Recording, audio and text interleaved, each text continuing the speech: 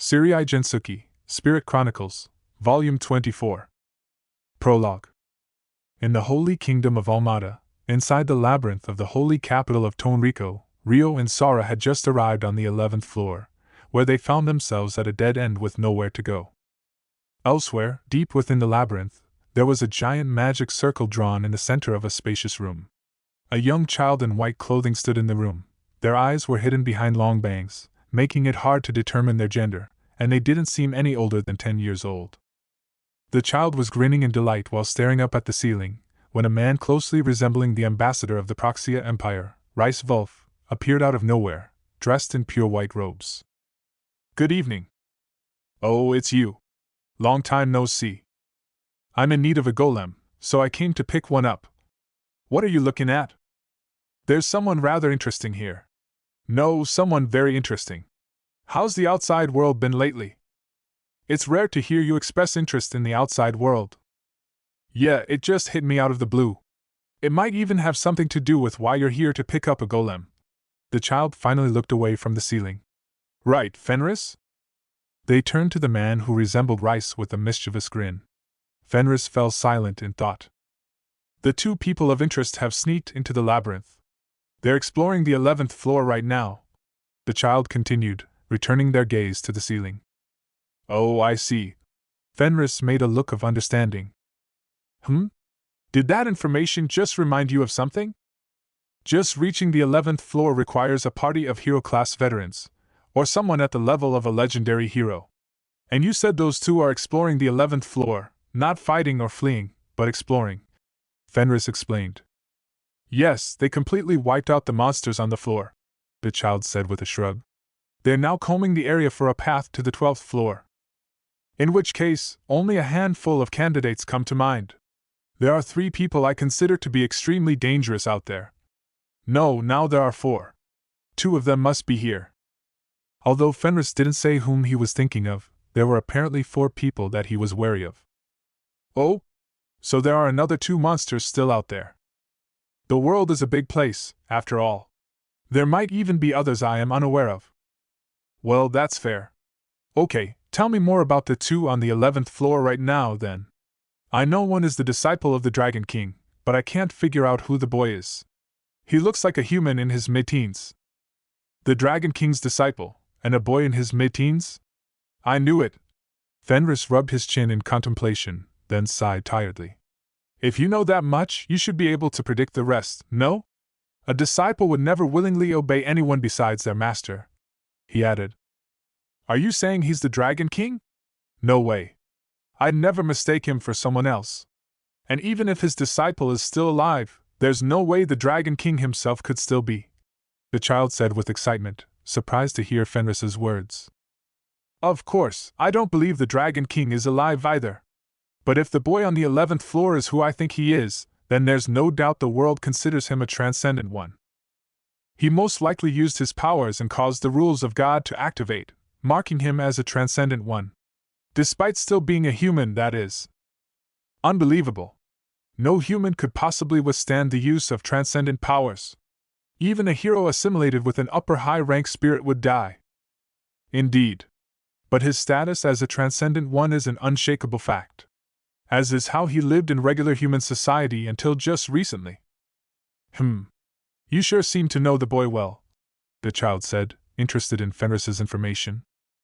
"I just so happen to have some ties to him. Quite a lot happened before he became a transcendent one." "It sounds like you've been having fun while I've been in the labyrinth, Fenris." "If what I just said sounds fun to you, then I'm baffled." Fenris sighed in exasperation. "We finally have some competition. I was getting bored of being the only one to move any pieces in this one-sided board game. Now it's getting interesting," the child said in a pleased tone. "Our plan isn't just some board game. Duty and enjoyment can coexist. Indeed, it is enjoyment that motivates us to do our duty.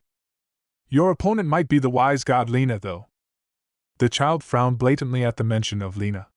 "If the Dragon King is back, then I suppose it wouldn't be strange for her to be in the picture as well. Although I thought she died alongside the Dragon King. I have yet to confirm her being alive. But that goddess's presence keeps popping up. It's possible that she prepared something against us 1,000 years ago. That woman's ability to see the future has always been such an annoyance. And she certainly always has been a shrewd one. Despite what the child was saying, the look of delight was returning to their face. It seemed they couldn't hold back their excitement, after all.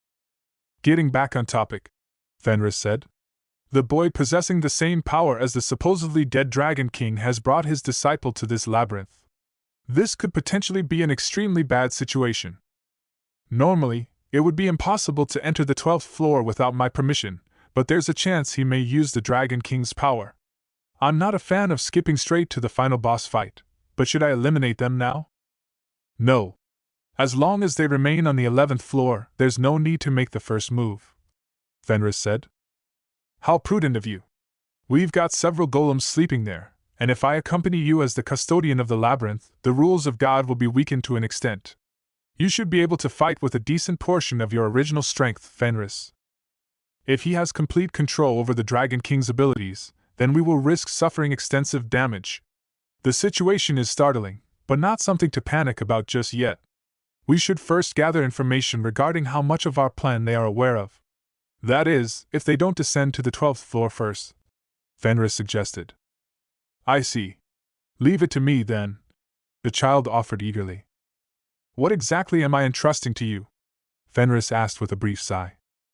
Gathering information, of course. We need to know what they're up to, right? The child smirked fearlessly. Chapter 1. In the Holy City Tonrico. Around the time Fenris and the child were having their conversation in the depths of the labyrinth, Rio and Sora finished their search of the several kilometer-wide 11th floor. There doesn't seem to be a path to the 12th floor after all, Rio said after they met up at the entrance of the floor again. Sora couldn't find any path downwards either. Please accept Sora's apologies. There's nothing to be sorry for. If there's no visible path, then either the path is invisible, or the 11th floor is the bottom floor of the labyrinth. Rio smiled at Sora gently. Shall we try digging through the wall? Sora asked, clenching her right hand into a fist. Rio looked around at the huge floor they were on. If we're going to dig, we need to be sure there's a room on the other side. If we dig blindly, we could risk the floor caving in on us. That being said, testing every nook and cranny sounds exhausting too. In order to know whether there was any cavity on the other side of the wall, they would have to send essence through it. However, on top of being several kilometers in diameter, the 11th floor's ceiling was several hundred meters high. Rio sighed at the thought of the daunting task. But the 11th floor of the labyrinth was untrodden territory for mankind. Since they had come this far, they couldn't turn back without carrying out a proper investigation of the area. There could still be a hint as to why the wise god Lena had made the Dragon King reincarnate somewhere in this place where the Divine War began. All right. Let's use our spirit arts to check if there are any cavities on the other sides of the walls or floor. It may take a while, since it's such a big space, but... Thankfully, they could make camp by placing the stone house down, making it possible to search over multiple days. There's no need for the Dragon King to perform such tedious tasks. Leave it to Sora. I can't let you do it all by yourself, though. Let's split up the area. But... It's fine. I want to work on it together with you, Sora. Really? Okay then. Let's do it. Sora replied cheerfully, happy to hear that Rio wanted to work together with her. Thus, the two of them began their careful search of the 11th floor. Meanwhile, in the depths of the labyrinth, it seems they don't know how to reach the 12th floor after all. But they haven't given up looking for it yet, the white-robed child explained as they stared at the ceiling. It was almost like they could see exactly what Rio and Sora were doing. Just what could those eyes hidden behind that long fringe see? The problem is whether they're searching because they're sure there's a 12th floor, or they're searching because they don't know if there's a 12th floor. Right. If Lena were the one who ordered them here, they would know how to get to the 12th floor. If they give up like this, then it means they don't know there's a 12th floor at all. That's a good point. Either way, we can only watch for now, Fenris said with a sigh. I may be a shut-in, but you've got things to do. Right. You can leave them to me and return to your own job, Fenris. Things would be so much easier if I could. Hey now, are you saying you can't trust your adorable little sister? You still don't know anything about him.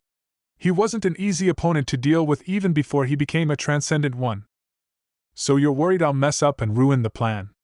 Humph. Considering your personality, you'll try to meet him as soon as I look away. The girl in the white robe laughed without shame. Ah ha ha. Don't worry. I'll make sure to choose the right location when that happens. Don't tell me. Are you going to find him outside? Fenris asked, eyes widening in surprise. It was rare for his little sister to step outside the labyrinth. Of course. Going to see him in the labyrinth would just arouse suspicion. Fenris made a contemplative face, reconsidering the suggestion. Besides, it wouldn't be that bad of a move to make contact with them outside the labyrinth, don't you think? You'd be substantially weakened outside the labyrinth yourself, but… First you were worried I'd mess up, now you're being overprotective of me. I guess you do love your little sister after all. Your presence is essential to our plan. Sure, we can go with that. So, how about it? Will you leave it to me? The white-clothed girl looked questioningly at Fenris, who solemnly nodded. Very well. You would indeed be more suitable than me. Then it's decided. First, let's find out if he's truly the same Dragon King as 1,000 years ago. Roughly 1 hour later, in the holy capital Tonrico, inside the official office of Pope Fenris Tonrico. Goodness! The white-robed Fenris sat down in his chair with an annoyed sigh. Do you have a moment, Your Holiness? A young woman wearing elegant white robes walked through the open door. Her name was Ana Mendoza, and she was a high priestess who served as the Pope's secretary. There was a large bundle of documents in her arms. You may enter. Thank you very much for your hard work on the sealing ceremony over these past few months, she said. Yes, I am very tired. I must return to the sealing ceremony soon, so I would appreciate the time to take a break. You must not. There are multiple items that came up during your absence which require your attention. Please check them. This is why I didn't want to return. Judging from their conversation, Fenris had been absent from the palace for the past few months, but it was unclear what exactly the sealing ceremony was. Explain the situation briefly, Priestess Anna, Fenris said with a bright smile. Gladly, Your Holiness. The highest priority matter to address would be the recent occurrence of rampant embezzlement among priests. Anna began happily explaining the matters detailed in the documents. Her eyes were sparkling with the overflowing respect she held for Fenris. Meanwhile, Fenris listened to Anna's words with quiet interjections such as, and I see, every now and then. He accepted the documents she handed him and glanced over the pages while thinking to himself. What bad timing it is to have my return overlap with his arrival here. Or should I be grateful that he's here while I'm also in town? He looked out of the window and thought. As long as he and his disciple are here, the defenses in Galark should be much weaker. Now would be the best time to deploy the golems I retrieved, but… The wise god Lena's smirking face flashed across Fenris's mind.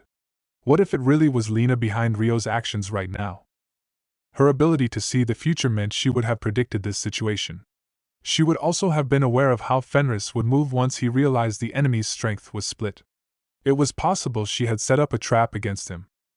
That goddess truly is an annoying opponent to deal with. If I hadn't been reminded of her face just now, I would have launched an assault on the Galark kingdom without hesitation. If things went well, that would have eliminated Celia Clare and his contract spirit in one go. Pope Fenris sighed regretfully at his own indecision. Your Holiness. Anna paused in her explanation and looked at Fenris. Fenris looked away from the window and back at Anna. Is something wrong? With all due respect, you seem to be distracted by something outside the window. I was merely thinking of some things as I was listening. I have narrowed down the departments that would have had a hand in the embezzlement of large donations, Fenris replied, setting the documents down on his desk. The income and expenditure of each department was written on the paper. Fenris marked the departments that required further investigation and returned the document to Anna. You're amazing as always. All I looked at was which departments had sloppy calculations and unrealistic numbers. It's customary to turn a blind eye to those who pocket a small portion of the offerings, but I will go around the departments and remind them not to go too far. You can observe the situation to see if it improves after that and act accordingly. Yes, Your Holiness.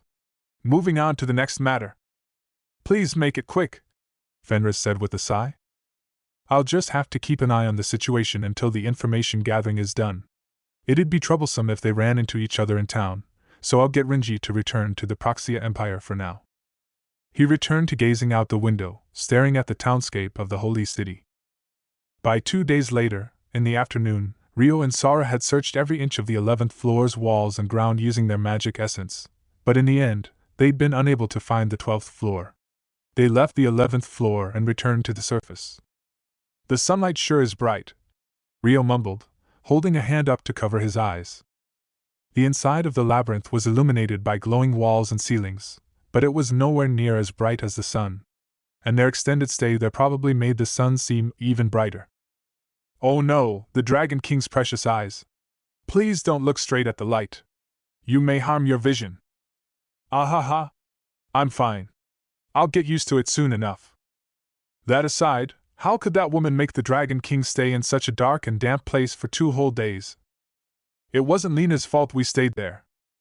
No. It's all Lena's fault. She made you reincarnate after 1,000 years and didn't bother leaving any proper hints. That's so inconsiderate of her. She made you waste all your time coming here. Sora ranted angrily. Indeed, if the wise god Lena had intended on making Rio do something with the Dragon King's power, she should have left some kind of clue as to what it could be.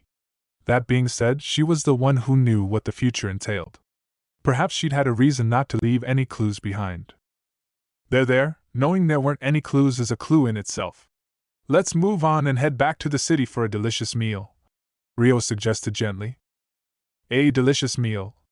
Yes, let's go. Honestly, Lena should be grateful for the Dragon King's endless compassion. Drawn by the offer of good food, Sora beamed like the sun above their heads.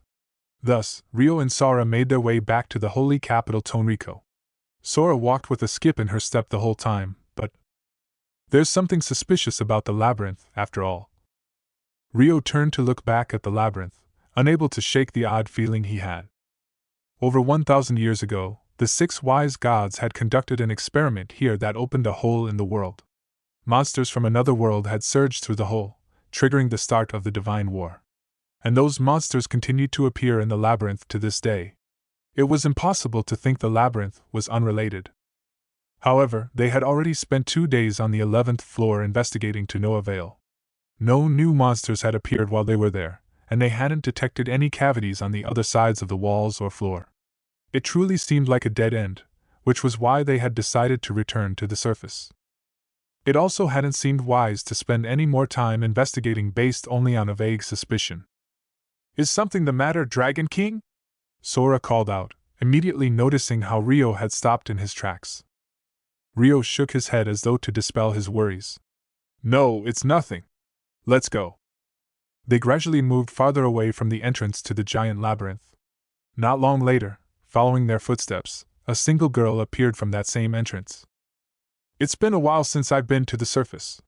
Now. The child in white robes looked up, stared directly into the bright sun, then lowered her gaze to Rio and Sora's backs in the distance, and slowly started walking after them. After that, Rio and Sora made it to the holy city of Tonrico. They headed towards the main street in search of a restaurant with an appetizing menu. During the Divine War, there was something Lena feared. I had assumed that it was related to the Divine War during her era, but it's possible it was something completely different, Rio said out of the blue while they walked. If so, there's no way of knowing what. It's all that stupid Lena's fault, so there's no need for you to do her bidding, Dragon King. But it's possible that we've simply overlooked something instead. Something to do with the labyrinth, even. Then shall we go back down one more time? Yeah. It'd probably be best to go down the labyrinth at least one more time. But first, I'd like to gather more information about this area.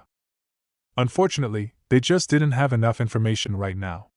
They'd questioned some of the people in the city and Adventurers Guild before they went into the labyrinth, but that information barely scratched the surface. Is there somewhere we can do that? There's one place I can think of where we could investigate things. Ooh. As one would expect of the Dragon King. Where is it? The temple in this city. The people who govern this land live there, so there should be a library where old records about it are kept. That makes sense. Let's go to the library in the temple then. Yep. It'd be great if we could search the temple's library, but.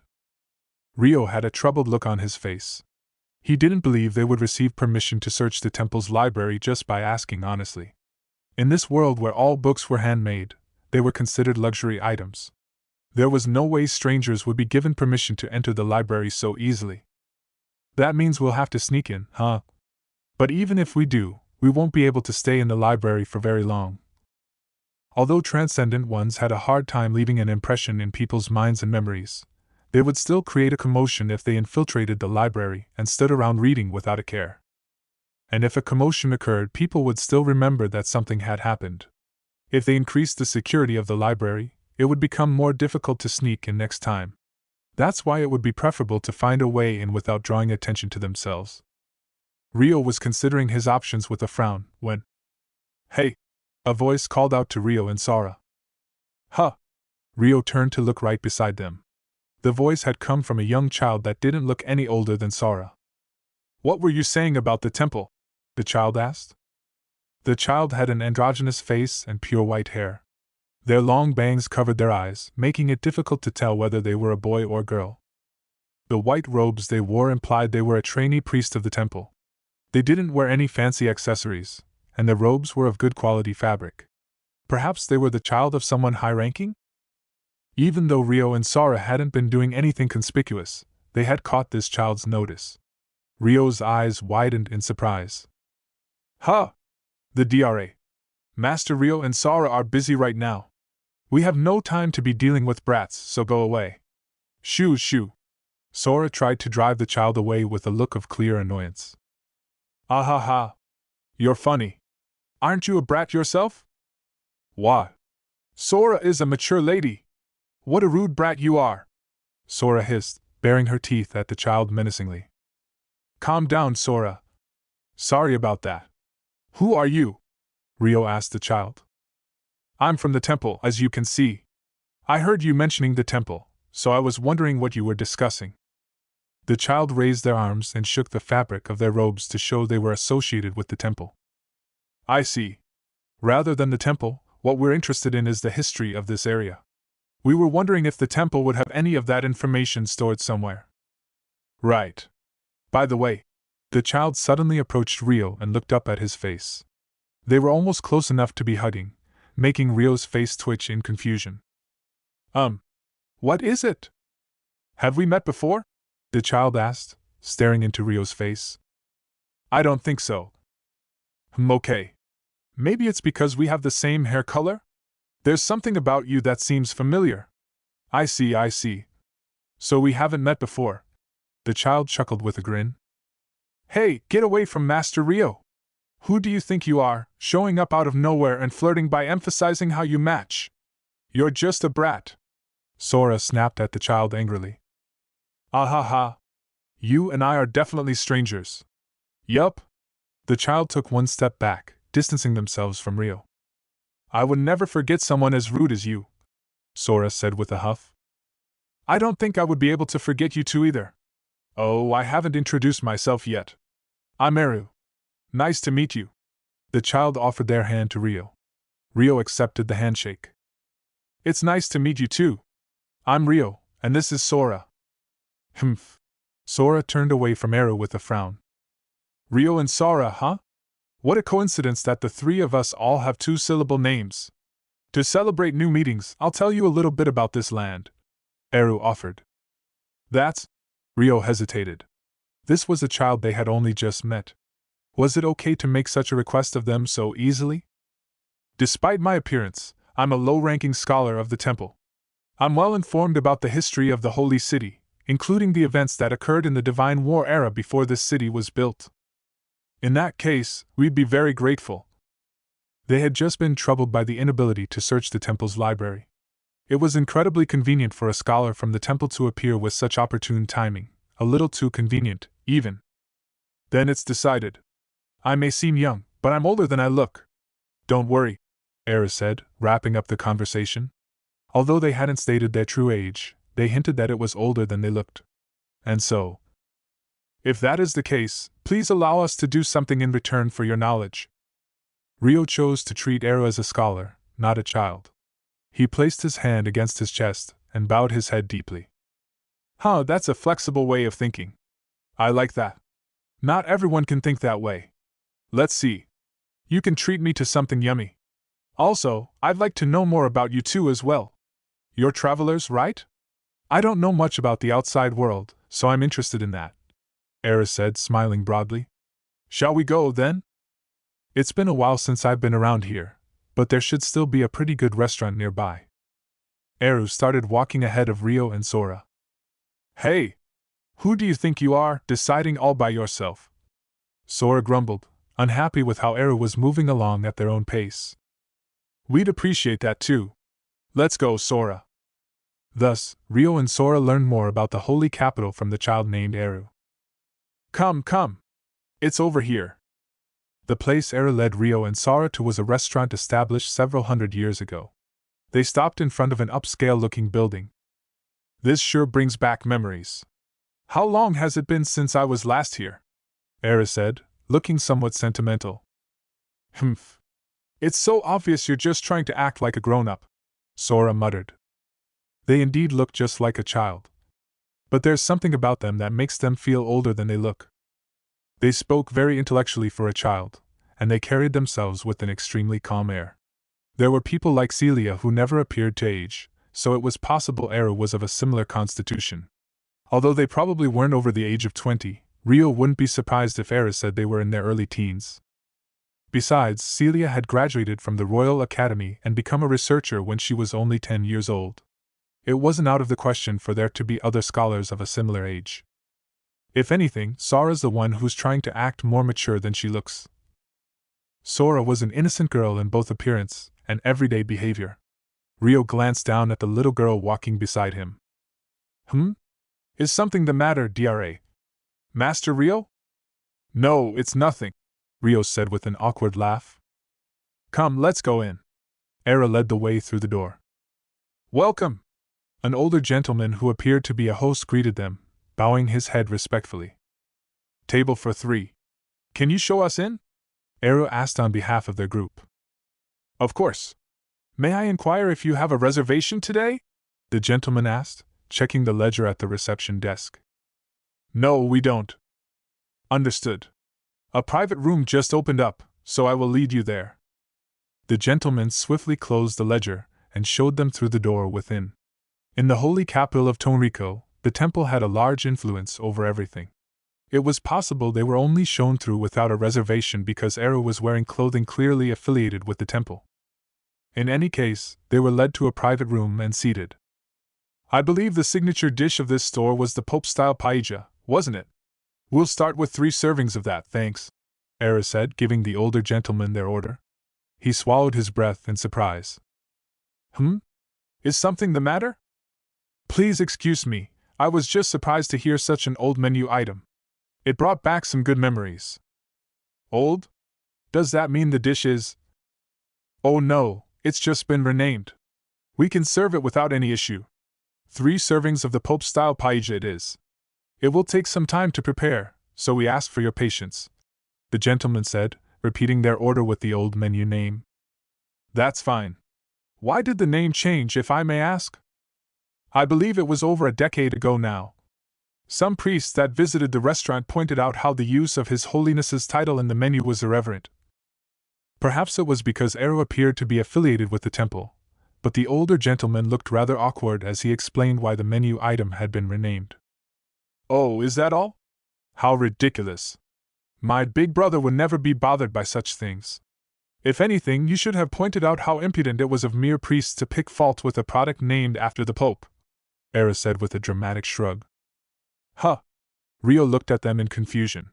The older gentleman's eyes were similarly widened in surprise.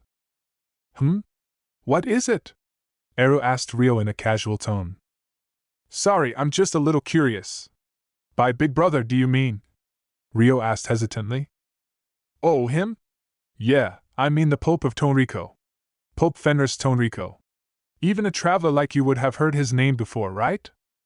Yes, Rio replied, face twitching from the shocking revelation. A blood relative of His Holiness? I apologize for not realizing sooner. The old gentleman paled and immediately prostrated himself in a panic.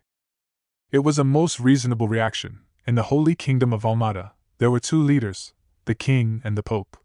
The king was the political ruler, and the pope was the spiritual ruler. The pope had sole sovereignty of the holy city Tonrico, so it was natural for the older gentleman to feel awe in front of a blood relative. I had a feeling they were no ordinary person, but not even Rio would have expected them to be a direct relative to the pope. Please lift your head. I'm not publicly acknowledged as the pope's little sister in the first place, so it's fine. Well, it's more like I can't be acknowledged, but you know, Era said to the gentleman unashamedly. Little sister. So she's a girl after all. Her childlike, androgynous features had made her gender unidentifiable at a glance, but now it was clear. But what bothered Rio more right now was what Era had just said about being acknowledged. Just what did she mean? The older gentleman stiffened, worried he had learned something he shouldn't have. Don't get the wrong idea, okay? The temple is in charge of numerous orphanages around the holy city. I came from one of those. And that means… Do you know what that means? Era asked, purposefully making her words ambiguous. Ah, no. Unsure of how to respond, the gentleman was completely flustered. Seeing that, Rio decided to offer a helping hand. It means you're not a blood relative of the Pope, he answered in the man's place. Exactly. That's what it means. Aaron nodded with a pleased look. Rio thought she would follow that up with, that's why we have no blood relation, so there's no need to treat me so formally. But instead, that's what was decided. Officially, I mean, she added with a suggestive tone. A nervous tension hung in the air. Her words made it sound even more like something they shouldn't have known. Pfft. Ah ha ha. Sorry. It's just a joke. I normally shut myself in my room all the time, so it's been a while since I've had a conversation with others like this. I couldn't help but tease you. I will refrain from asking how much of that was the truth, Rio replied with a light sigh. Yeah, you do that. Either way, it's true that I normally don't make public appearances. Pope Fenris Tonrico has no little sister. So make sure you keep what you've heard today quiet, okay? If you value your life, that is. Right. Of course. The only thing I heard today was your food order. The older gentleman nodded furiously, flustered in a way one would never expect of a high-class restaurant employee. It was quite understandable considering the situation. That's right, we were in the middle of ordering. Did you two have anything you wanted to eat? Paella is a dish that uses threshed grain husks. There's plenty of other ingredients in it, so it can be quite filling. Make your order with that in mind, Era said, steering the conversation back to Rio and Sora. Threshed grain husks? I see. In other words, it was a rice dish. Rio could imagine the food about to be served. Master Rio, may Sora order me please? Sora asked, gazing at the menu with restless excitement. Of course.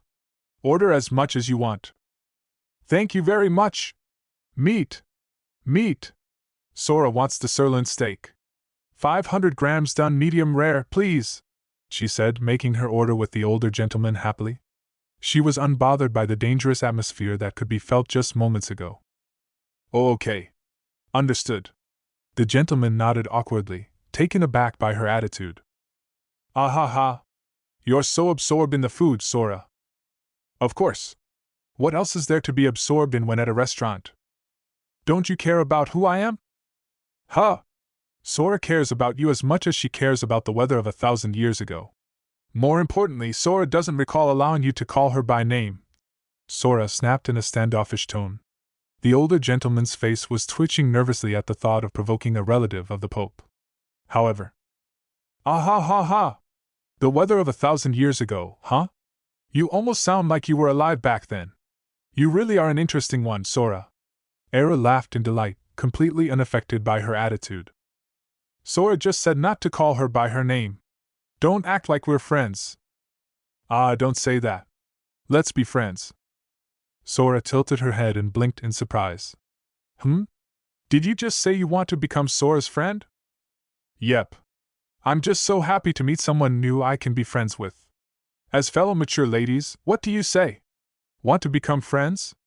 Era said without any shame at all, offering to form a new friendship with Sora. Even when she got close to people, they would always forget her. Because of that, Sora had always distanced herself from others. That's what she had done for the 1,000 years after she lost the Dragon King. And her social awkwardness left her at a loss as to what to do now. Unsure of how to respond, she fell silent. But then, "What do you think, Sora? I'd personally love to see you making more friends," Rio said encouragingly, peering into Sora's face from the side. It would be one thing if she truly looked like she hated the thought of it, but if Sora actually wanted to make friends, then Rio wanted to support her. Even if her friend would eventually forget her, that was what Rio sincerely believed. "Fine. If that is what Master Rio wants, then Sora will make an exception this one time and allow you to call her by name. Ahem. Being a mature lady doesn't sound too bad either," Sora said, clearing her throat stiffly. The faint blush on her cheeks probably wasn't Rio's imagination. "Really? I'm so happy. Let's be good friends, Sora." "Yes. Sure," Sora replied, avoiding Aru's gaze shyly. "I wish I had met you both earlier. But that means we wouldn't have been able to become friends like this. Things never go as planned." Aru stared into the distance and chuckled with a hint of sorrow. "Huh? What do you mean?" "I don't mean anything deep. Anyways, let's finish ordering first." Sora tilted her head curiously, but Aru casually redirected her attention. They proceeded to complete their order of food and drinks. The gentleman who took their order quickly left the room, leaving the three of them alone. "Now, you were interested in the history of the land, right? What specifically did you want to know more about?" "Right." Rio pondered how he would word his questions for a moment. "Oh, but before that, Rio, you can keep speaking the way you did when we first met." "No, I couldn't do something like that. There's no need for formalities between us." Aru smiled as though she could see straight into Rio's heart. "Even if you say that. We're strangers who just met," were the words Rio swallowed with a troubled smile. "I see. It's true that we've only just met, but I still don't feel like this is our first meeting. Pardon my impoliteness. I'm just not a big fan of standing on ceremony. Sora and I are friends now, so I'd be glad if you could speak to me more casually too. Besides, I should look like no more than a child to you, no?" "I understand. No, I get it. Is this okay?" Rio gave in with a small sigh and changed his speech to something more frank. "That's great. Now, ask away. What did you want to know? Are there any records of all the abnormalities or odd incidents that occurred in the past 1,000 years? Abnormalities or odd incidents, That's a rather vague question. Before I answer that, can I ask how much you currently know about this nation and land?" Aru asked, placing a hand against her chin in thought. "We've only just arrived in this kingdom, so our knowledge is very superficial. For example, we know there's a pope that rules this holy city instead of the king. We know that this city and its labyrinth were the source of the divine war. And we know that the Adventurers Guild here is the general headquarters of Strahl's Adventurers Guilds." "I see. There's one item in that list that is crucial to the history of this land.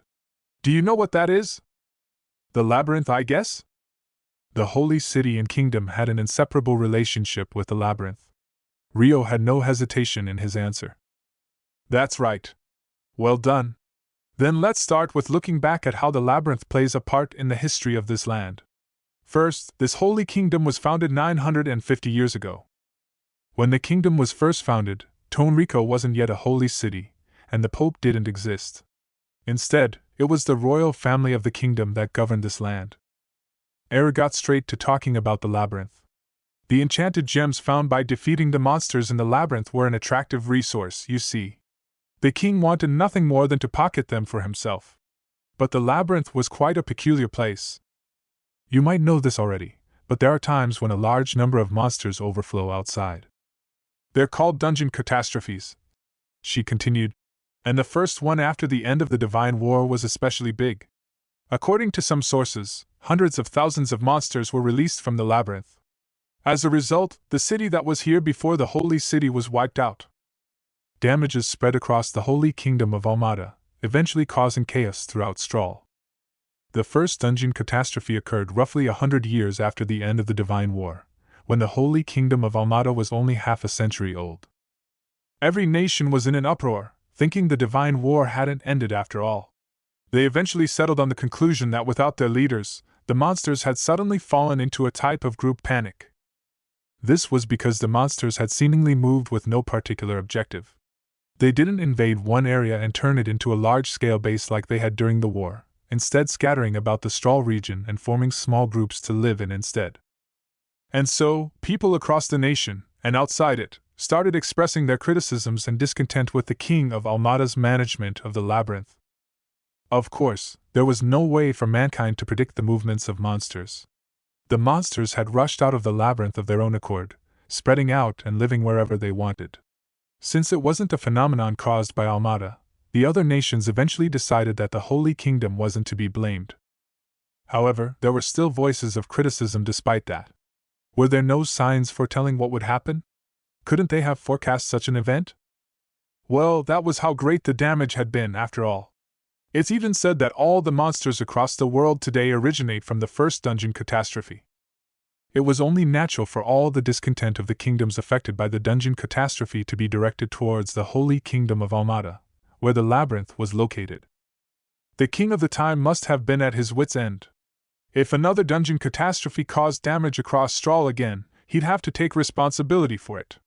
He must have been desperate to escape the duty of managing the labyrinth, Eris said with an amused look. But he couldn't abandon it. The first nation to be affected by a dungeon catastrophe would be Almada, which shared the land the labyrinth was located on. Besides, the enchanted gems obtained from the labyrinth's monsters were still an attractive resource. That's why the Holy Kingdom of Almada had to continue managing the labyrinth. And so, the king came up with an idea. While he didn't want to manage the labyrinth directly, he still wanted a way of pocketing the enchanted gems obtained there. It was a truly egotistical and selfish way of thinking.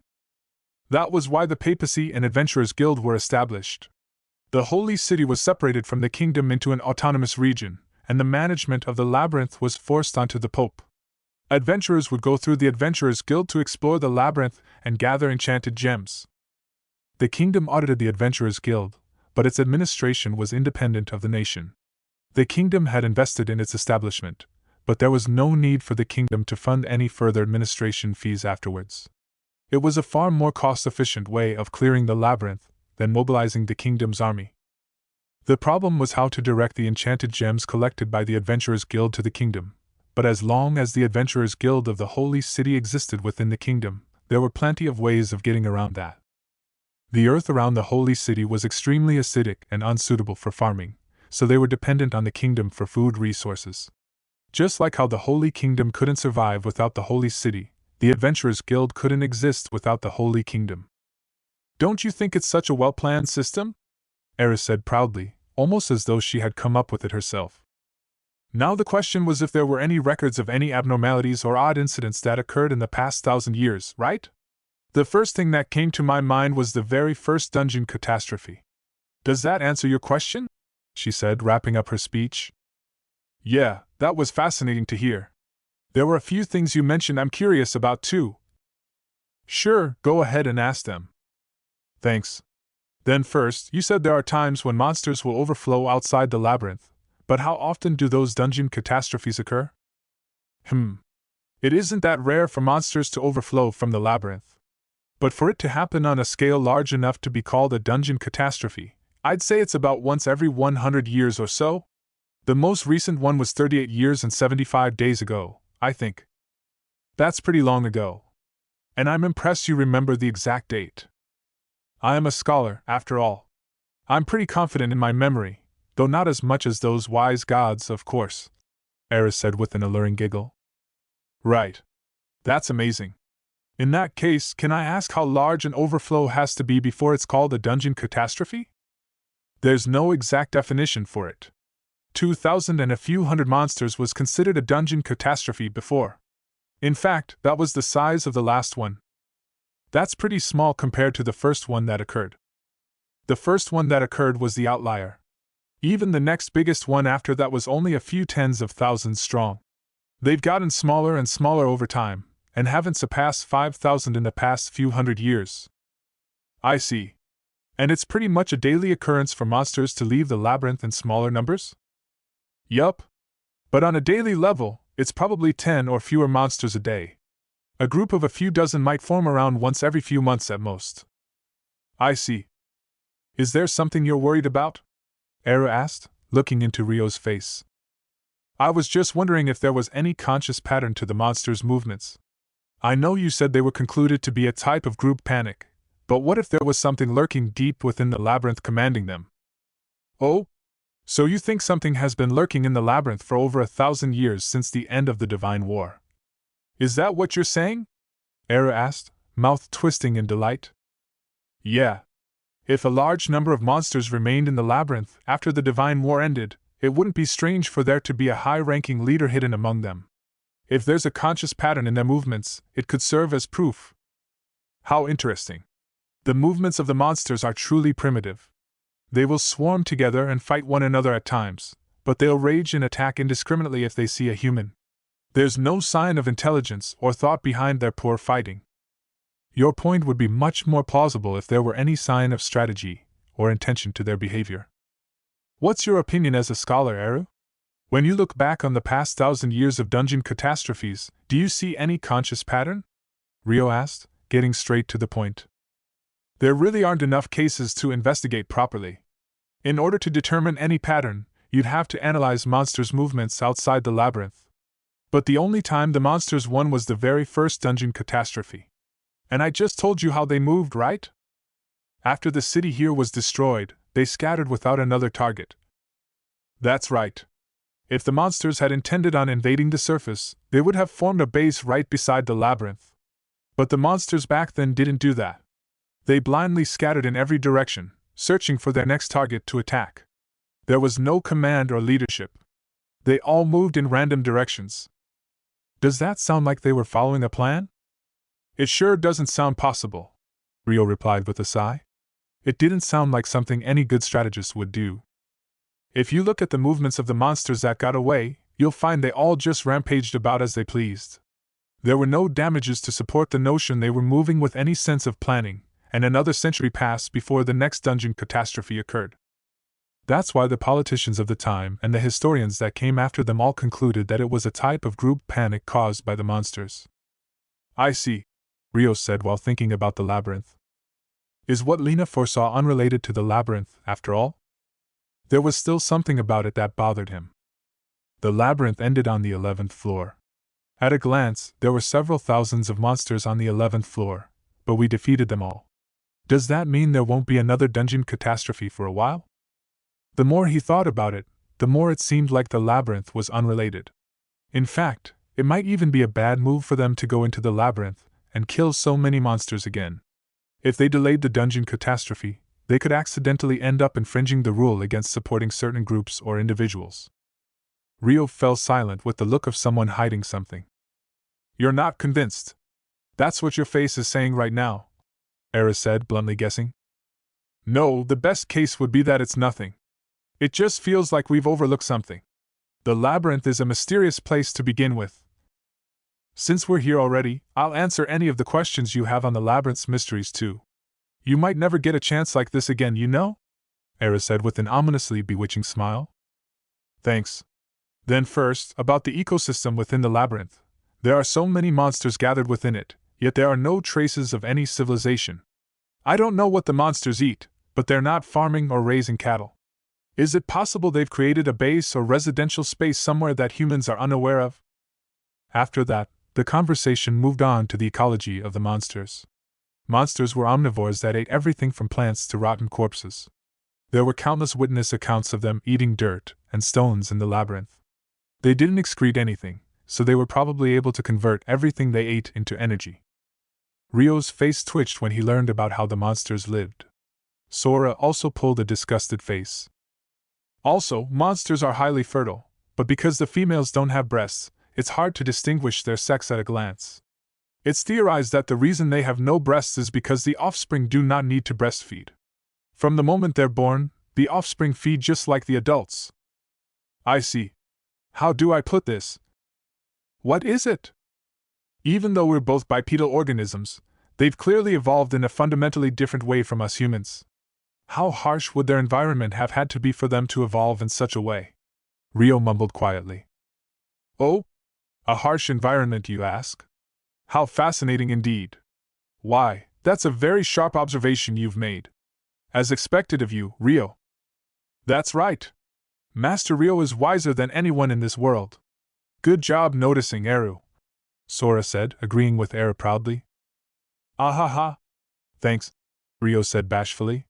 They were the only people in the room, but anyone looking on would only see a man being praised by two children far younger than him. Judging by their biological features, your theory is quite on the mark. In the first place, the monsters are invaders from another world. To them, this world might just be a very harsh environment, Era added with a giggle. Right. In the first place, monsters were beings that turned to dust upon death, dropping their enchanted gems. It was only natural for them to have evolved in a completely different environment from that of the organisms of this world. If anything, it was a miracle that the humans and other creatures of both Earth and this world had evolved in such a similar way. Thank you for waiting. It was at that moment that the food they'd ordered arrived. Whoa! It's here! The food's here! Sora cheered at the mouth-watering scent of meat. Let's continue this after we eat. For now, tell me more about yourselves as we enjoy our meal. Thus, Rio and the others dug into their meal. After that, dishes were carried in and laid out on the table. Now, this one is the Pope-style paella. Doesn't it look great? Era said, introducing the dish to them proudly. It was a round, shallow frying pan filled with rice, meat, fish, and vegetables. I knew it. This is the paella I'm familiar with. Rio looked at the Pope-style paella and smiled happily. Indeed, it was extremely similar to the Spanish dish paella from Earth. Rio had had his suspicions when he first heard Era describe the dish, but he hadn't expected to be right. Yeah. This will definitely taste great. I'm sure of it, he said with firm conviction. Oh? That reaction almost sounds like you've had paella before, Rio, Era pointed out. Yeah. I can't say for sure until I eat it, but I've had something similar. The burnt parts at the bottom are the best. Oh. You know your stuff. Let's dig in, then. Okay. I think you'll like it too, Sora. Sora's looking forward to it. Sora's eyes glistened with excitement as she stared at the paella. In that case, I shall proceed to serve it, a male waiter said. He had a large spoon to serve the paella into portions for them. Avoid the vegetables when you serve Sora's, Sora immediately directed. Understood. The waiter nodded with a smile. Oh? I can't say I'm impressed to see a mature lady being so picky about food. Food is like life, it has its sweet and its sour moments. Being able to distinguish such flavors is part of being an adult, Sora. Shut up. A true adult only takes all the delicious parts. I see. What a perfectly fitting phrase. Era chuckled in amusement at the discussion. Here you are. The paella and other dishes were served and placed on the table before them. Thank you. We'll serve the rest ourselves, so you may leave now. As you wish. At Era's order, the waiter left the room. Now, let's eat while it's still warm. Yup. Let's eat. It was finally time to eat. The first dish they all naturally reached for was the paella. They scooped the broth-soaked rice onto their spoons and carried it to their mouths. Phew. Eru, Rio, and Sora all beamed contentedly. That's right, this is the taste. This is the taste I wanted you two to experience. What do you think, Rio? How does it compare to the paella you know? Yeah, it's delicious. There's meat, seafood, and vegetables in it, so I thought the flavor would be difficult to blend together, but this is perfectly blended. There's no stench to it, and it's really easy to eat. That's right. Meat paella, seafood paella, vegetable paella. There are many different variations of paella out there, but the Pope-style one has a mix of all of them. Next to the paella conversation taking place between Eru and Rio, Sora was stuffing her cheeks. Delicious! This is delicious! Sora can eat this rice and meat and fish forever. Heh. I'm glad you're enjoying it, Sora, Era said, smiling with satisfaction. I don't know if I can recreate the way this tastes, but I'll try to make paella for us next time, Sora. A paella with just meat sounds good. Really? Thank you so much! Sora beamed from ear to ear when she heard the paella would only have meat. Oh? Can you cook for yourself, Rio? Era asked, eyes widening curiously. Yeah. It's just a hobby, though. Then I'd love to try your paella one day. Yeah, if there's ever a chance. As long as I'm a transcendent one, that wish is unlikely to come true, Rio thought as his gaze wavered faintly from his guilt. Then it's a promise. You have to treat me to your paella someday. While having a fun conversation like today. Of course, I'll prepare something in gratitude too. Era leaned forward into Rio's space and made him promise her. Okay, I got it. It's a promise. Although it was an unfulfillable promise, Rio nodded. You've agreed, okay? Like I said earlier, I have confidence in my memory. I won't let you tell me you forgot later. Of course, Rio said, smiling somewhat sadly. Oh, that's right. You wouldn't have to make such a promise in the first place if I just became your wife. That way, I could eat your homemade cooking every day, no? I know, how about I be the thank you for your paella? Era suddenly said out of nowhere. MRGH? Rio choked on his food in surprise. Similarly shocked, Sora had her spoon hanging from her open mouth as she froze in place. Don't worry, you won't have a boring moment with me around. Besides, I'm better looking than the average person too, Era said, sweeping her fringe out of her eyes to reveal her face underneath. Despite her young appearance, her smile was alluring. The face she revealed was indeed very well refined. She looked young, but that youth coexisted with a maturity that would make adult men stop and stare if they passed her in town. Yeah.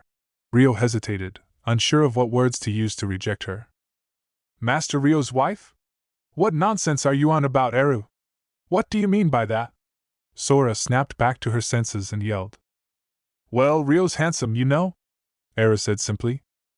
That's true, you're right about that. You have good taste, at least.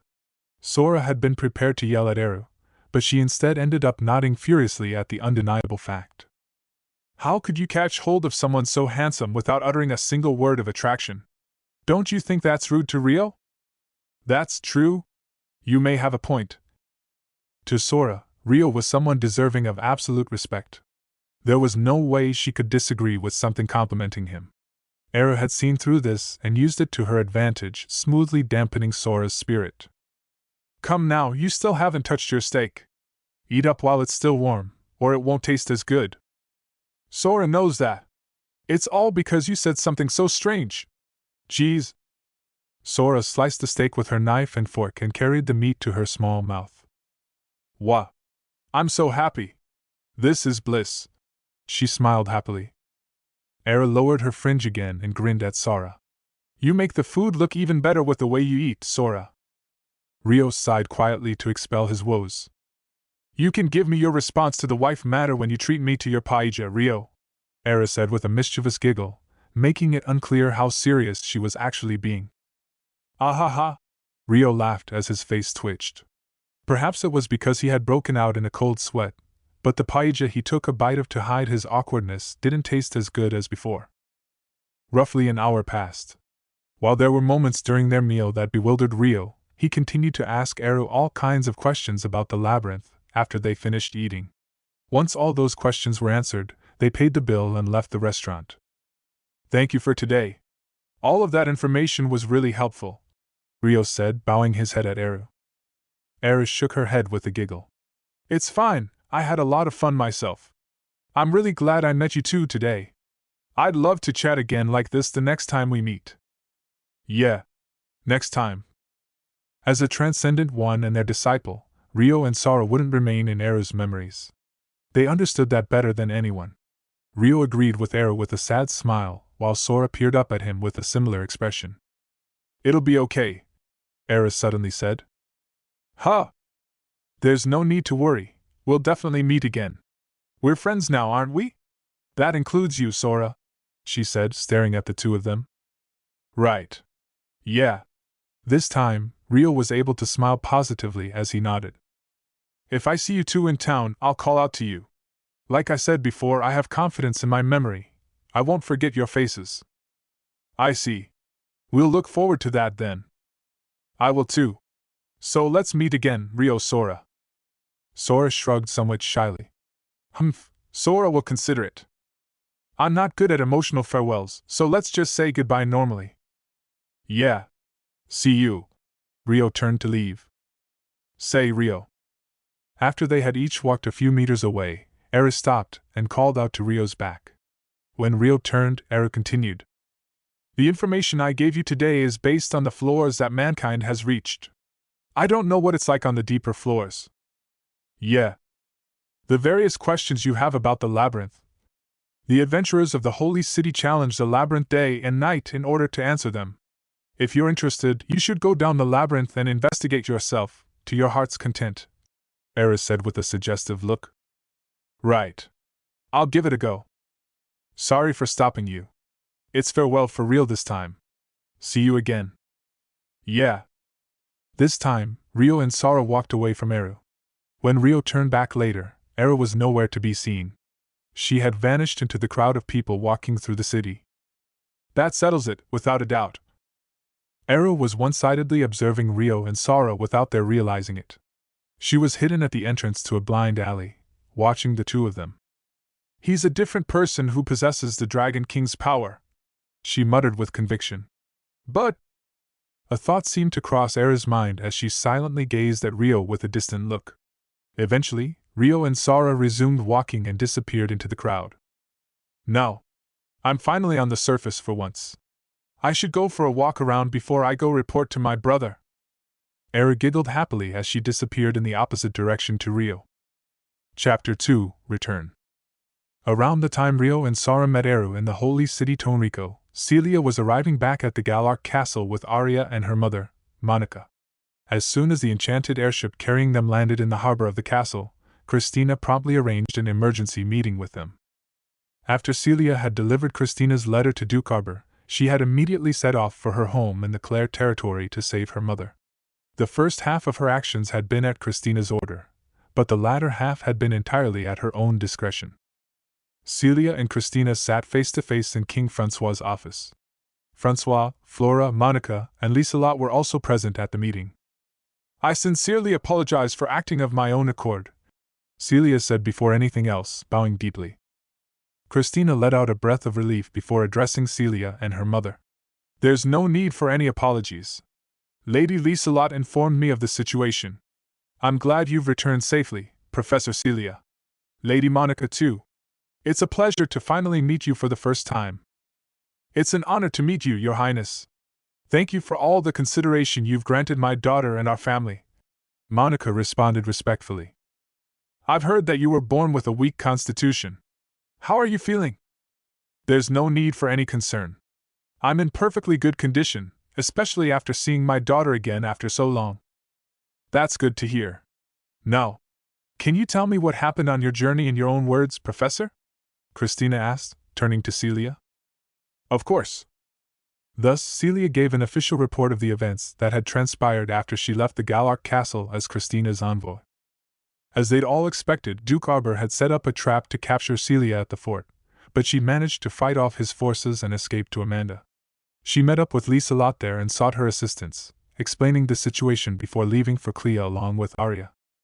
When they arrived in Clea, they encountered mercenaries waiting in ambush at her family home.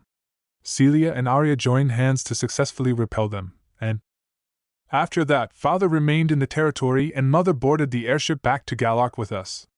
It was all thanks to Arya that we were able to fight off the ambush at my family home.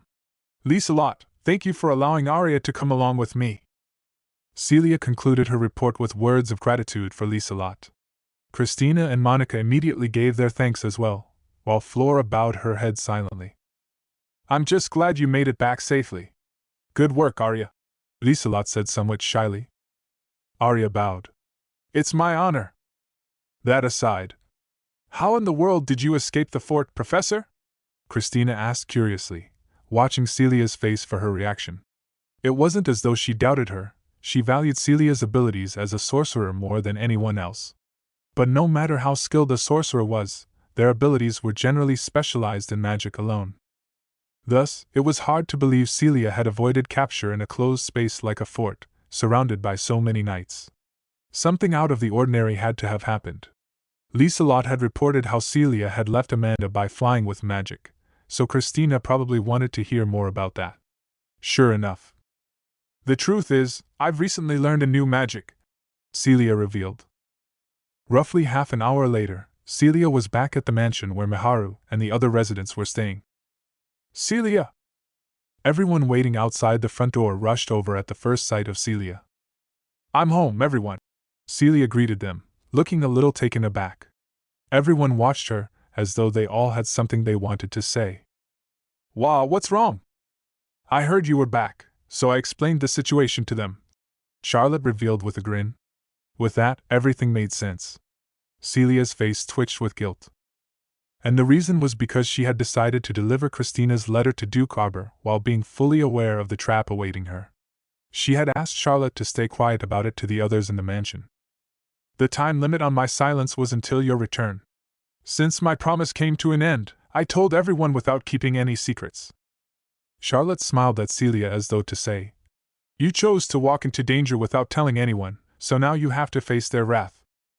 Ha. Well. Celia! Latifah cried, latching on to Celia in a hug. Susan! Celia hugged her back tightly. Why didn't you say anything to us? I didn't want anyone to worry. It was my duty as a noble of the Beltram kingdom to go. It had been decided in an agreement between the Restoration and the Beltram kingdom that the people of Count Claire's family would serve as messengers between the two organizations. Duke Arbor had also demanded that Celia go to the fort alone this time. If Celia had ignored this demand and gone with someone else, she would have been in violation of the agreement. Duke Arbor would have had the perfect excuse to launch an attack on the Restoration, and to pursue liability from whoever had helped them along the way. It was why Celia had had to go alone, without relying on anyone else's power. I can't let Rio and Aishia protect me forever. And she didn't regret that decision. Even if she were to do it all again, she would make the same choice. Certain of this, Celia didn't have a hint of regret in her face. I apologize for making you all worry. But I didn't want to drag all of you into the mess of our kingdom once again. You're all important to me, and I believe this was something I couldn't rely on others for. Celia apologized for causing worry, then conveyed her thoughts firmly. The others seemed to understand how strong her will was and swallowed their breaths. But that didn't mean they could just accept it in their hearts. Still, it wasn't very trusting of you. That's right. It's great that you came back safely, but… Sarah and Alma frowned in vexation. They had probably wanted to go along with her. It's okay. I've actually gotten a lot stronger while you weren't looking, Celia said cheerfully, hoping to clear away the heavy atmosphere. She clenched her fist and held her right arm up as though to flex her biceps. Everyone gave her a dubious look. Ha! Celia laughed awkwardly. Everyone, please scold Lady Celia more for making me keep quiet about everything, Charlotte said with a sigh. My deepest apologies, Princess Charlotte. It's not something to apologize for. We have guests here, so let's leave it at that. I'll spread some half-truths later to trouble you, so be prepared for that, Charlotte said, turning away in a huff. Okay. Celia nodded with a smile. Welcome back, Celia. Aishia. Hi, I'm home. Aishia chose that moment to speak while in her spirit form. Now, who is this lovely lady over here? She looks extremely similar to you, Lady Celia, Charlotte said, looking at Monica standing behind Celia. Incidentally, Lieselot and Aria had also come along with them after they left Francois's office. I am Celia's mother, Monica Claire. It's a pleasure to meet you. Monica took a step forward and pinched the hem of her dress in an elegant greeting. Huh? Mother? Of Celia? Satsuki raised her voice in shock. Yes, Celia's mother. Monica nodded cheerfully. You look like you're in your early 20s. Satsuki was 17, so she had thought Monica was just a little older than her. Oh my, how flattering. But I'm easily over twice that age. What? No way. She's gotta be kidding. She looks so young, they look like sisters. Satsuki looked between Monica and Celia with her jaw dropped. But I can see the resemblance to Celia. So her youthful appearance was inherited from her mom, she muttered to herself. Pretty, Latifah murmured in awe as she clung to Celia. Satsuki and Latifa weren't the only ones like that. The others were similarly wide-eyed and taken aback by how young Monica appeared. "What a beauty!" Guki accidentally muttered. His wife Kyoko shot him a cold glare from where she stood beside him. "Yes, dear?" Guki cleared his throat awkwardly. "Ah ha ha!" Celia smiled bashfully at having to introduce her mother to everyone. "Oh my, so you were Lady Celia's mother? I am Charlotte, second princess of the Galark Kingdom. It's a pleasure to meet you." The first to regain their movement was Charlotte. She smiled in delight and amusement as she greeted Monica. "Why, I've heard so much about you, Princess Charlotte. Thank you for treating my daughter so well all the time." "Not at all. Lady Celia has treated me just as well, so I consider her a close friend of equal standing." "Oh my, of equal standing? What an honor that is!" As members of noble society, there was a distinct difference in status between high-ranking royalty and the daughter of a count. Using the words, equal standing, between two people of such difference was no trivial matter. "I'm not the only one either. Everyone here considers Lady Celia a beloved friend of theirs," Charlotte said, looking around at the others. "Yes. I could tell from the earlier conversation that everyone treasures my daughter greatly. As a mother, I couldn't be happier. I thank you all from the bottom of my heart." Monica bowed her head low to the residents of the mansion. Everyone blushed in embarrassment. Hey. Latifa was also one of those smiling embarrassedly. She hugged Celia even tighter, making Celia blush faintly too. "Come to think of it, I still haven't said this yet." Satsuki scratched her cheek and looked up at the blue sky awkwardly. She then looked back down at Celia with a gaze of friendship. "Welcome home, Celia," she said, happy for her return.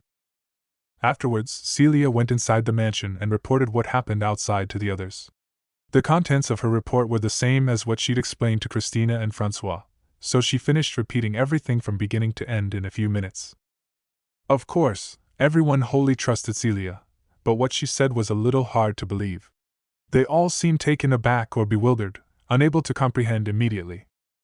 "And so, Princess Christina and His Majesty said they wanted to see my magic for themselves. They'll be coming over here in a bit," Celia said. She watched everyone's reactions, then turned to address Guki. "If possible, I'd like to ask you to spar with me." Guki nodded hesitantly. As far as he could see, even as they were conversing, Celia was full of openings. It felt like he could overpower her easily. "For now, you'll just have to see for yourself." Seeing was believing. Celia wrapped things up with a wry smile, knowing it would be fastest to actually spar and show them in person. After that, Christina and Francois arrived at the mansion. The group moved to the back garden to hold their match. As everyone watched on, Celia recited the ancient flying magic spell and wings of light grew from her back. "Alice Luminis!" Her body immediately lifted up against gravity, feet hovering just above the ground. Everyone was wide-eyed and speechless. They had heard the report of Celia's learning magic that allowed her to fly, but seeing it with their own eyes was a truly divine sight. "Amazing! You're like an angel, Celia!" Latifa approached Celia with sparkling eyes. She was about to throw herself at Celia at any moment. "Ah, be careful you don't touch the wings on my back. They're made of thermal energy, so they're hot to the touch," Celia warned. "Okay." Latifa froze and raised her hands obediently. "It's beautiful. You truly are like an angel, Professor Celia." Flora, who had come to watch things, praised Celia too. "Thank you very much. I'll take a test flight and show you how it works," Celia said shyly, before beginning to fly. She rose upwards before flying freely in the sky above the mansion at a rapid speed. Francois let out a fascinated hum at the sight. Celia continued flying for another 10 or so seconds before returning to the ground and landing softly. "And that's how I fly. I use this magic to move around on my journey. Are there any questions?" "This is a completely new type of magic, isn't it? Did you develop it yourself?" Christina asked. "No, this isn't a new magic, but an ancient one. I merely learned it by analyzing the spell formula," Celia said, mixing the truth with lies. In reality, she had learned several ancient magic spells out of the blue one day, the same day she'd suddenly remembered Rio and Aishia, who had become transcendent ones. But she couldn't say that. You analyzed an ancient magic formula? Christina asked with bated breath. That was only natural. There were countless ancient spell formulas that couldn't be analyzed using modern knowledge of sorcery, but they were all more advanced than modern sorcery and believed to be impossible to use. Analyzing and using one was a tremendous feat. In modern Stroll, there were only two means for people to fly: boarding an enchanted airship, or owning a flying beast. It was easy to imagine what would happen if a third option was added. If Celia published the formula in a thesis, her name would be remembered throughout history for the achievement. She would even be able to amass enough wealth for her family to live in luxury for generations to come. Yes.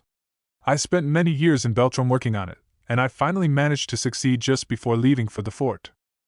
Knowing that it was a little too far-fetched to have succeeded in analyzing ancient magic with such convenient timing, Celia held her breath while watching the expressions of those listening to her. Amazing. As expected of you, Professor. But Christina showed no sign of suspicion as she openly praised her with reverence in her voice. She didn't think Celia was lying, and she believed from the bottom of her heart that Celia was capable of such a thing. Thank you very much. In addition to having learned the magic through no effort of her own, the fact she was lying to her former student who respected her so much made Celia shamefully lower her head. Then, would it be possible for us to learn that magic too? Christina asked hesitantly. The unvoiced questions that came after her words were, is it possible for you to teach us this magic too? And, do you intend on publicizing the contract formula required to obtain the magic? As someone in an administrative position, it was a question she had to ask. Incidentally, when it came to newly developed spell formulas or newly analyzed ancient formulas, intellectual property rights came into effect. The details varied depending on the kingdom, but the law generally gave the rights of the spell formula to the developer or analyzer. Thus, if Celia claimed she didn't want to publicize the formula, her decision had to be respected no matter how useful the spell was. Right. I can publicize the formula necessary for a contract, but I believe there are several problems that will prevent it from being used widely. Problems? If I were to put it simply, the magic chooses who can use it. First, there won't be many people compatible with the spell formula. Even with compatibility, the spell will require the ability of a considerably skilled sorcerer to succeed in forming the contract. Finally, once the magic is activated, flying itself requires a great amount of magic control. So the number of people who can use it will be limited. Specifically speaking, it would require the same amount of essence control that non-spirit folk needed to use the difficult flying spirit art. There were humans like Rio who managed to learn it with their exceptional talent, but they were an exception. It consumes a lot of magic essence too, so it chooses who can use it in that way as well. The spell formula itself is also quite complex, so it will be quite troublesome just preparing the spell formula necessary to form a contract. Even with my knowledge, I would only be able to support 3 or 4, at most 10, people in learning it. In that case, can I ask that you submit your knowledge and the technique required for the contract formula? Christina asked apologetically. After losing their headquarters in Rodania, the current restoration had no real usable assets. Even if Celia handed over her valuable knowledge and the techniques of the spell, she wouldn't receive much in return right away. However, of course. Please use it as one of your playing cards. Celia agreed immediately. Even King Francois's eyes widened at her admirable loyalty. Thank you very much. Although it won't happen right away, I promise you will be compensated properly for this. Christina bowed deeply, expressing her gratitude to Celia. Please don't worry about that. I have other magic spells I'd like to demonstrate too. Gookie, can I ask you for that sparring match now? I'm ready whenever you are. Kyoko, please serve as the umpire. Gookie nodded warmly and accepted Celia's sparring request. Afterwards, Celia and Gookie made their way to the back of the garden and stood facing each other, a fair distance away from Christina and the others. Celia held a wooden one-handed sword and Gookie held a wooden katana. Kyoko positioned herself between them. You're really using a sword? Gookie asked, observing Celia. Yes. Celia nodded. The way she held herself was nothing like a soldier. It was clear she had never held the sword before. She could barely hold the wooden sword intended for one-handed use, and she struggled to support its center of gravity. I can only see all the holes in her guard. According to the report, Celia had used a powerful physical body enhancement to fight with the sword. But now that he was facing her, it didn't seem like she was hiding her abilities on purpose. Cookie tilted his head. Furthermore, the onlookers watching them from a distance away could also see how unreliable Celia's sword form looked. They looked down worriedly. "You're sure she'll be all right, Arya?" Liselot asked her attendant beside her. Arya was the only one here who had seen Celia fight with a sword before, having accompanied her on her journey. Everyone's attention focused on her for her answer. "Yes. I believe you'll all be astounded." Arya nodded with a cheerful smile. "Please allow me to use 2 spells before we begin.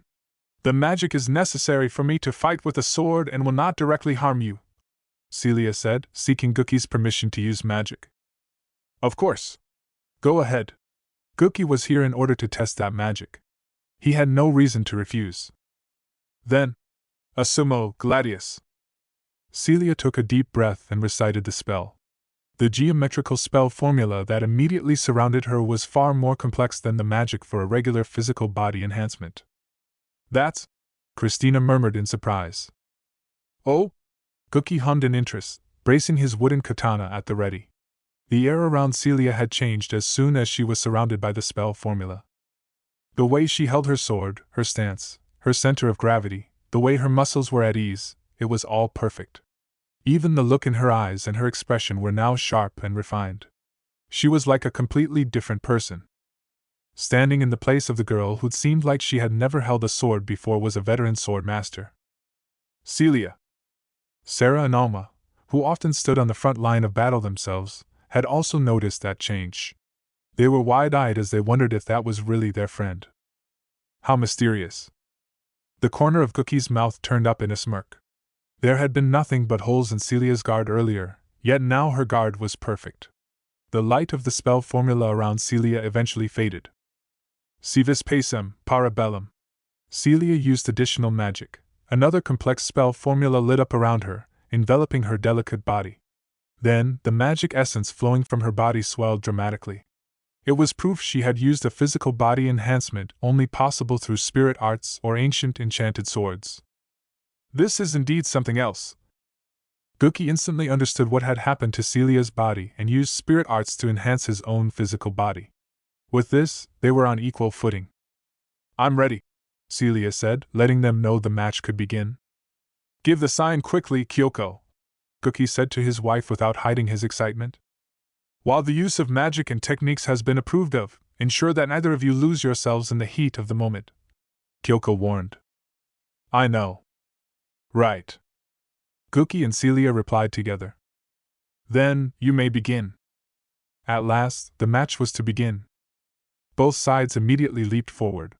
They had been standing 10-odd meters away from each other, so the distance between them was closed instantly. At the same time, they both swung their weapons. The collision of wood on wood made a deafening noise that echoed through the garden. G.U.H. Celia's eyes widened faintly. Cookie's lips were curled in a delighted smirk. But they both kept swinging their weapons without pause. The sound of wood striking wood multiplied endlessly. They each kept their weapons moving in an attempt to land an effective hit on the other, but their opponent kept blocking them from doing so. They stood there exchanging blows for a while, then both started running again. They would close in on each other and draw apart again in an attempt to outwit the other, using feints to read the other's movements and catch them off guard. It was obviously a match between two masters. No one could believe less than a minute had passed. Time seemed to flow slower due to how densely packed each moment was. Every last observer was rendered speechless. "Just when did Professor Celia learn such swordcraft?" Christina barely managed to ask. Her question was directed towards Arya, who had traveled with Celia. Before the match, Celia had asked her to take on the role of commentator. "The first magic she used allows her to recreate the movements of a master swordsman. Celia herself called it something akin to cheating, and I wholly agree with her," Arya explained with a wry smile. The magic was able to replicate natural talent with swords and years of training in a single moment. Indeed, it felt exactly like foul play. However, does that mean everyone can fight like the professor if they use that magic? Theoretically, yes. But that magic is quite difficult to obtain in itself. It wasn't a magic that could be used by anyone. Arya explained how only a very talented sorcerer could learn the spell. Besides, it comes with more harm than good for people with a certain level of military training, Arya added further. Why is that? The movements ingrained into your body over long years of training will become an obstruction to the spell. This magic exists for people who have never held a sword properly. In other words, it was a magic for people who were blessed with talent as sorcerers but useless as warriors. It was perfect for Celia. What about the second magic she used? A magic that has the same effect as the physical body enhancement sorcery found on ancient enchanted swords. You can consider it a direct upgrade to the magic Augendi Corporis. It was a spell that allowed someone without an enchanted sword to move on par with someone who had one. They were both effects that could not be reproduced using modern magic. Christina fell speechless once more and stared at Celia. Winged flying magic, hero imitation magic, hero cultivation magic. Celia had demonstrated these 3 spells in this short amount of time. They should all be ancient magics that were impossible to decipher. And she managed to analyze not only one, but all 3. A world-renowned sorcerer could spend a lifetime analyzing such spells without any success. So how did Celia manage 3 at the same time? Was that even possible for Celia? Where had she even found undiscovered spell formulas in the first place? No matter how much unconditional faith she had in Celia, even Christina was bewildered by the situation. And as for the 2 currently sparring, wow, I can't find an opening at all. Celia had just distanced herself from Gookie. They were evenly matched. In fact, Celia was the one resolutely attacking while Gookie skillfully thwarted her. I only had a vague understanding of how strong people who fought with physical weapons were until now. She distinctly understood Gookie's strength now. Without showing it in her expression, Celia was extremely impressed. Shall we stop sparring here? Gookie asked. Indeed, they had already succeeded in demonstrating Celia's magic for everyone. Could we fight just a little more? I'd like to know how far I can go against you in my current state. Celia requested the continuation of their match. Gladly. Did you want to use other magic too? Gookie accepted readily. He was more than happy to spar against a strong opponent. Magic? No, I'd like to try fighting with only a sword. It was strange. She should have been a sorcerer in body and mind, yet she was holding a sword and feeling excitement as a warrior. That was what she had just noticed. Saving the magic fight for next time, are we? Very well, I shall look forward to that. I will fight with only this wooden blade too. That being said, we shouldn't keep the others waiting for too long. I intend on finishing things with my next move, so please keep that in mind. BWA ha ha! Sounds great. I never even dreamed of being able to banter with you in this way, Lady Celia. I accept your challenge. Gookie and Celia braced their weapons, ready to fight. Both sides fell silent in anticipation of the right moment to attack. That moment came within seconds. They both saw a chance of victory at the same time and moved. Here he comes. Celia was currently able to process her surroundings as though everything was moving in slow motion. That was why she could see how Gookie was going to swing his sword and what path it would take. She made a sideways sweep with her sword to deflect Gookie's own horizontal swing. Just before their weapons made contact, Gookie's wooden katana shifted trajectory just a little. He had seen Celia's sword swing towards him from below, and reacted.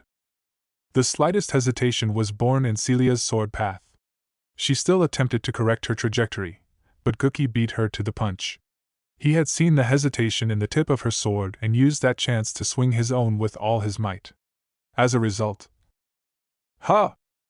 Celia's wooden sword flew through the air. She immediately retreated to retrieve it, but Gookie wasn't about to allow that. The tip of his wooden katana pointed at her. I surrender. Celia declared her defeat, the strength draining from her body, but her expression was still bright. That was amazing. She was in pure awe of Gookie thanks to his victory.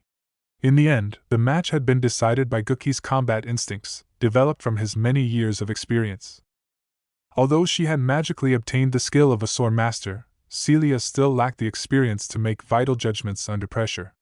That's why even though she knew how to move in her head, hesitation still showed in her movements. That being said, it was enough to prove that Celia could fight at the level of a master. Dear me, I have no idea how that magic works, but our fight had my heart racing with excitement. Bravo! Gookie openly complimented Celia. Thus, the match between the two of them ended with Gookie's victory. After the match, Celia, Gookie, and Kyoko returned to where the others had been watching from. That was amazing, Celia! Latifah ran over and threw her arms around Celia tightly. Thank you.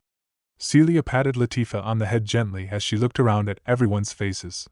They all had varying degrees of shock in their reactions. And rightly so, she had just shown off 3 powerful ancient magic spells and faced Gookie on equal footing in a sword battle. Celia still had ancient magic spells she was yet to demonstrate, but this was already unimaginable for her compared to a few days ago. Did I go too far? Celia hesitated for a brief moment, but soon dismissed her worries. She had already made her decision. Rio and Aishia couldn't fight openly anymore. She couldn't allow them to keep protecting her.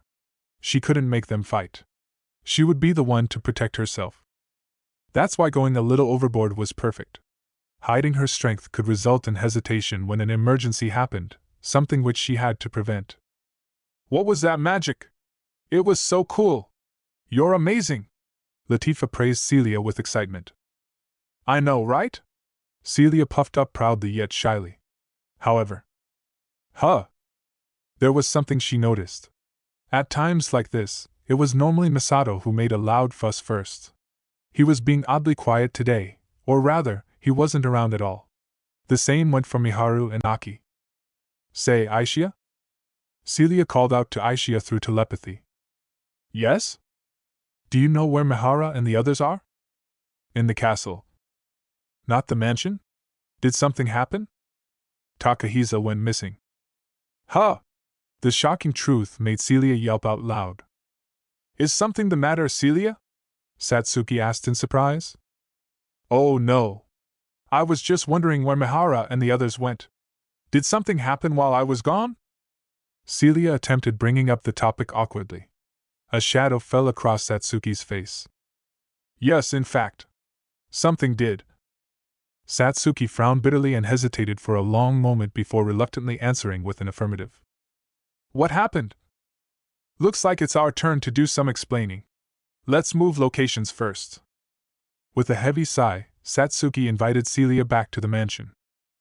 While Christina and the others returned to the castle with Francois, Celia relocated to a drawing room of the mansion with Satsuki, Charlotte, and Sarah. She had just finished listening to the explanation of what had happened at the mansion during her absence. And so, it's believed he ran from the castle this morning, Satsuki said in summary. I can't believe that happened while I was away. No wonder Mihara and the others weren't around. The 3 of them are at the castle with Princess Liliana, waiting for a report from the search party.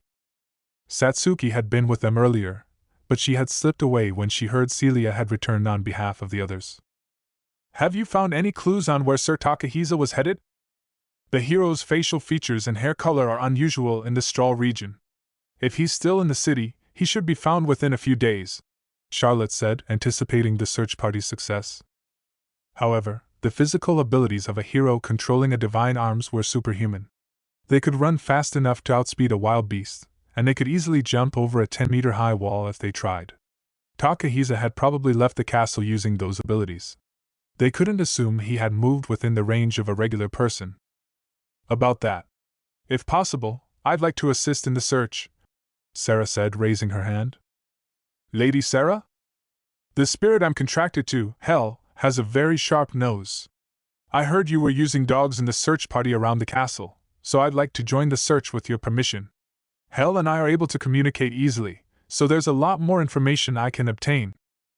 Even without relying on Hell, Sarah was a werewolf herself. Her own nose was sharper than any human's. While the distance she could smell was limited to a few meters, she was able to track someone down as long as the scent continued. However, although she had revealed her spirit arts and contract spirit to them, the fact she was a werbeast was still secret. That's why she volunteered using Hell as a reason. In that case, it would be very reassuring to have you, Satsuki said, looking over at Charlotte. As royalty, her opinion was the most important. Won't your contract spirit attract a lot of attention? Taking Hell around the city might cause unnecessary panic. Charlotte had seen hell's form before, and it had been big enough to swallow a human whole. It wasn't hard to imagine how the people would react if she brought a giant wolf into town. The size of a spirit can be adjusted to an extent. The smaller end is closer to the size of a large dog, so the people in the city shouldn't have anything to fear. Sarah dispelled Charlotte's concerns. In that case, I will explain things to Father and obtain his permission. It will be evening soon, so could you join the search party tomorrow morning? I'll assign my personal guards to you so that you can move around freely. Of course, the final right to decide remained with King Francois, but it was very likely he would agree. With that in mind, Charlotte gave her provisional permission. Charlotte's guards also serve as the guards of the mansion, so they were on familiar terms with Sarah already. Just what is he doing, causing so much trouble and making everyone worry about him? Satsuki muttered bitterly, biting her lip. She had a lot of conflicted feelings about the current situation. Are Miharu and the others okay? Celia was concerned about the mental condition of the others, who must have been shocked by Takahisa's disappearance. The three have their own thoughts about what happened. I just hope they don't feel responsible for it. Despite Satsuki's words, her own expression was gloomy with guilt. Hopefully he comes back soon. Thankfully, Lady Sarah will be helping out too. Maybe he'll even wander back when he gets hungry, Charlotte said, trying to cheer Satsuki up in her own way. That would be for the best. Satsuki finally smiled, although it was a weak one. I just hope he didn't wander someplace strange, she murmured, gazing out the window with a distant look. Chapter 3: The World Outside the Castle. Early in the morning, on the day Celia returned to the Galark Castle. Huff! Huff! Takahisa had sneaked out of his room in the castle. And before he knew it, he had slipped past the guards and was climbing the castle's outer wall. Ha huff ha! Soon, he was over the wall. He was sweating along his brow as he ran frantically through the noble district. Ha ha ha huff huff! Even though his divine arms was supposed to have been activated, the heaviness in his feet felt as if he were dragging an iron ball. The beating in his chest was only getting faster. He couldn't breathe properly. Ha! Ha! He recklessly ran up the 10-meter stone wall around the noble district like a wild beast. At the top of the wall, he looked down across the commoner town. It was pitch dark, making it difficult to see the ground. He wasn't the best with heights, but he grabbed at the parts of the wall that stuck out and descended. Eventually, his feet reached the ground, and he began running away from the castle once again. The key points of the noble district were illuminated by lights, but the commoner town was dark with very few lights. He continued down the road by relying on the moonlight, walking for 2 or 3 minutes before coming to a stop. He gazed at the Galar castle in the distance, illuminated by the moon. You're the worst, Takahisa. Miharu's angry face flashed through his mind. It was the first time he had seen her get so angry, much less slap him across the face. I don't like you, Takahisa. I hate you. I won't be with you. I don't want to be near you. Don't show your face in front of me ever again. Miharu had rejected him with those words. She had told him to return to Santistella and never go near her again. She was clearly furious with him. No, it wasn't only Miharu. Liliana, Aki, Masato, and Satsuki. Everyone had rejected him. As proof of that, not a single person had allowed him to remain in the Galark kingdom. There hadn't been a single person on Takahisa's side. The only choice he had left was to wait until morning to board the enchanted airship back to the Santistella kingdom. However, I don't want to. Takahisa shook his head in fear, backing farther away from the castle. No. I don't want to. I don't want to go back to Santistella. He wanted to stay in the Galark castle. But no one would allow that. In another 2 or 3 hours, the day would break and he would have been forcefully sent back. Unable to accept that option, Takahisa had slipped out of the castle before he knew it. He was contradicting himself. He wanted to stay in the Galark castle, yet he'd run from the Galark castle of his own accord. Ha! Huff huff ha! Ha! His calming breath quickened once more as the throbbing in his heart came back with a vengeance. Hours had passed since Miharu slapped him, yet his left cheek still felt like it was stinging with pain. Gah! In order to take his mind off the pain, Takahisa dug his nails into his left cheek. He then unsteadily resumed walking, disappearing into the darkness of the town. How long had he been wandering around the dark capital city? Takahisa kept wandering through the dark until he ended up in an alleyway far from the main road. He crouched down at the dead end and hugged his knees. However, the people of this world rose early in the morning. By the time the sun rose, people were already walking around the city. Hearing the bustle coming from the main street, Takahisa began to feel uncomfortable. He started moving again, changing locations to somewhere less populated. Eventually, he reached an area that was completely silent. No one should come here. With that thought, Takahisa crouched back down in another alley. He didn't want to see anyone. He didn't want to speak to anyone. He wanted to be left alone. He didn't want to think about what was going on at the castle. He didn't want to think about his current situation. He didn't want to think about what he would do from here. He wanted to stop recalling how Miharu had slapped him. He didn't want to face reality. He wanted to stop thinking altogether. Yet, was the castle in an uproar now that it was morning? Would everyone be even more mad at him? Wouldn't it be better to go back? Such thoughts crossed his mind one after another. He wanted to clear his mind, yet he couldn't. Each time that happened, Takahisa strengthened his grip around his knees. But it hurt to keep recalling those unwanted thoughts. Thanks to that, his mental state was a mess, dulling his ability to think clearly. He could dismiss the unwanted thoughts as unwanted thoughts without staring directly at reality. Thus, Takahisa simply waited for time to pass in the deserted alleyway. At some point, the sun had begun to fall again. It was proof that over half a day had passed since Takahisa left the castle. At the same time, the silence that had continued during the daytime came to an abrupt end. As early evening approached, the number of people walking through the streets increased. Takahisa initially ignored it, thinking it was temporary, but the silence never returned. He slowly stood up in preparation to relocate again.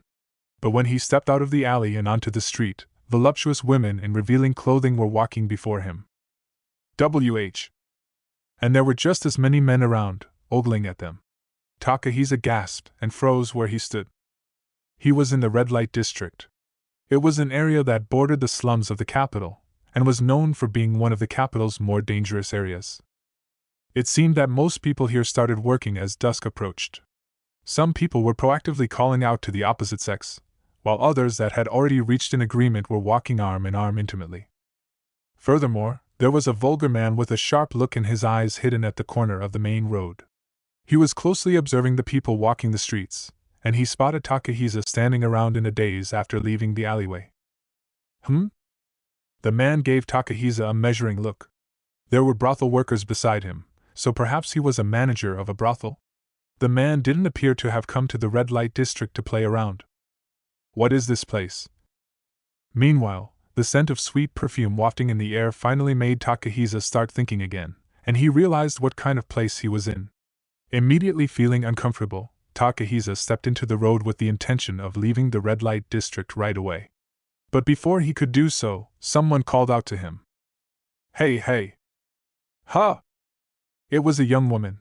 She was one of the brothel workers who had been beside the man observing the road from the corner just now. She appeared to be the same age as Takahisa, and she clung to his arm while calling out to him sweetly. Takahisa paused and looked at the girl silently. There was no vitality in his gaze. Oh, the girl gulped, feeling intimidated. What? She had probably approached Takahisa as a brothel worker seeking work, but his reaction was more indifferent than she had expected. She was at a loss for words. If you don't need anything, leave me alone.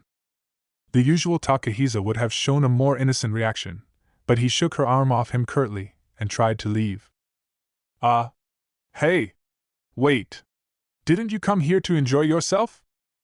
The girl hurried after Takahisa and clung to him, pushing herself up against his arm in a way that exaggerated her cleavage. The sweet scent of perfume and soft sensation of her skin invaded his senses. I did not. Takahisa finally shook his head with an awkward look. The glimpse of a reaction fitting for a man his age made the girl exhale quietly in relief.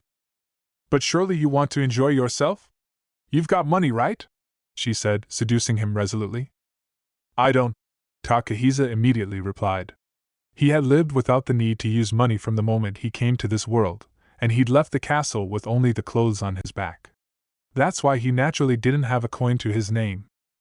You're lying! You're wearing such nice clothes, you have to be from a rich family. Are you a noble? Huh! Oh, this.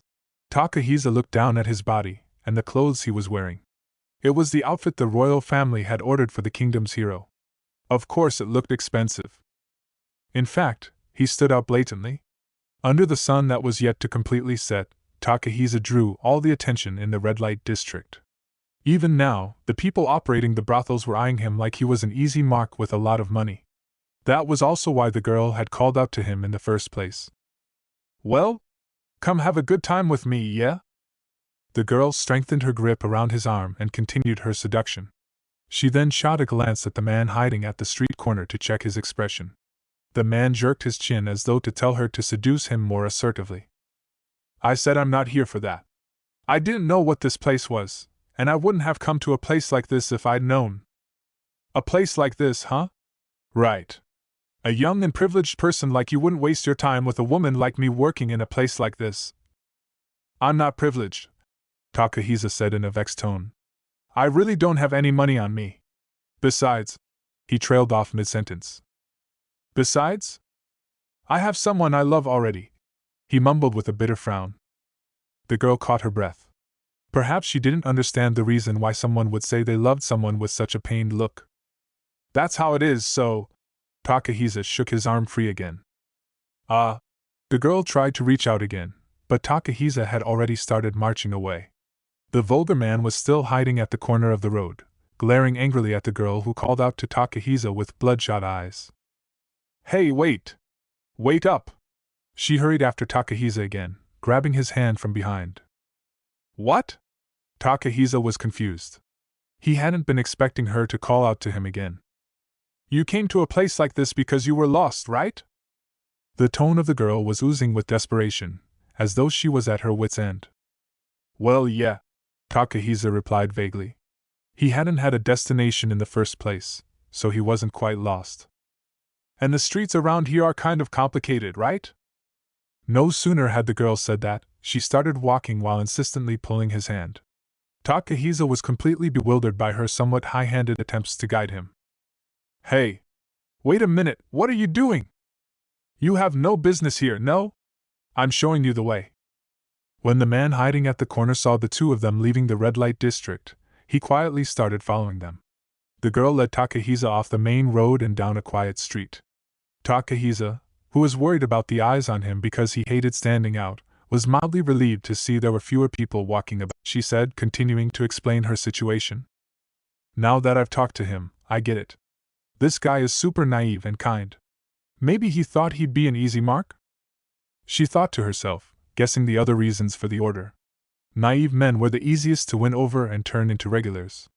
If they were rich on top of that, then they were the best business partners for a brothel worker. I've already told you I don't have any money. Takahisa sighed for the umpteenth time. That's a lie. The girl didn't believe he didn't have money, which was only natural. The clothes Takahisa was wearing were of a truly high quality. I really don't. You can even search me if you want, Takahisa said, feeling around in his pocket with his free hand. Really? The girl took a step back from Takahisa and stared at him up and down skeptically. Go ahead. Takahisa lifted his arms to allow her to search freely. Then, the girl touched his body and checked for a wallet. Once she realized he truly wasn't carrying any coin, she clutched her head and sank to the ground. You're kidding me. You don't have anything on you? Why don't you have any money when you're wearing clothes like that? Well, I've never needed to use money. Huh? Never needed to use money?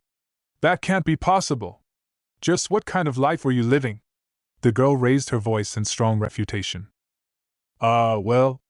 Yeah, you're right. Takahisa frowned with a guilty look.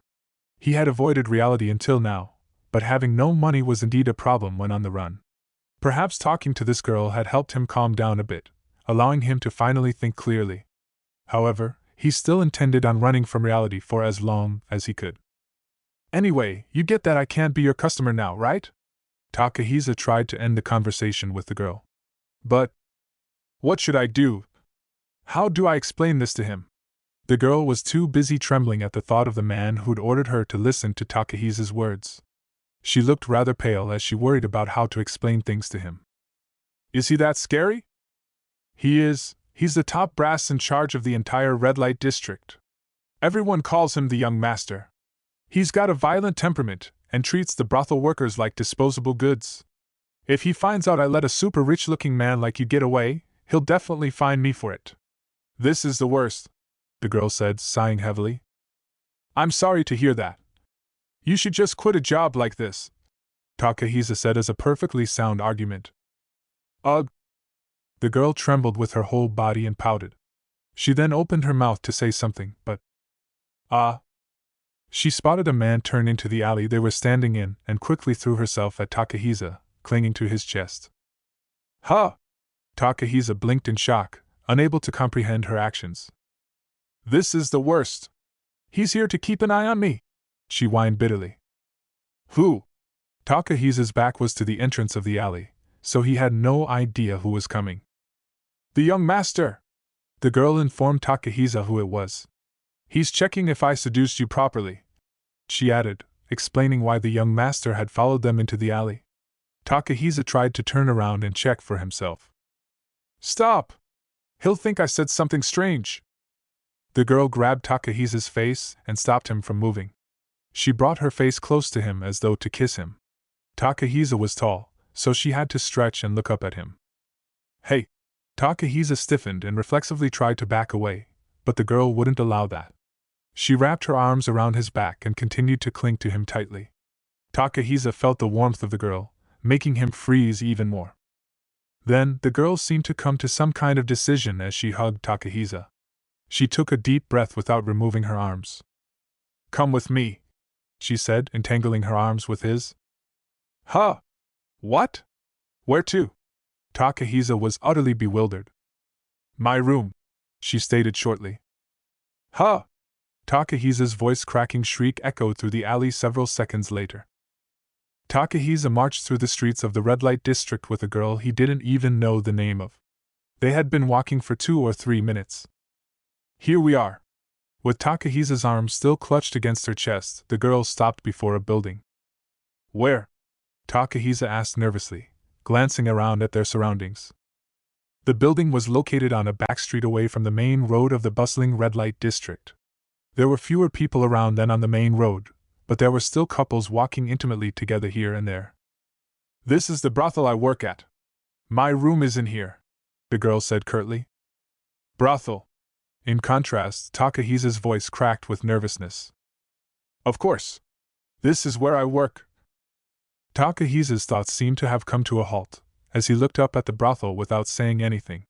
The 4-story stone building had the appearance of a high-class store. It's a high-class store. It might not be as fancy as the buildings nobles live in, but it's still impressive, no? Why is there a high-class store in a back street? We're high-class, so we're on the back street and not the main one. The better clients prefer stores that are out of the public gaze. Now let's go in. Wait. It's fine. Keep quiet or they might get suspicious. Takahisa tried to protest, but the girl dragged him along by the arm. They entered the store together. One new customer coming in, the girl said to the man at the counter of the store. She made quick work of the process to check him in. The receptionist at the counter stared sharply at Takahisa, who averted his gaze nervously. Enjoy yourself, he said, welcoming Takahisa with a chuckle. This way please, dear customer. My room is on the 2nd floor. The girl entwined herself around Takahisa's arm and began leading the way in an overly flirtatious tone. Her manner of speech was also different, but that was probably because the receptionist was watching. Takahisa was taken aback. Come now, let's get to my room quickly. The girl pulled Takahisa's arm and led him to the stairs. They went up to the 2nd floor and turned into the corridor that stretched from left to right. There were around 8 rooms on the 2nd floor. There was no one else to be seen in the silent corridor. But just like how the sound of a clock was more noticeable in a completely silent room, the faint sound of coquettish moans and creaking beds sounded exaggeratedly loud to Takahisa. On top of that, the smell of sweet incense he noticed when he entered the building had grown noticeably stronger. Whether it was because the scent had an aphrodisiac effect or because it was combined with the sounds leaking from the individual rooms, one couldn't be sure. Takahisa felt his entire body flush with heat. There was even a blush on his face that was clear to any onlooker. The softness and warmth of the girl embracing his arm was keenly felt through his clothes. G.H. Miharu's pure smile flashed across Takahisa's mind. In addition to the awkwardness and shame he had suppressed until now, his guilt started boiling like magma. Hey! I'm going to go back after all. Takahisa turned around and tried to leave, but the girl wouldn't release him. You can't. Like I told you before we came in, I'll cover the fee. You just have to stay here until time's up. Why would you go as far as paying for yourself? I already told you why. The penalty for letting you escape would cost me more. I'd be better off covering you with my own money. I was doomed the moment the young master ordered me to make business with you. That has nothing to do with me, though. And how do I know you're not trying to trick me? You could just say you won't pay once the time's up. Oh, right. I could have done that. See? I knew it. Takahisa tried to distance himself in a hurry, but the girl still wouldn't let go. If I was thinking of doing that, I wouldn't have admitted it so easily. And I couldn't even think of that myself, so you must be really smart, she said in awe of Takahisa. Takahisa was still skeptical as he looked at the girl. Okay. Then as soon as we enter my room, I'll give you the money before anything else. That should solve things, right? The girl suggested with a sigh. Well, I suppose. Although he still had his doubts, Takahisa nodded a little less reluctantly. When the girl noticed that, she resumed dragging him by the arm. Come on, my room's this way. And so, the two finally entered a room. Go ahead. The girl unlocked the door to her room, turned on the light, and invited Takahisa inside. As soon as he stepped in, he stood still and glanced around the room restlessly. I'd prefer you didn't stare so closely. This room is my room for both work and living. Is there anything strange about it? The girl peered at the side of Takahisa's face with a somewhat uncomfortable look. Oh, sorry. No, it was just bigger than I expected. It's a nice room. In fact, it was a very nice room. There was easily over 15 square meters of space, allowing a comfortable layout for a single person with limited furniture. The only things placed in the room were a double bed, wardrobe, bath bucket, and water clock to measure the time, so there was plenty of space left. All the furniture was of good quality, and the space was neat and tidy. It seemed true that this was a high-class store. However, a nice room, huh? Self-mockery with a trace of gloom showed on the girl's face. Takahisa sensed something and observed the girl's expression curiously. But the girl quickly turned around to face away from him. Like I said, this is a high-class establishment. And that makes me a high-class brothel worker, though I'm still a novice, the girl said proudly, before walking over to the wardrobe. There was a safe inside, from which she took out a single coin. Here, she said after returning to Takahisa's side, holding out the coin. Huh! Takahisa tilted his head and looked at the dark gray coin. The fee for this place. 1 hour is 1 large silver. We agreed I'd give it to you as soon as we got to my room, remember? Right. Takahisa finally understood why the girl was holding out the coin to him. He hesitated for a moment before reaching out to accept it, but he noticed the girl's hand was trembling. What's wrong? This large silver is about 2 weeks of my salary. And yet. It seemed the girl was reluctant about handing Takahisa the large silver coin. 2 weeks of your salary is the fee for one customer? Takahisa didn't know how many customers she had in a week, but wasn't she being exploited if 2 weeks of her salary was the same as what one customer paid? That was what Takahisa was implying. Even if a customer pays 1 large silver, I don't get even 10% of that. The rent for this room, the cost of clothes for work, the handling fee, the brothel charges, the various debts to be repaid. A lot of it gets deducted for many reasons. I see. Takahisa seemed to feel sorry for her, as he hesitated to take the coin. Go on, take it. She grabbed his hand herself, and placed the large silver in his palm. You sure? Of course I'm sure, I'm the one who suggested it. But a promise is a promise, so you have to stay in my room until the entire time is up. The girl released the hand she pushed the coin into and spoke as though she was trying to convince herself as well. All right. Either way, he had nowhere to go. Takahisa nodded sluggishly. My precious large silver. The girl sighed and moved to the water clock beside the bed. She started measuring the time before returning to the wardrobe. Then, for some reason, she began to remove her dress. Hey! What are you? Takahisa turned his back to her in a hurry. These clothes are tight around the chest, so I get tired wearing them. You're a guest, not a customer. I should be allowed to feel comfortable in my own room, no? The girl explained as she changed. She revealed her naked body in front of Takahisa without any concern of him seeing her. Takahisa gulped at the sound of rustling fabric behind him. You can look if you want, the girl said with a chuckle, still naked. I won't. Takahisa stubbornly kept his back turned. I mean, I knew it already, but you're a virgin after all. What? Want to lose your virginity with me? The girl asked impishly. Don't joke around like that. Did you consider it for a moment? I did not. I'll do those kinds of things with the person I love. Right, you did say you have someone you love. Takahisa remembered Miharu again and bit his lip with an extremely pained look. How odd. You look like you're in pain when you think of the person you love. The girl came around Takahisa's front, stooping over to peer up at his face. What? Takahisa startled for a second, thinking she was naked, but the girl had finished changing already. Unlike the sexy negligee she wore earlier, the dress she wore now was more like old rags. The fabric was rough and there were permanent stains everywhere. Takahisa, who had been exhaling in relief, did a double take at the change in the girl's appearance and atmosphere. He looked at her with round eyes. Oh, did you just think I looked shabby? Nothing like a high-class brothel worker? The girl asked, seeing through him. No, I wouldn't think that. Takahisa shook his head with a sigh. Really? Some of the girls buy expensive clothes and accessories with their salary, but we never get to wear them outside our rooms. There's no one to show them off to, so I'm fine with this. I'd rather save the money and leave this place sooner, the girl said, looking down at her clothes as she explained how she'd gotten the dress she was currently wearing for free. She seemed to be rather fond of her well-worn dress, as it was obvious her smile was genuine. What am I doing here?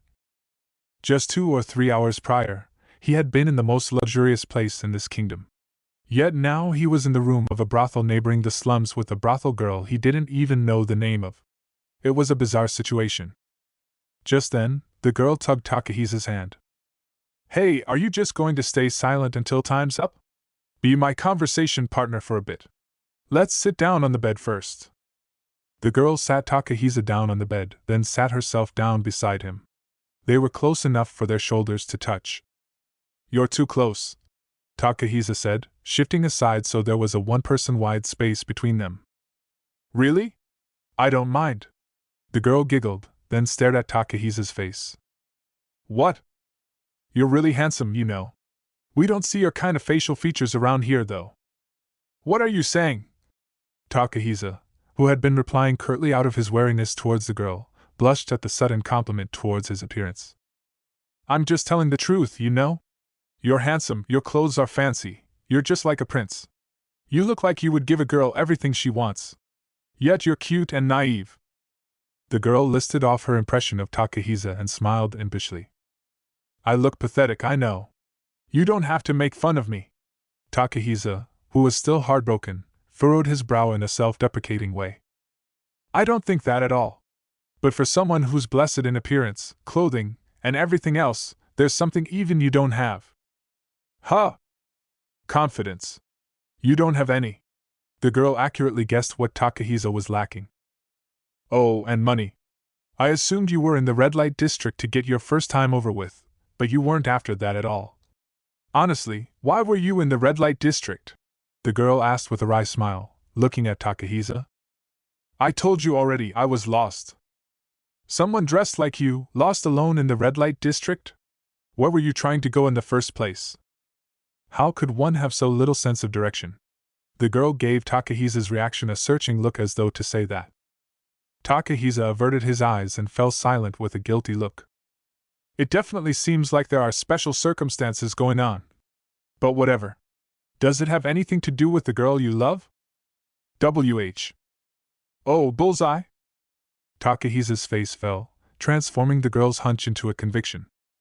She rejected me. She told me she hated me to my face.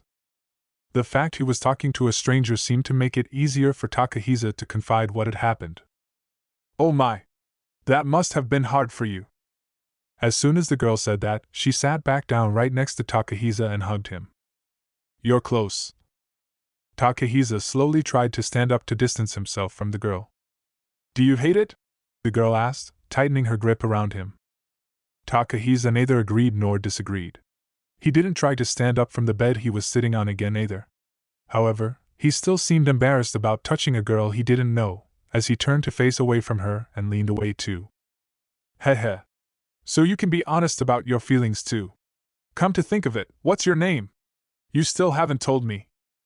The girl patted Takahisa's head gently and asked for his name. Takahisa. Takahisa mumbled quietly. Takahisa? That's not a name you hear around these parts, but it sounds lovely.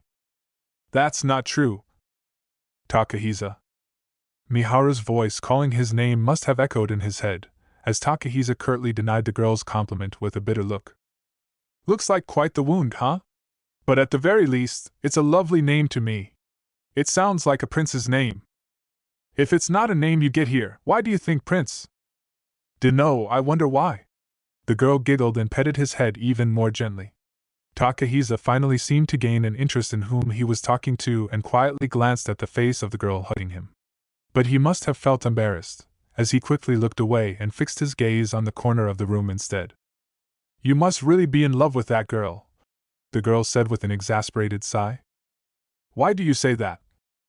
Because you won't make a move even when I'm hugging you like this. Am I really that unattractive? That's not why. Like I said already, I'd rather do that kind of thing with the one I love. In other words, the one Takahisa loved was not the girl sticking firmly to his side. The one he loved was a third party who wasn't here. See? It makes me a little jealous. Besides? I asked for your name, so isn't it only polite as a man for you to ask mine?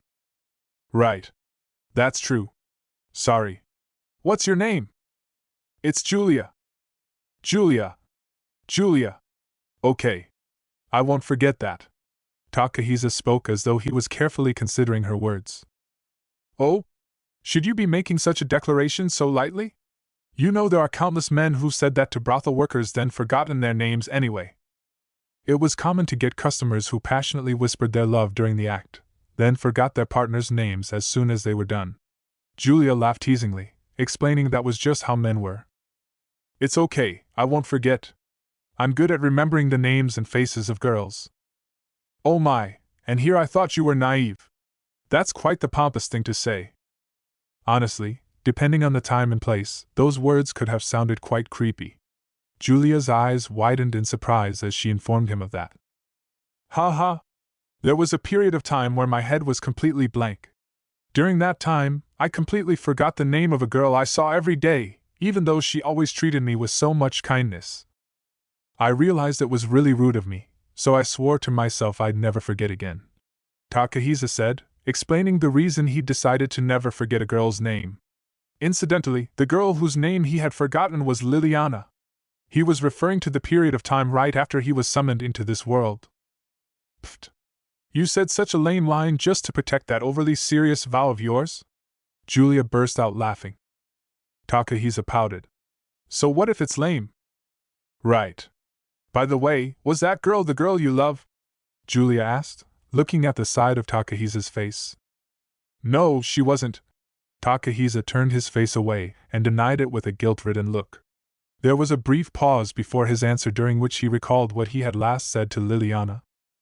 You're in love with me, aren't you? Aren't you saying such horrible things for the sake of your kingdom, because you don't want me to be with Miharu? He had made Liliana cry and incurred Miharu's fury with that fatal line. I'm the worst. Why did I say such a thing? His fear of being separated from Miharu again, of being alone again, had made him get emotional during their argument and run his mouth without thinking. No. That's not what I truly thought. Those weren't my true feelings. When he recalled that moment, Takahisa was tormented by a tremendous amount of guilt and regret. But it was too late now. He couldn't take back what was already said. Besides, shouldn't the words he uttered at the peak of his emotions be his true feelings? Could he honestly say he had never felt Liliana's affection for him before? Hadn't he faintly suspected Liliana was in love with him all along? Takahisa reflexively shook his head furiously. What's wrong? It's nothing. You poor thing. You're trembling so much. Julia patted his back like she was soothing a child. Meanwhile, back when Takahisa and Julia had just entered the room on the second floor, a rough-looking man entered the brothel building through the entrance. He appeared to be around his early 30s. Young master!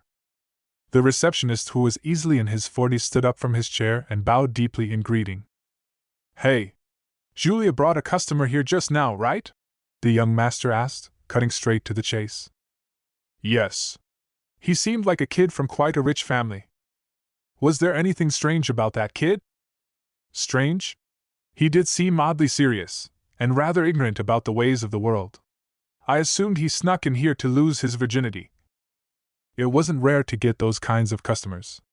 As a high-class brothel, many of the clients were nobles in hiding. Is that all? Well, if I had to say, then I guess it was strange how he didn't look like he was born in this country either. He was clearly an immigrant. That's right. Is there something about that kid bothering you? No. He was wearing quite the fancy clothes, you see. Young nobles sneaking out aren't a novelty around here, but I've never seen one walking about unarmed without any guards or company. That's why I'm curious about his background. The young master explained the reason for his curiosity. You sure his guards weren't just hiding somewhere? I thought so too, so I had some people circle the place several times. As expected of the young master. Nothing gets past you.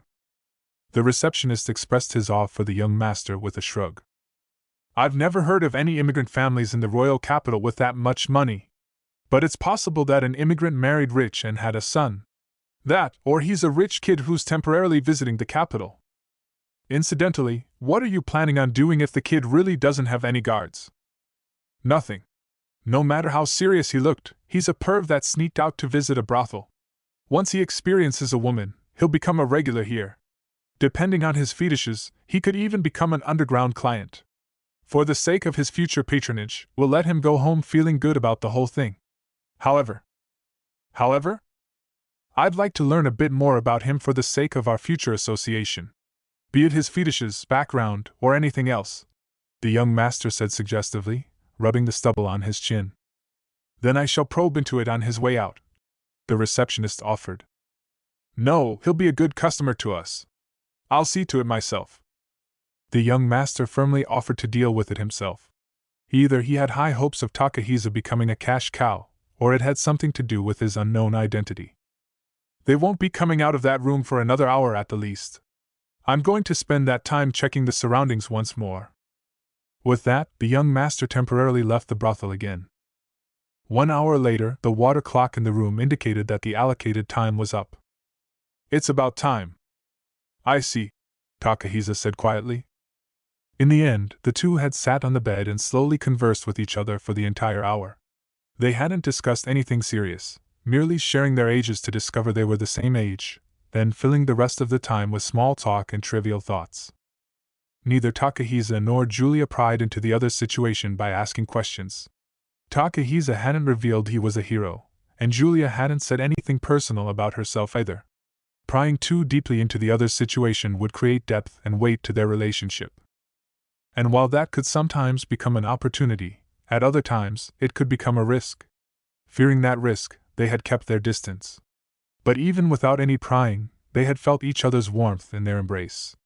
That warmth must have been very comforting to Takahisa in his current state.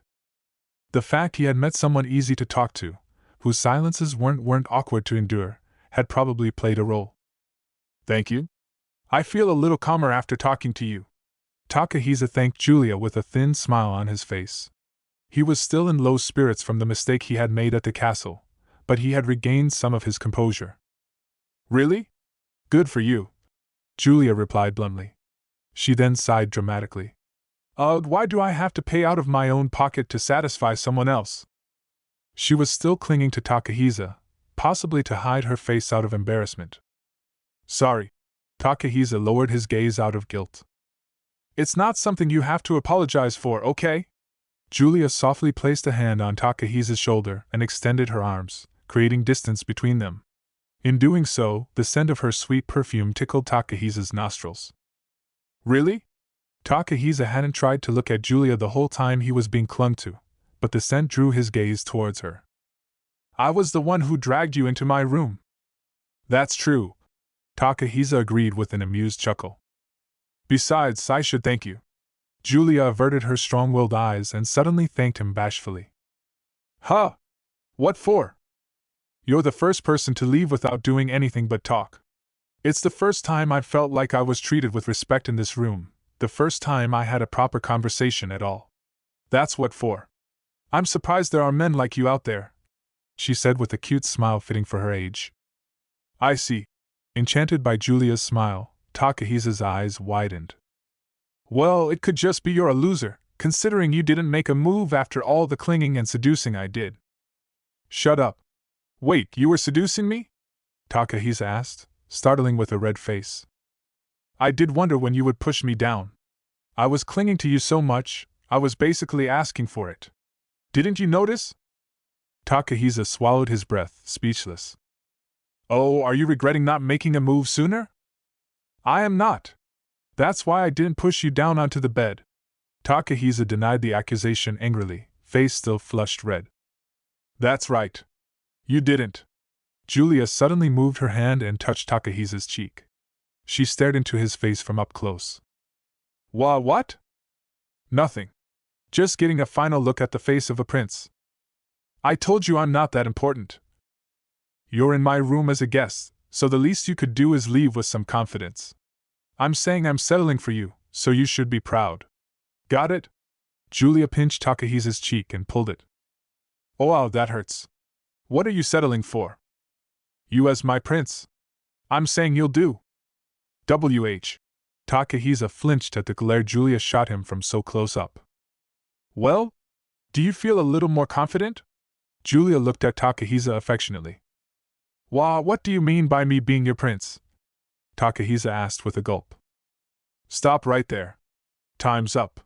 Julia pressed the index finger of her left hand to Takahisa's lips to force them closed. She then pointed at the door of her room with the index finger of her right hand. Dream time is over, she said. Takahisa reflexively opened his mouth to say something, but after a brief moment of hesitation, remained silent. Was it because he didn't want to say goodbye yet? Was he reluctant to leave after he had entered the store so unwillingly? Did he want to remain in this dream for a little longer? I'm sure you would have guessed this, but extending the dream will incur an extra fee. I have no intention of paying that as well, okay? Julia said teasingly, then sighed in exasperation. That seemed to snap Takahisa back to reality, as he slowly got up from the bed with a wry smile. Right. That's understandable. Let's go. Yeah. Was it just his imagination, or did Julia's eyes tremble with a glimpse of sadness when she nodded just now? At any rate, the two left the room. They walked down the corridor and descended the staircase. Yo, I'm back. A man was just walking through the front door. Ugh, it's the young master, Julia whispered just loud enough for Takahisa to hear. The young master. Takahisa looked over at the man who'd entered the building. Welcome back, young master. Our guest was just on his way out. The man at the reception bowed his head at the young master and looked over at Takahisa and Julia, who had just reached the bottom of the stairs. I'm back. My business can wait. Make sure you tend to our guest first. The young master shrugged, made his way to a corner of the lobby, and leaned against the wall. This person. Takahisa stole a glance at the young master. According to Julia, the man they called the young master was one of the leaders of the organization that managed this area of the red light district. Takahisa swallowed nervously at the realization the man was probably from the equivalent of the mafia or yakuza on Earth. What is that outfit, Julia? The receptionist asked, staring at Julia's clothes. The brothel had rules about stipulated outfits, but Julia was wearing the ragged dress she normally wore off the clock. However, This was the customer's request. He said he prefers his girls in shabby outfits. The exception was if it was a customer's request. With her arm linked with Takahisa's, Julia looked up at his face and smiled mischievously. I see.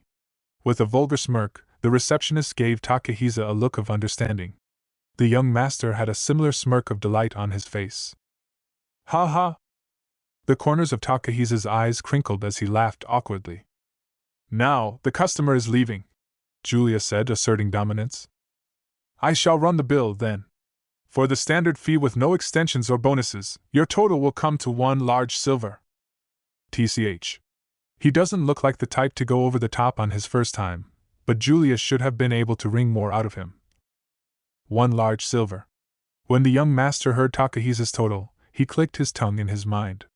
As Julia had explained to Takahisa in advance, 1 large silver was the base rate for this brothel.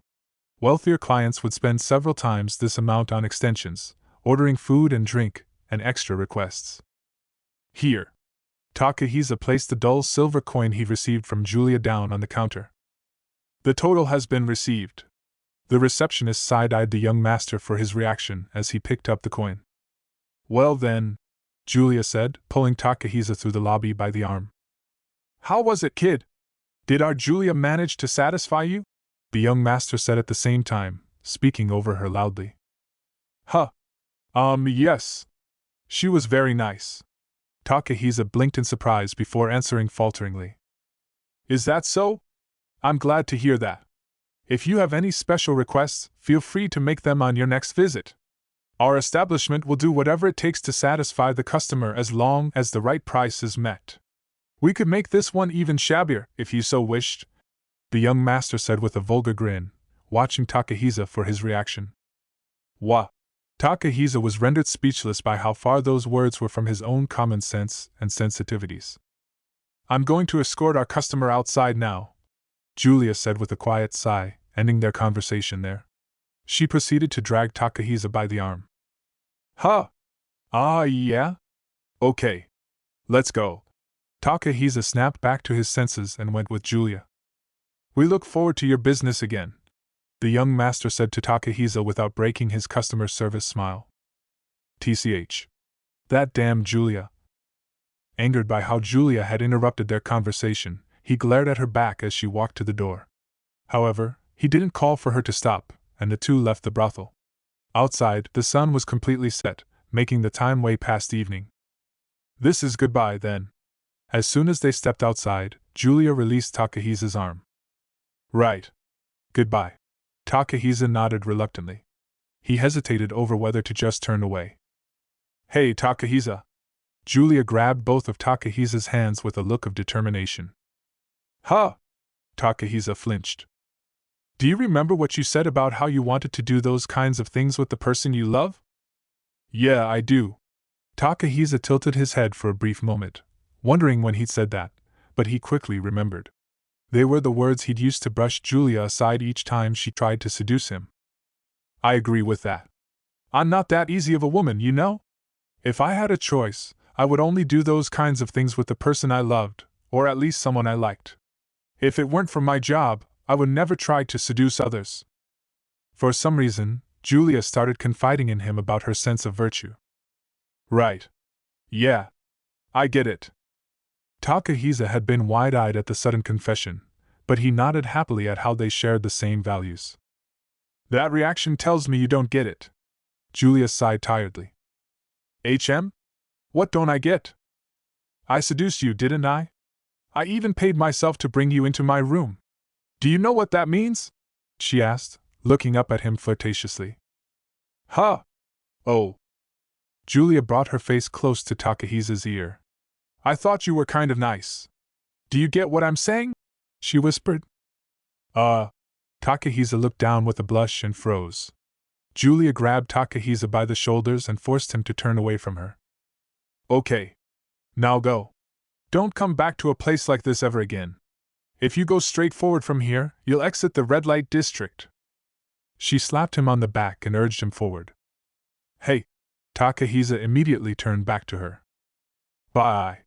Julia waved insistently, a hint of sadness in her smile as she expressed her intent to part ways. Yeah. See you later. Takahisa nodded after a long pause, then bid his farewell as though they would see each other again. Later. Julia's eyes widened before she replied with a happy smile. Thus, Takahisa finally put the brothel behind him. But after walking less than 10 meters, he was struck with the urge to turn around. However, if he lingered around any longer, he would only cause more trouble for Julia. What should I do? While facing forward, Takahisa thought about what he would do from here. Thanks to Julia, he was a lot calmer than when he'd left the castle before. Which was why.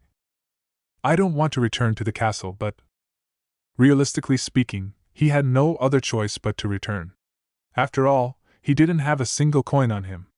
At this rate, he wouldn't even have a place to sleep for the night, much less a means to secure food or drink. But that didn't mean he was about to return to the Galar castle. He could foresee the huge scolding he would get for leaving the castle if he went back.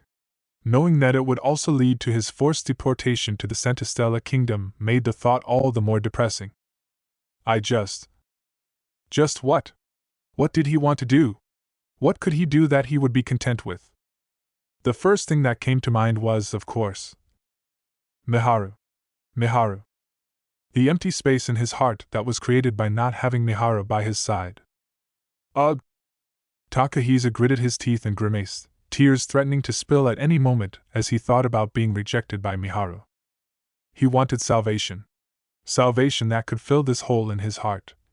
The next person to come to mind after Miharu was Julia, whom he had just bidden farewell to. It was strange. He had only met her today, only spoken to her properly for 1 hour, yet there was a part of him that sought her. Just one last time. That's right, shouldn't it be fine to turn around just one last time? If he saw her face one last time, he'd be able to do his best a little longer. With that thought, Takahisa turned around. Huh! He was met with the sight of the young master grabbing Julia by the hair and dragging her into the alley beside the brothel. Takahisa froze for a long moment in doubt of what he saw.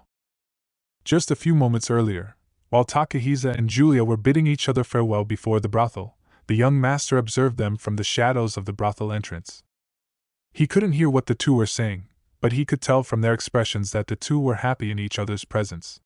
He could tell Julia had a firm hold of Takahisa's heart. That kid's completely head over heels for Julia. Yet that stupid woman. Displeased with something, the young master clicked his tongue with a frown. His sour mood was clear just by looking at his back. Scary.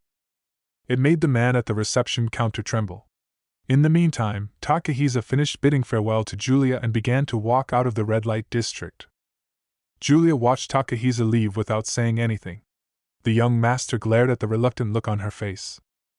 Don't tell me that woman. His eyes widened, sensing something. Perfect. Time to put on a performance, and teach Julia a lesson. With a smirk on his face, the young master left the brothel. He approached Julia without a word, grabbed a fistful of her hair, and yanked. Wah! Julia was stunned. Her world was suddenly shaking, and she had no idea what had happened. The pain that came after a delay made her realize she was being pulled by the hair. Hey, that hurts! Stop! What are you doing? Julia protested against the young master with a sharp glare. What am I doing? I'm punishing you, you stupid woman. Now come. The customers could see us here. With Julia's hair grasped in his fist, the young master started walking towards the alley beside the brothel. In the distance, Takahisa had just turned around. He watched on as the young master walked into the alley with Julia in tow and froze in shock. Julia made eye contact with Takahisa. When she realized Takahisa had witnessed her current situation, she paled and averted her gaze. Humph! The young master smirked. As soon as he entered the alleyway, he released Julia's hair and threw her to the ground. Gah! Ugh!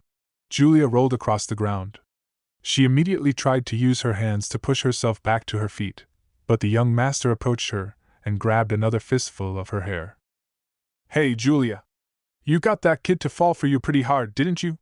The young master crouched down and leered at her. Julia glared back at him. So what if I did? That shouldn't be a problem.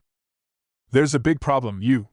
What do you mean you only earned 1 large silver from an ignorant rich kid head over heels for you?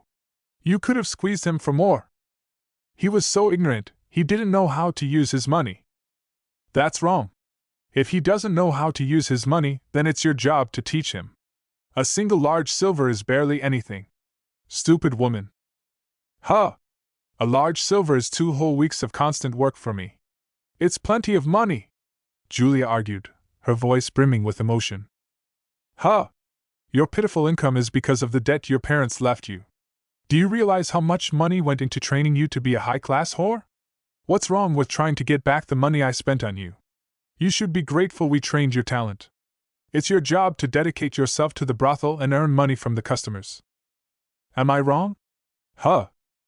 The young master criticized Julia with a rapid succession of questions and yanked her hair harder. It hurts. Let go. Julia struggled to turn her face away. Her earlier spirit was completely crushed by fear. Hey, look at me!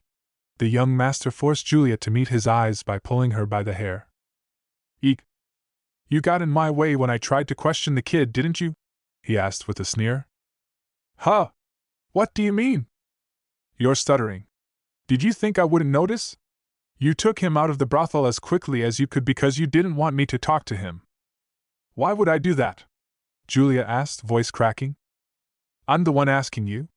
My guess is that it has something to do with the reason you didn't ring that boy for all the money you could.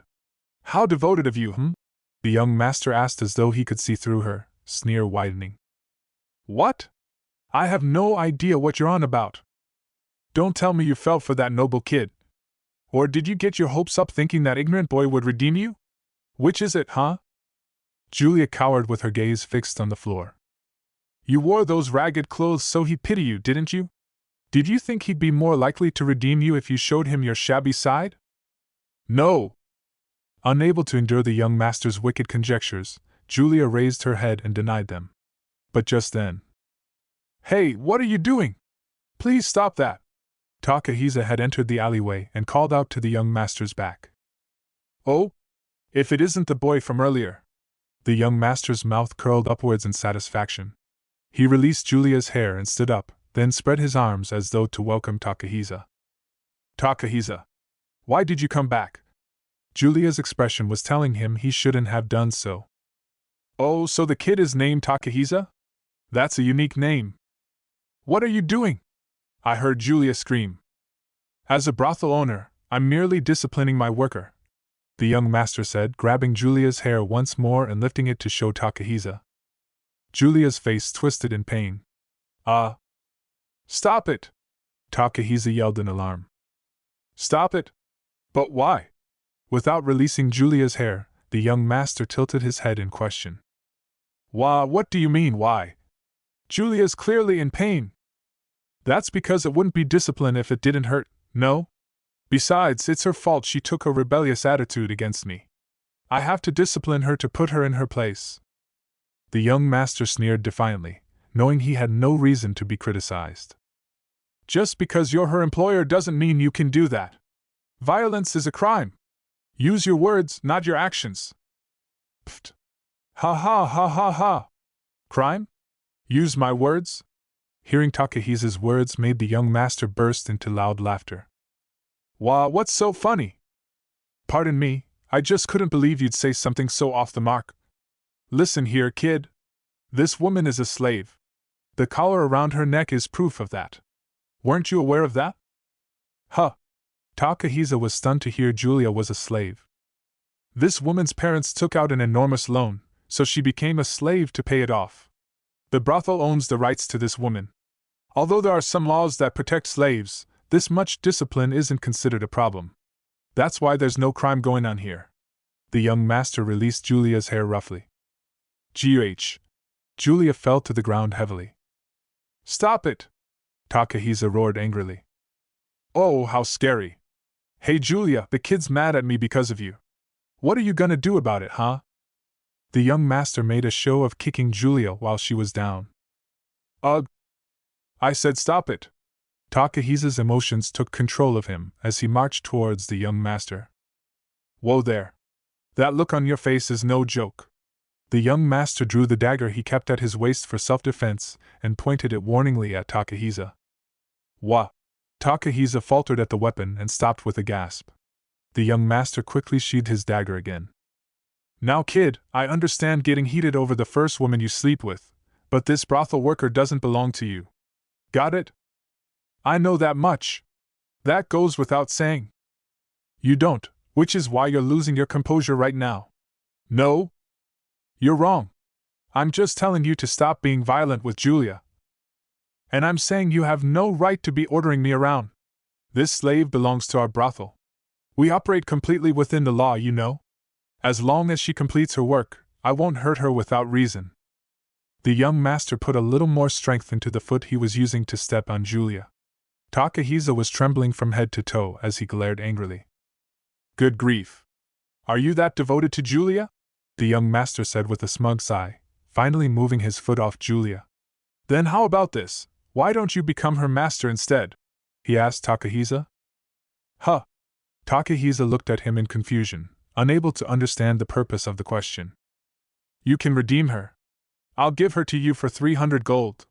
The young master suddenly started talking business by bringing up a price tag for Julia. 300 gold. It was an amount even a noble would hesitate to pay, but Takahisa didn't show much surprise. Part of the reason was because he didn't know the market price of redemption, but he also had no idea how much 300 gold coins were worth. He could only tell that it was a large number, which was why the young master believed he could make a sale if he pushed a little harder. Don't listen to him, Takahisa. Forget about me and go. Julia tried to put a stop to the business talk in a panic. Shut up. Objects have no right to speak. I'm talking to the kid right now. The young master stepped down on Julia again. Ow. Stop it! Takahisa yelled angrily once more. All you have to do is become her master. Then she'll become yours. No one else will be allowed to touch her. People aren't objects. People aren't, yes. But a slave isn't a person. What? Takahisa was lost for words. You like to make yourself sound good, but you paid money to buy this brothel worker too, no? Just like buying bread to satisfy your hunger. What's the difference? The young master looked like he was truly confused with why it was wrong to buy a brothel worker to fulfill one's desires. It's not. It's not the same at all. There's no point talking to you. In the first place, He hadn't bought Julia. He had only gone to her room because she'd asked him to. The one who had paid was Julia herself. These were the words on the tip of Takahisa's tongue, but he swallowed them when he imagined Julia being punished if he said them. Be honest with yourself, kid. You may fancy yourself earnest and upright, but at the end of the day, you snuck out to visit a brothel. You've got desires you're holding back from those around you, don't you? If you admit your desires honestly, I'll prepare exactly what you want. The young master drew close to Takahisa and threw an arm around his shoulders, leaning in to whisper tempting words into his ear. I don't have any such thing. Takahisa reflexively tried to brush the young master's arm away, but the young master held on firmly with his large body and muscular arm. Just between you and me, I've had the opportunity to assist a number of rich men like you before. Our organization runs most of the red light district, after all. If you leave things to me, there'll be no limit to what you can do in the red light district. Of course, it won't come free, but you could even use this woman however you wanted. The young master dragged Julia before Takahisa. I wouldn't do such a thing. Julia is a person, not an object, Takahisa said with a frown. Come on, kid. If you're going to enjoy yourself in a brothel, you have to learn not to trust the words of the workers. Their job is to show men a dream. In order to do that, they'll say whatever they need, to whomever they need, without batting an eye. I don't know what this one said to you today, but none of it is what she truly thinks. With his arm still around Takahisa's shoulder, the young master sighed. You're lying, Takahisa argued, body trembling with anger. I'm not. I'm giving you this advice with your well-being in mind, kid. Every sweet word she whispered in your ear today was a lie to make you like her. She was hoping you'd visit the brothel again, and possibly even pay off her debt for her. You're wrong. She would never do that. I see you've fallen quite hard for Julia. I suppose that means she has done well as a brothel worker, but if you're so insistent about it, you may as well redeem her for 300 gold coins, no? The young master said, suddenly returning to the topic of her debt. What? Ignoring how taken aback Takahisa was, the young master grinned. Hey, show him your face, Julia. You should be begging your beloved Takahisa for this yourself. Be the shabby woman he wants and ask him to redeem you. Today could be your last day as a brothel worker, you know? He said, urging Julia to speak. Eek! Julia flinched and trembled. She raised her head fearfully and met Takahisa's eyes, but she closed her mouth without saying what she was going to say. Ha ha ha! Look how terrified she is. Maybe she thinks you won't buy her if she pleads the wrong way. Well, doesn't it arouse you? You like them shabby, don't you? The young master asked with an amused smirk. Shut up! Takahisa used his strength and forcefully shook the young master's arm off him. In doing so, he lightly shoved the young master away. TCH, that hurts.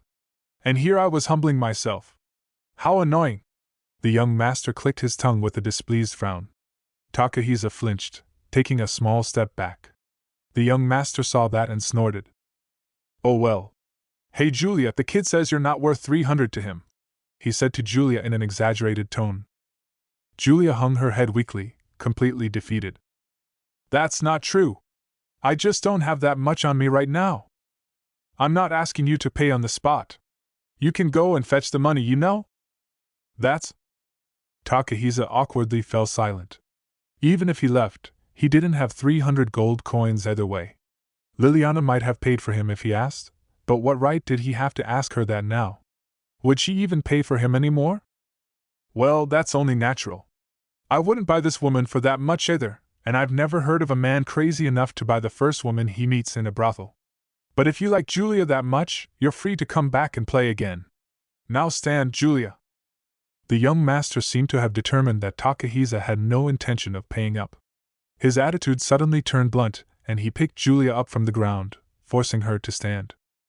Although Julia got to her feet, she made no attempt to look at Takahisa. She kept her gaze fixed downwards as though she was avoiding looking directly at a harsh reality. Do you understand now, Julia? No one redeems a brothel worker so easily. There's no prince who will come to save you. You're showing men dreams, not dreaming for yourself. The young master made a show of drawing Julia into his arms and speaking to her in an encouraging tone.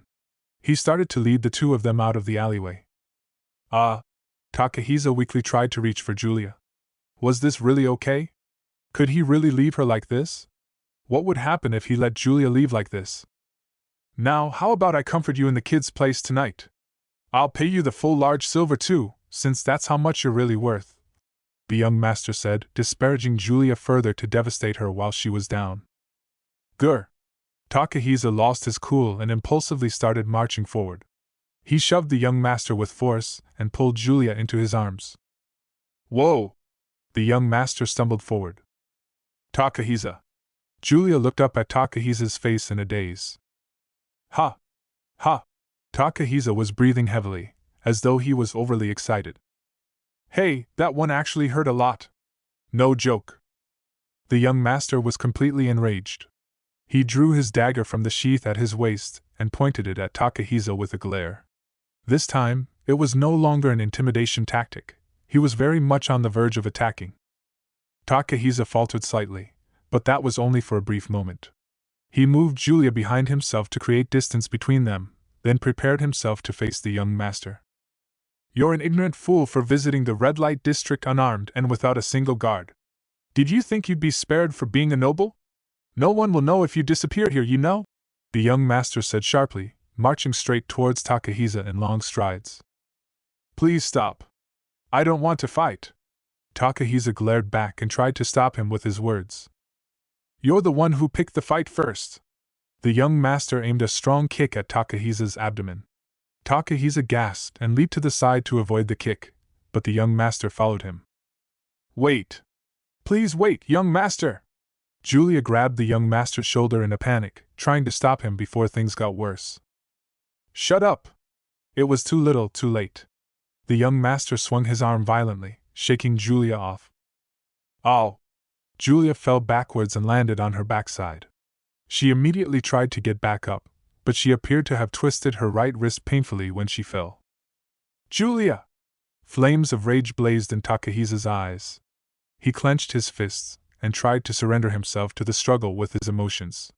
However, whether it was because he wasn't used to fighting or because of his strong aversion to violence, there was a glimpse of hesitation in him. "Hey, what's wrong?" The young master seemed to be experienced with starting fights more often than not, as he showed no reluctance to act violently towards another person. There was no hesitation in his movements as he swung his dagger, throwing out punches and kicks like he was truly familiar with fighting. However, Takahisa had a certain advantage as well, the fact his physical body was enhanced by his divine arms. He darted about swiftly and frantically, avoiding all the young master's attacks. "Arg, this damn brat! Is dodging all you can do? Ha ha!" The red light district was a world where the authority and status of a hero had no power. Takahisa was fighting for his life for the first time ever. Perhaps that was why his breath was so heavy even though his body was enhanced, and why he was gradually being pushed back into the end of the blind alley. "Ha!" Takahisa ran into a bump on the unlevel ground and fell backwards. His loss of balance created a large opening. "Ha!" The young master smiled and took the chance to charge at Takahisa. He braced the dagger in his right hand dramatically. "Am I going to die?" Those were the words that flashed through Takahisa's mind. The blood drained from his face, fear belatedly replacing his emotions. "No! I don't want to!" Takahisa's instincts stirred his body into action. In order to stop the young master's approach, he held his hands in front of him like he was bracing a sword. At the same time, light gathered in his palms and transformed into a divine-looking sword with a reddish glow to its blade. It was Takahisa's divine arms. At that moment, there was less than 2 meters distance between him and the young master. From the young master's point of view, the tip of a sword had suddenly appeared out of nowhere, creating a wicked and lethal trap. "What?" The young master's eyes widened, but it was too late for him to react. Unable to stop his body from moving forward, he impaled himself on the sword Takahisa held before him.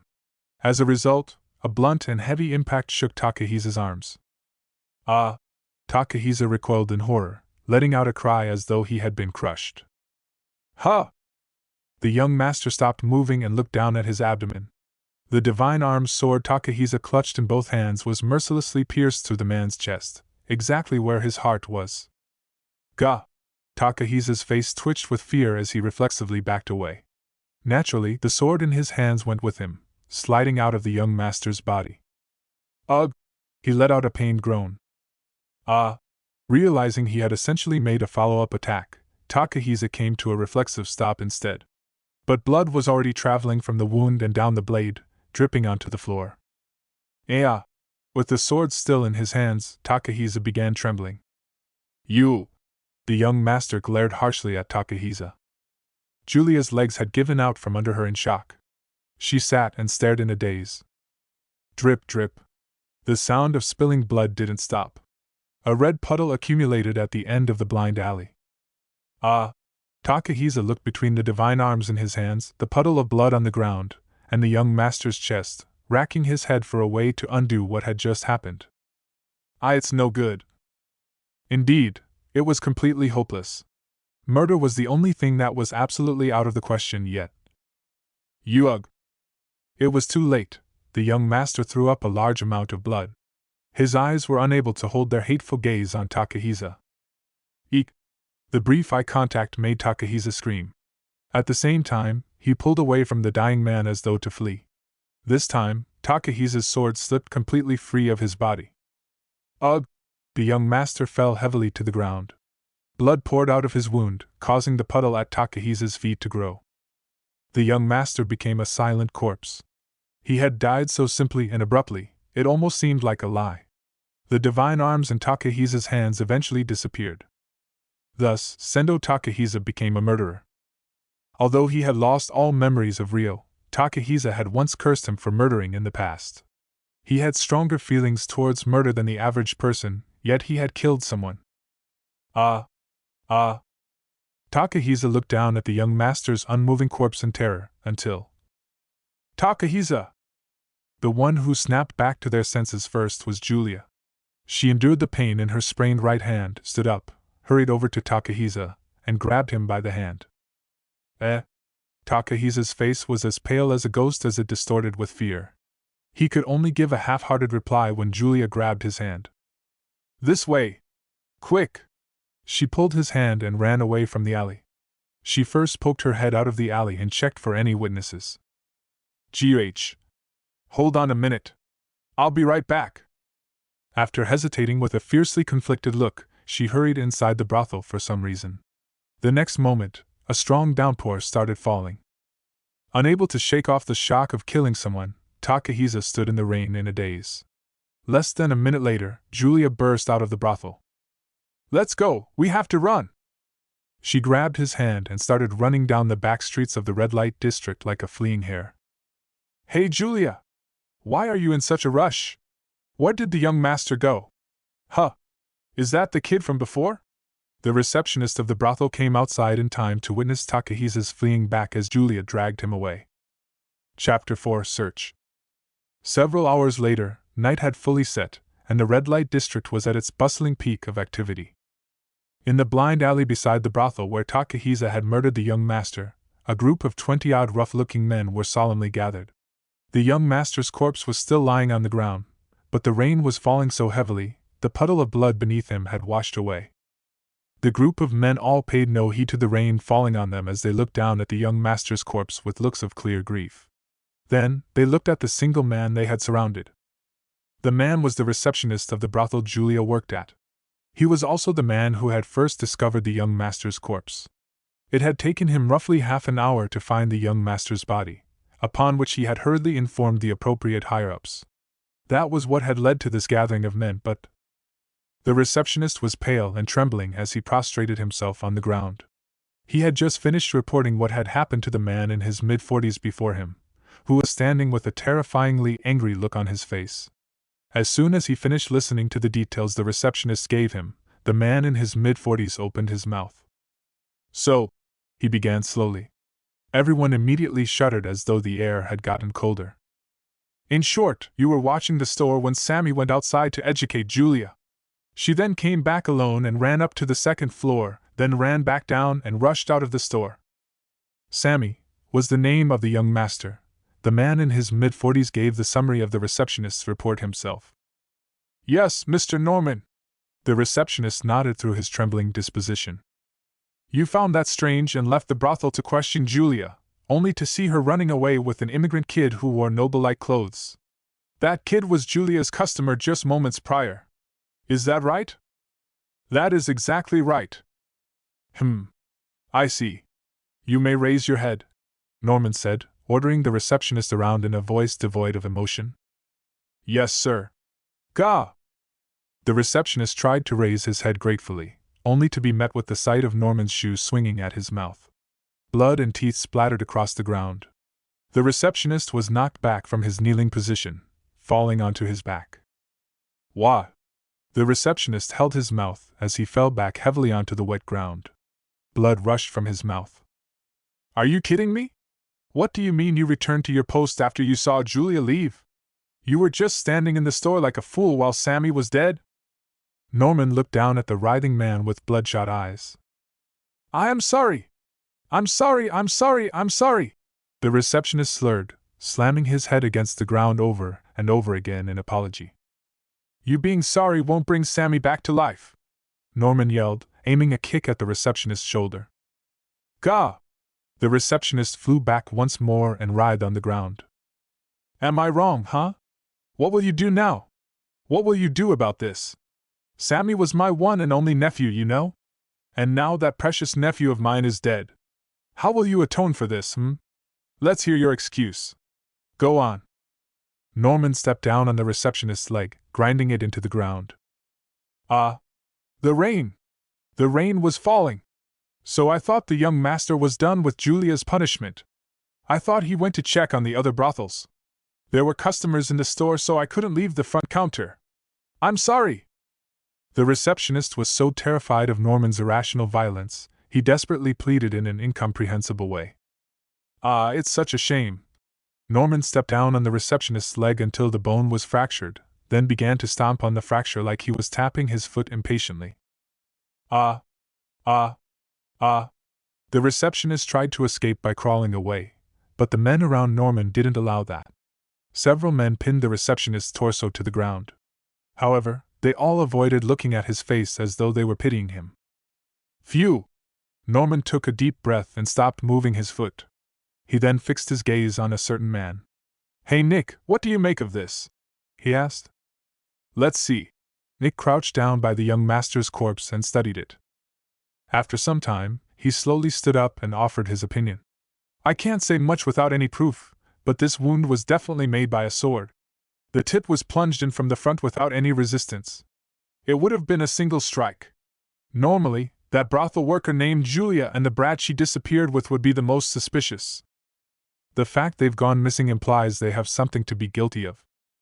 So you think the same? However, what is it? That immigrant brat who was dressed in high-quality noble clothes. He visited the brothel completely unarmed, right? That's what bothers me. Huh? Are you saying there's another suspect? Perhaps so. I mean, it's possible the receptionist could be lying, Nick said, looking down at the man crawling on the ground. Eek. I am not. I'm not lying. Neither of them were holding a sword when they were running away either. The man who had been enduring his pain through his groans realized they were suspecting him and desperately began to yell. Hey! You better be telling the truth, got it? You'll regret it if you lie, Norman said threateningly, landing another kick to go with his question. But what more was there to regret after being beaten up this much? What?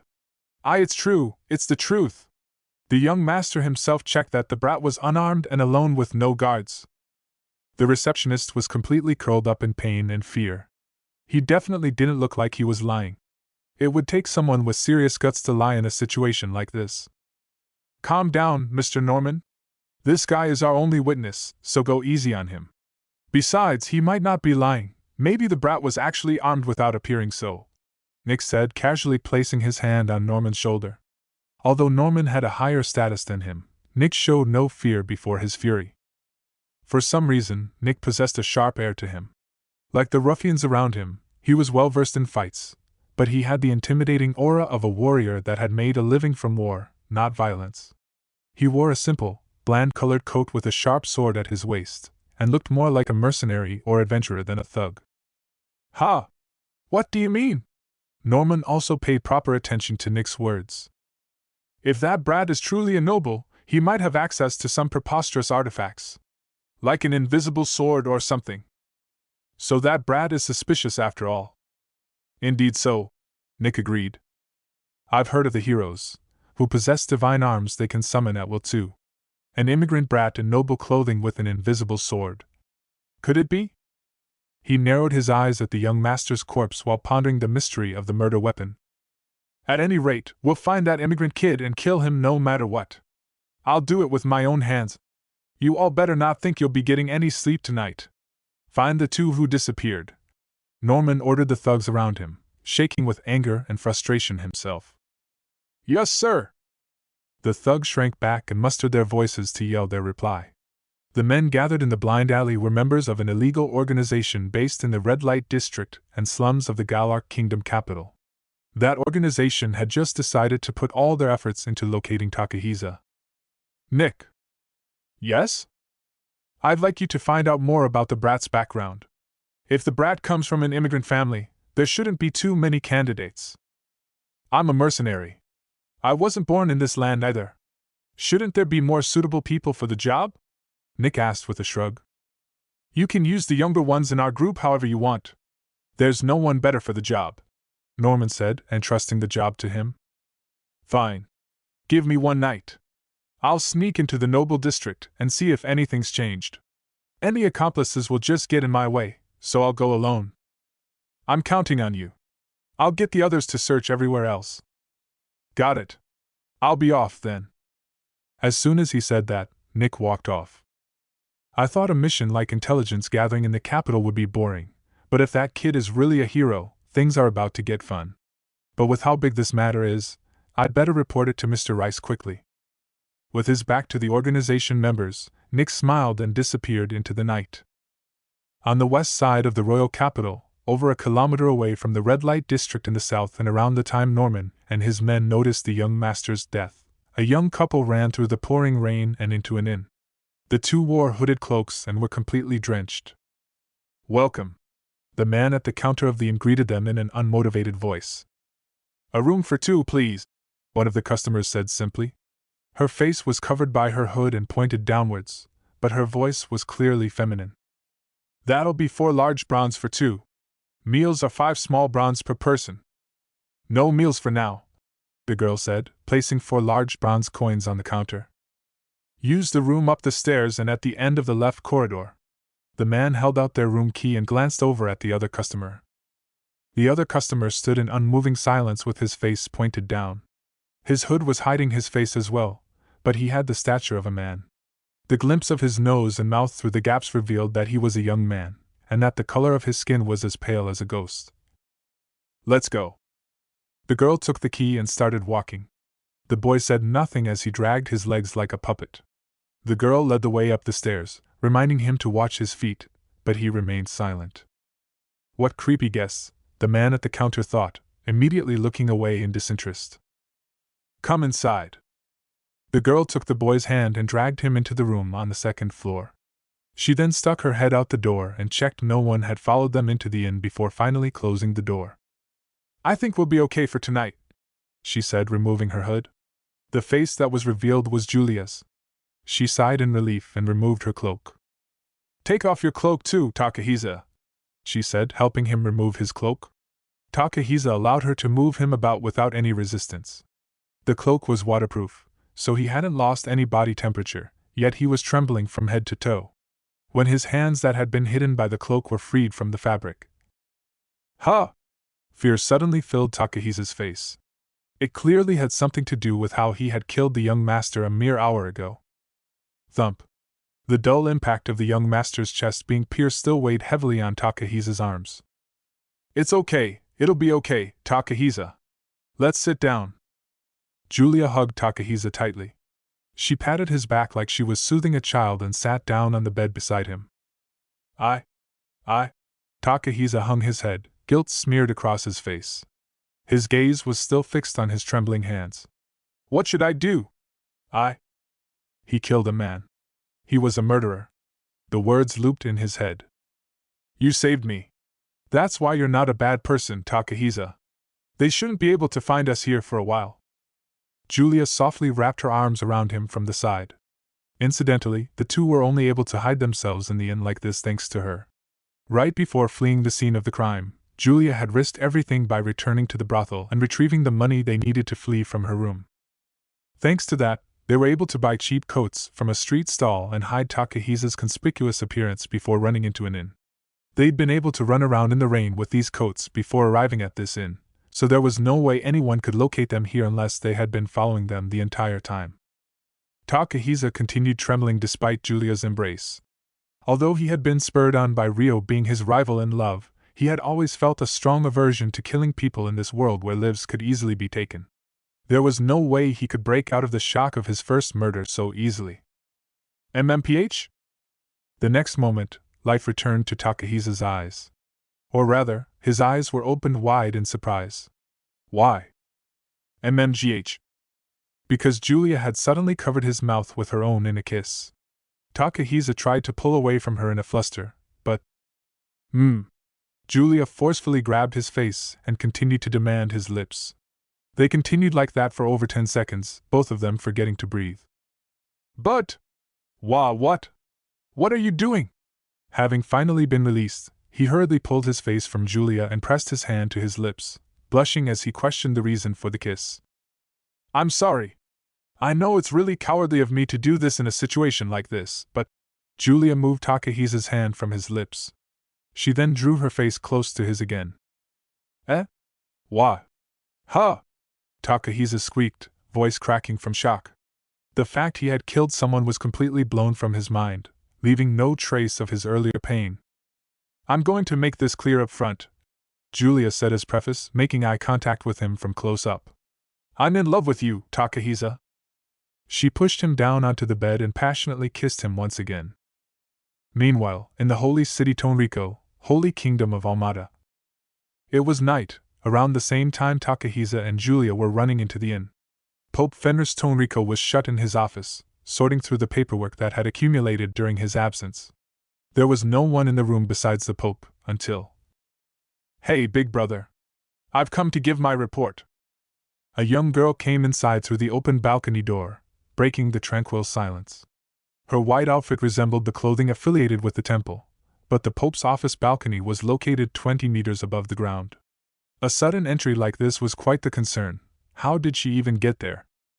"You're late," Fenris said with a sigh, pausing his writing.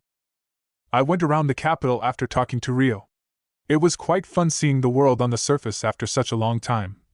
The small girl, Eru, replied, without any hesitation. She had called out to Rio and Sara in the city and spoken to them at the restaurant today. It seemed she had been exploring the capital ever since. "I see your tendency to come and go as you please hasn't changed." "Good grief. Not as much as you." Fenris shot her an exasperated look, but Eru merely giggled. "So how did meeting him go?" "It was a success. First, he isn't the Dragon King we know. He didn't show any reaction to my face. So he's either lost his memory, or he's someone else with the Dragon King's power," she said. "So it's as we thought. On top of that, he didn't come here on Lena's orders. I believe there's very little chance of his receiving Lena's orders at this point in time." "What makes you believe that?" "He didn't seem to know why he came to this land himself. He suspects that something happened here, but he doesn't know what. It was more like he had come here to find proof because he didn't know anything." "I see." Fenris stared into empty space and hummed. "If he's wary of this land creating a problem, we should be fine to just let him be for now. Although I'd personally like to interact with him more. Please refrain from making unnecessary contact." "I know. I'm just saying to keep off the ground." A sudden entry like this was quite the concern. How did she even get there? "You're late," Fenris said with a sigh, pausing his writing. "I went around the capital after talking to Rio. It was quite fun seeing the world on the surface after such a long time." The small girl, Eru, replied, without any hesitation. She had called out to Rio and Sara in the city and spoken to them at the restaurant today. It seemed she had been exploring the capital ever since. "I see your tendency to come and go as you please hasn't changed." "Good grief. Not as much as you." Fenris shot her an exasperated look, but Eru merely giggled. "So how did meeting him go?" "It was a success. First, he isn't the Dragon King we know. He didn't show any reaction to my face. So he's either lost his memory, or he's someone else with the Dragon King's power," she said. "So it's as we thought. On top of that, he didn't come here on Lena's orders. I believe there's very little chance of his receiving Lena's orders at this point in time." "What makes you believe that?" "He didn't seem to know why he came to this land himself. He suspects that something happened here, but he doesn't know what. It was more like he had come here to find proof because he didn't know anything." "I see." Fenris stared into empty space and hummed. "If he's wary of this land creating a problem, we should be fine to just let him be for now. Although I'd personally like to interact with him more. Please refrain from making unnecessary contact." "I know. I'm just saying to keep leaving it to me if you wish to pry into his movements from here. Didn't you have things you wanted to get done elsewhere while he was here? That's why you came back for the golem, right?" "I still intended on staying here for a little longer." Rio had left the Galark kingdom, scattering the combat power of his side. It was the best chance to take out all of his forces individually, but Fenris was hesitant. And the reason for that was… "Are you still worried about that girl?" "Yes. Even without any orders, Lena must have foreseen him coming to this land." Fenris suspected Rio had made preparations for this situation where he was away from the Galark kingdom with his forces scattered. Perhaps that's what she's aiming for. Hinting at her presence to control her opponent's movements is one of that woman's devious tricks. How many times have we regretted sitting back and watching carefully? "Right." Fenris sighed heavily, as though to express how much he hated fighting the wise god Lena. "Besides, there's a limit to that woman's precognition. There's nothing she can do about helpless situations even if she predicts them. That's why I think we should take the offensive and move how we want. Especially for plans that normally would have a high chance of succeeding." "You're being very encouraging today." "Because it sounds more interesting this way, no?" Eris said, her smile full of curiosity. Good grief. Besides, you're about to mobilize the golem you've kept stored away so carefully for the past 1,000 years. I doubt anyone besides the Transcendent Ones and their disciples could stop that thing. If they could, it would be proof there are other Transcendent Ones or disciples besides the Dragon King out there. That's why it isn't a bad idea all round. You could even go all out and mobilize multiple at once. You have a point. If we're going to be stepping on the dragon's tail anyway. Fenris hummed as though he had made up his mind. Just then, a knock came from the door of the Pope's office. Eru immediately retreated to the balcony with a shrug, not wanting the trouble of explaining her presence. You may enter, Fenris said. The door opened and his secretary Anna Mendoza entered the room. My apologies for the late visit, Your Holiness. Someone has asked for an urgent audience with you. We would normally have turned them away at this ridiculous hour, but he was in possession of an article with your personal emblem on it, the priest said with a shameful look. Oh? Who is it? Only a select few people were in possession of Fenris's emblem. At the same time, there were only a small number of people aware that he had returned to the Holy Capital. A mercenary named Nick. Was it a coincidence? The name Anna uttered was the same as that of the mercenary hired by Norman in the capital of the Galark Kingdom, currently investigating the death of the young master. Is that so? Tell him I would love to speak to him. Escort him to this room instead of the public audience hall. There will be no need for guards. Right away. Anna bowed respectfully and left to fetch Nick. Nick should be undercover in the Galark Kingdom capital right now. A report with this timing is intriguing. What will he have to say? Fenris smiled in delight as he leaned back in his seat. Meanwhile, at the mansion in the Galark Kingdom, the same night Takahisa killed the young master. Unable to sleep, Ayase Miharu repeatedly sighed into the darkness. Naturally, the source of her woes was Takahisa's disappearance. I don't like you, Takahisa. I hate you. I won't be with you. I don't want to be near you. Don't show your face in front of me ever again. The words she had said at the height of her emotions looped in her head. Was it because I said that to him? Because I slapped him? Miharu looked down at the palm of the hand she had used to slap him and pursed her lips bitterly. You're in love with me, aren't you, Lily? Aren't you saying such horrible things for the sake of your kingdom, because you don't want me to be with Miharu? The moment she saw Takahisa verbally attacking Liliana, she had been unable to hold back the anger overflowing from her heart. After all, Miharu had already informed Takahisa that she couldn't reciprocate his feelings. So why had he been insulting Liliana as though Miharu had responded to him? Why had he been speaking so badly of Liliana? That was what Miharu couldn't understand. She couldn't forgive him for hurting Liliana like that, and she couldn't forgive herself for not rejecting him more clearly before. Before she knew it, her body was moving of her own accord and slapping him. It was the first time she had felt that much anger towards someone. She didn't know what else she could have done at that moment, and she'd believed what she did was right at the time. But now that Takahisa had disappeared, what should I have done instead? Was it her fault she had rejected him? Should she have accepted his feelings? Would things have gone better if she had responded to his feelings? Just what would the right thing to do have been? Those were the questions Miharu pondered to herself. And that wasn't the only thing on her mind. That dream. Miharu recalled the words in the dream she'd had just the other day. You will have to make a decision at some point. An extremely vital decision. I highly recommend you choose the wrong choice. In her dream, an unfamiliar woman's voice had spoken to her.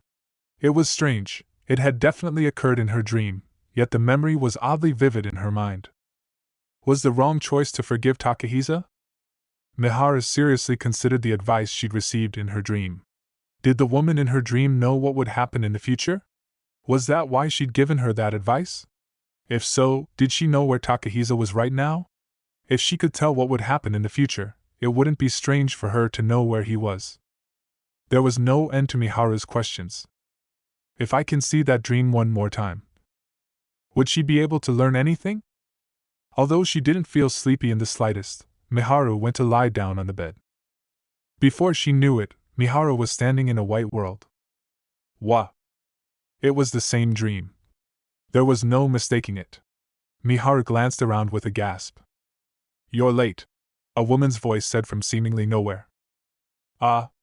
Although she couldn't see her, Mihara recognized the voice as the same one that had spoken to her last time. It's your first time sleeping in 2 days, so you were knocked out as soon as you went to lie down, the owner of the voice said to Miharu. Huh! Unable to understand what the voice was telling her so suddenly, Mihara tilted her head blankly. You didn't sleep a wink after slapping him yesterday, remember? That's why you were sleep-deprived today. Oh, right. Mihara nodded, taken aback by how the words meant she had been watched the entire time. But she soon snapped back to her senses. Do you know where Takahisa is right now? She asked the voice. Cutting right to the chase, I see. Well, I guess you could say I do. Please tell me. I can't. The owner of the voice rejected Miharu's request curtly. Why not? I'm not trying to be mean. The future that I know of isn't something I can share with others to begin with. Doing so would break taboos and levy a penalty upon me, so it's too risky. Well, there are some things I'm willing to risk the penalty for, but not this one, the voice said, explaining the reason she couldn't tell Miharu the future. Miharu's expression indicated how much she wanted to know the answer anyway, but she didn't say anything out loud. She held her silence in frustration. More importantly, you seem to be confident that I know the future. You don't think this is a regular dream, do you? The voice continued, breaking the silence. I do, but... But what? Miharu herself didn't know what she wanted to say and struggled for words. It's because you're grasping at straws, isn't it? Do you really want to know his location so badly? I do. Miharu nodded immediately. Didn't you say you'd never forgive him? You never wanted to see his face again, right? Why do you care where he is? The voice asked sadistically. That's... Miharu was at a loss for words. Is it because you didn't think this would happen? Impulsive actions come hand in hand with regret, you know? The voice pointed out as though she could read Miharu's mind. Yes. Miharu nodded glumly.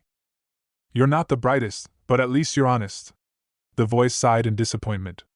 The reason I can't tell you his location is because it's too late already. The future has already branched, she explained. The future has branched? And what do you mean by too late? Yes.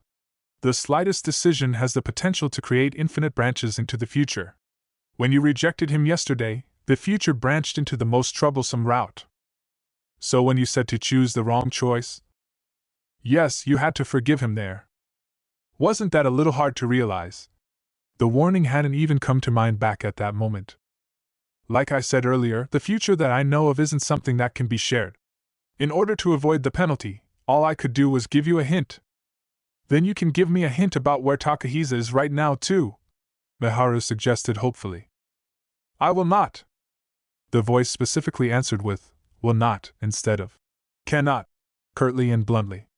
Pressured by the force of that response, Miharu swallowed back her next words.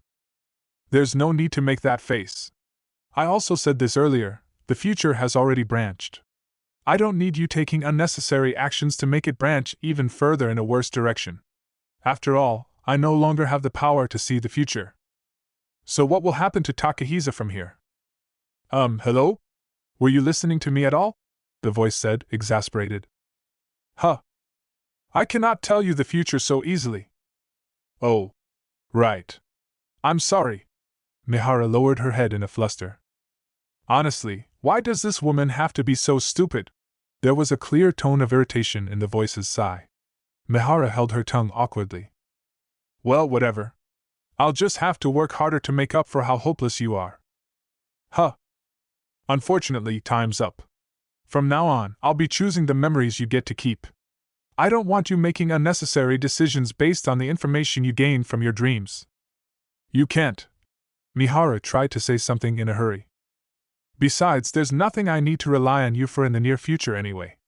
If anything, this branch in the future means an event beyond your capabilities will occur. What? Miharu started speaking, but quickly stopped herself from asking what kind of event it would be mid-sentence. At least you've learned a little. Keep showing me your intelligent side and I'll rely on you again someday. Do your best. Right. Oh, and one more thing. The voice paused as though she had just remembered something. I need to borrow your body for a bit, she said out of the blue. What? There'll be a big reward for you at the end, so look forward to it, the voice said while Miharu was still dumbfounded, and Miharu's consciousness cut off there. Chapter 5. Already too late. In the capital of the Galar Kingdom, inside a cheap inn downtown, morning was nearly over, and the time was fast approaching noon. Sendo Takahisa woke up. He seemed to have fallen asleep on his side. His mind slowly surfaced from sleep and he opened his eyes to see Julia's face right before him. "Oh, you're awake." The two had fallen asleep beneath the same thin blanket. Takahisa blinked a few times, still half asleep. "Good morning, Takahisa," Julia said with a grin. "Morning," he eventually said with a blush. Are you blushing?" Julia asked teasingly. "If you woke up first, you could have woken me." Takahisa looked away from Julia to hide his embarrassment. "I wanted to watch your sleeping face." "I see. And I only just woke up as well. It should almost be noon, I think." "Huh? We slept for that long?" "Well, yeah, considering everything we did last night. You know?" Julia's cheeks reddened as she grinned mischievously. Takahisa's face grew redder and redder. "You're so easy to read, Takahisa." "Ha!" Julia grinned and clung to Takahisa. "Wah! Hey! They're touching me! Why aren't you wearing any clothes?" Takahisa warned her in a panic. He used both his hands to stop her from clinging to him naked. "Eh? We went way further than just touching each other yesterday. Isn't it a bit late for that?" "Well, who was the one devouring my body as he pleased again?" Julia snuggled up to Takahisa and questioned him with feigned innocence. "You were the one who started it. Doing what you pleased." Takahisa stopped pushing her back with his hands and gave in to her. "Then we're equally to blame," Julia said with a cheerful smile. Takahisa smiled back at her peacefully. Just then, both their stomachs rumbled at the same time. They both giggled at the sound. "Sounds like we're hungry. Let's go get some food," Julia suggested. Thus, the two went on their way to find food. Roughly half an hour later. "Thank you for the meal." Takahisa and Julia finished eating the food they'd brought to their room from the inn's dining hall and sat face to face at the table. "Phew, I'm so full." Julia sighed in satisfaction. "Yeah, we ate well." Takahisa, who'd finished eating just a little before her, rubbed his stomach and agreed. Julia hadn't eaten anything since noon the previous day, and Takahisa's last meal had been dinner 2 nights ago, so they had spent the entire meal eating in silence. "It feels like I'm living life to the fullest right now," Julia said, staring into the distance with a look of happiness. "What about you, Takahisa?" she asked. "Yeah. I'm managing to hold on thanks to you, Julia." Takahisa clenched his jaw with a pained look, his expression steeped with intense guilt. The mistakes he'd made at the castle and his murder of the young master weighed on his chest like a thorny lump. "It's not your fault," Julia suddenly said, defending Takahisa. "Huh! The young master's death wasn't your fault. He merely received divine punishment for all the evil deeds he'd committed until now. A man like that deserved to die." Takahisa lowered his head in guilt, saying nothing in response. "He treated people like objects. He threatened people, stole their freedom, pocketed all the money other people risked their lives to earn, and acted like he was within his rights to do all of it. He'd get angry at the slightest criticism and wave his weapons around. He was the worst scum in the world." Julia justified the young master's death, speaking as though she was relieved. "But it isn't right to kill people." "You're wrong." "WH." Takahisa's eyes widened at how harshly Julia had spoken in denial. "You're wrong. You didn't kill him. You saved me, Takahisa." "But saving people is a good thing, isn't it? Or are you saying it's bad to save others?" "That's just an excuse," were the words on the tip of Takahisa's tongue. But he didn't say them out loud. He swallowed them before they came spilling out and held his silence. Perhaps he wanted to soften the pressure of his sins and find peace in Julia's words. "I'd always hated it. I always felt pathetic. Being forced to return a loan I didn't take out, being forced to become a slave and work in a brothel, having no freedom. I was reminded at every point that there was nothing I could do about it. I ran away from that unpleasant reality with no hope for tomorrow, because it was easier to live without thinking." Julia suddenly clutched her slave collar and started talking about her life. She then stood up from her seat and walked over to where Takahisa sat facing her. Takahisa, you're the one who saved me from that. You're the one who gave me a new tomorrow. When the young master died, my first thought was, I'm finally free. It's all thanks to you. You're my prince, she emphasized, shaking his shoulders. Julia. That's why you're not bad. I won't forgive anyone who says what you did was wrong. Julia embraced Takahisa as though to say she'd protect him. Thank you? But I'm really not a prince. Takahisa's facial muscles relaxed as though he had been saved. He smiled shyly as the weight lifted off his shoulders. I told you yesterday you'd do as my prince, didn't I? Do you have an obsession with princes or something? Well, I did always admire them. I lived every day hoping a prince would come save me one day, Julia answered, using Takahisa's thighs as a seat as she clung to him. I see. Takahisa startled at the sudden contact. Besides… The first time I saw you, I truly thought you were like a prince.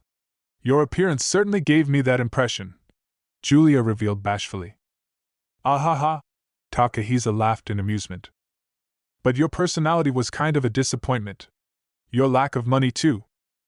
Ha. Takahisa's smile twitched at Julia's follow-up comment. If you're not a prince, though, what are you? Julia watched Takahisa for his reaction as she finally asked about his background. Come to think of it, I still haven't told you about myself. You didn't ask anything either. Yeah, because you obviously had some things going on. But will you tell me now? Seated on Takahisa's lap, Julia peered into his face at point-blank range. I'm a hero. Takahisa made up his mind and revealed his identity. Huh. Julia was taken aback and blinked. I'm a hero. The one from the kingdom of Santa Stella. I was staying in the Galark castle until yesterday, Takahisa added with a wry smile. Huh. Why? Do you know what a hero is? I do, but what? A hero? You. Julia leaned back in utter surprise. Yup, me. Isn't that more amazing than a prince? I don't think so. The corner of Takahisa's mouth crinkled up in embarrassment. Huh. Julia raised her voice, staring at Takahisa. Huh. Is it really that surprising? Takahisa had no idea what a normal reaction towards a hero should be, so all he did was shrug uncomfortably. Of course it is. Heroes are the people who appear in the fairy tales that everyone knows. I knew there was some commotion before about the heroes appearing, but I never expected to meet or speak to one in person. You met me yesterday and we've been talking this entire time. If anything, the way you're clinging so closely to me is more. Takahisa pointed out with a subtle blush.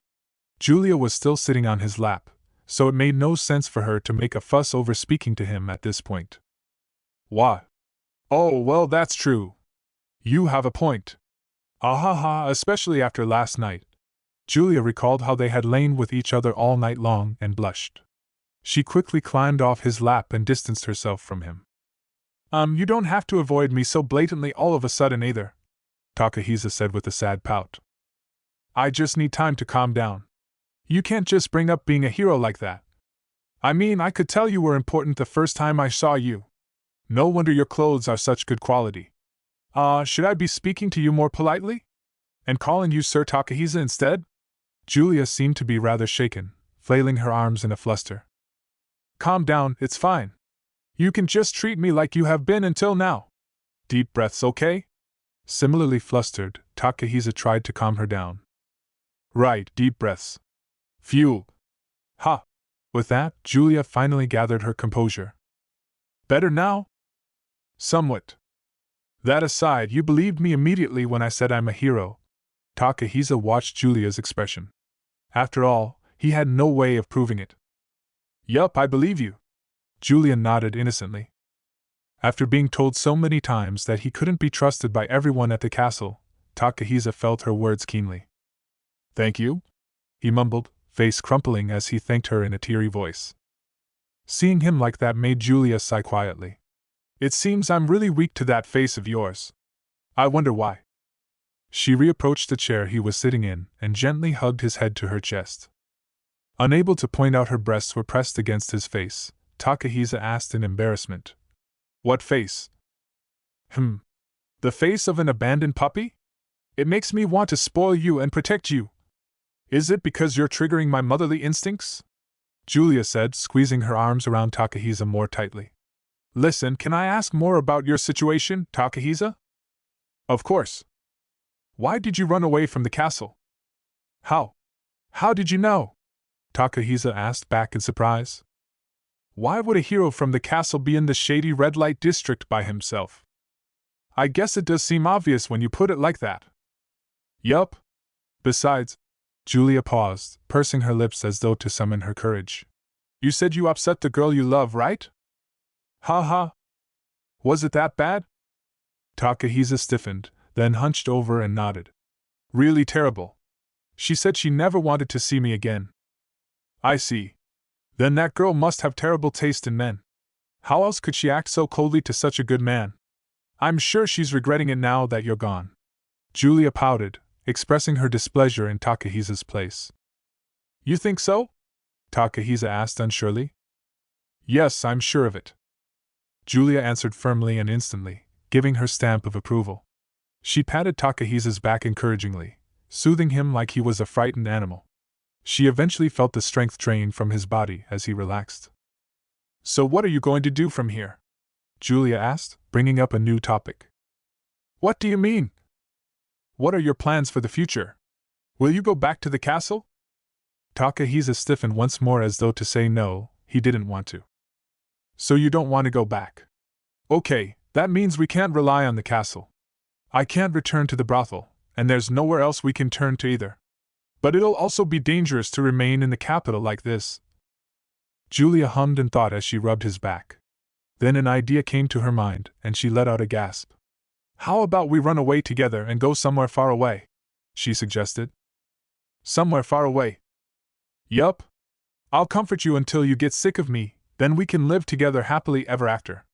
Once we become old and wrinkly, we'll look back on what happened yesterday and today and tell each other, I remember that man, he was better off dead after all, and oh yeah, there was a woman like that, but I'm much happier with Julia instead. And laugh over it. By then, time would have healed everything. That's why they should throw everything aside and run away together, was what Julia said to Takahisa with a carefree smile. Yeah. You're right. That might be good too. Takahisa paused for a while, but eventually nodded his head. All right, it's decided, Julia said excitedly, happily clinging tighter to Takahisa. We'll have to prepare for our departure. What do we need for a journey? Travel expenses? I wonder if I have enough money. In high spirits, she quickly went over all the things they needed to do before they left in her head. If it's money we need, how about we sell my clothes? Takahisa suggested, watching Julia with a smile. Huh? Is that okay? They look like such expensive clothes. That's precisely why. I'll only stand out if I wear them, so it's better to get rid of them. Selling them would be better than throwing them away. I see. Then if you don't mind, let's do that. Thank you. Julia beamed as she thanked him. It's fine. The problem is where to sell them. We have to sell them off and leave as quickly as possible. The organization the young master was in has quite a lot of influence over the poorer parts of the city, so we won't be able to hide forever. They would have noticed his death and started the search for the two of them by now, Julia explained. I see. Then we better hurry. Yup. I know a good store to sell at.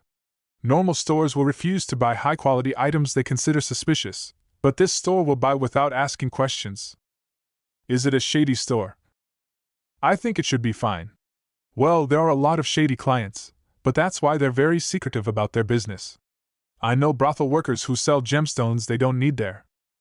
All right, then let's go there together. No. I'll go alone. Huh? Why? They know we ran away together, so they'll be on the lookout for hooded people walking in a pair. In that case, I'll go alone. You've never been to this side of the city, have you? Would you know where it is even if I gave you the address? Burk. You wouldn't know how to live outside a castle. Leave this to me. Takahisa gave in and nodded. Fine. But be careful. Of course. With that decided. From where she sat on Takahisa's lap, Julia brought her face close to his as though she was about to kiss him, and started groping his upper body over his clothes flirtatiously. Hey, weren't you about to leave to sell the clothes? Just what had Takahisa imagined? He blushed until he looked like his face had been painted with bright red paint. I'm checking for what can be sold. It'd be pitiful to leave you naked, so I'll spare your shirt and pants. Julia grinned and began to strip Takahisa of his clothes. In the morning, around the time Takahisa and Julia woke up, the silver werewolf girl Sarah had left the Galark castle with Charlotte's personal guards in order to search for Takahisa. Sarah's contract spirit, Hell, was materialized in the shape of a large dog and led the way. A downpour of rain last night had caused the search to be called off. The rain had washed away any scent of Takahisa, making it difficult to track him. But that was no trouble for Hell's and Sarah's senses of smell after enhancing their bodies with spirit arts. They took over the search from where the castle's search team had left off yesterday and spent several long hours searching from early morning. Eventually, they arrived at the red light district of the capital and paused at the entrance of the main street leading in. There's no mistaking it. The scent continues this way, Sarah said to the young female knight with her. This way leads to the red light district. The commander of the knights, named Louise, checked their location on a map. She didn't seem to have a very good impression of the red light district, as there was a grim look on her face as she spoke. Red light district? Sarah tilted her head curiously, unfamiliar with the term. There was no red light district in the spirit folk village, so that was a natural reaction for her. It's, well, a place where certain services are sold. Ahem. It's not a very safe area. But there should be no problems during the day, so let's continue with care. Embarrassed by explaining such a thing, Louise cleared her throat and brushed off the matter. All right. Thus, Sarah and the knights braced themselves and entered the red light district. This scent is. There were barely any people on the streets of the red light district at this early hour, but there was a strong and peculiar scent ingrained in the area. That seemed to make Sarah realize what kind of place they were in, as she blushed faintly. It's this way, she said, clearing her throat briefly. She led the knights to a back street off the main road. However, oh, this seems to be a dead end, Louise said, looking around at the alley. It seems he stopped here for some time. He was probably sitting here, Sarah explained, pointing to where the scent was the strongest. You can even tell he was sitting? That's amazing. No one must be able to escape you in hell. Louise praised the two of them in awe. It's not that big of a deal. Let's turn back. I'll search for where he went from here. Sarah looked a little shy as she shook her head, then turned back to the main street of the red light district. This time, she noticed Takahisa's scent leading down a different alley and followed the scent down that way. They proceeded down the back street of the red light district until Sarah and Hell stopped before a certain building. It seems he entered this building, Sarah reported, looking up at the building. It was the brothel that Julia had worked at until yesterday. The knights all had awkward expressions on their faces. They knew he had run away out of grief, but they didn't want to believe a hero had run straight into a brothel. There was someone with him. A young woman, I believe, Sarah added hesitantly. I see. And they went in here. We'll have to go in and ask. Louise sighed and moved to enter the building. Please wait a moment, Sarah said, stopping her. Is something the matter? Sarah pointed at the alley beside the brothel. The scent continues into that alley beside the building. It seems like a dead end, so let's check that out first. All right. Thus, the group entered the alley beside the building. That being said, the dead-end alley was less than 10 meters long, and immediately came to a stop from the walls of other buildings. The group stopped as soon as they entered the alley. Louise looked around at the alley and tilted her head curiously. What was Sir Takahisa doing here? The dead end of the alley could clearly be seen without even entering it. There was no need to turn into such a place for no particular reason. A grim look came over Sarah's face as she walked down the alley with Hell. When she reached a certain spot, she crouched down. It was the spot where the young master had died. His corpse had already been moved, and the blood had been washed away by the rain, but there's no mistaking it. This is the scent of blood. Sarah sniffed out the lingering scent with certainty. The problem was whom the blood belonged to, and why it had been spilled here.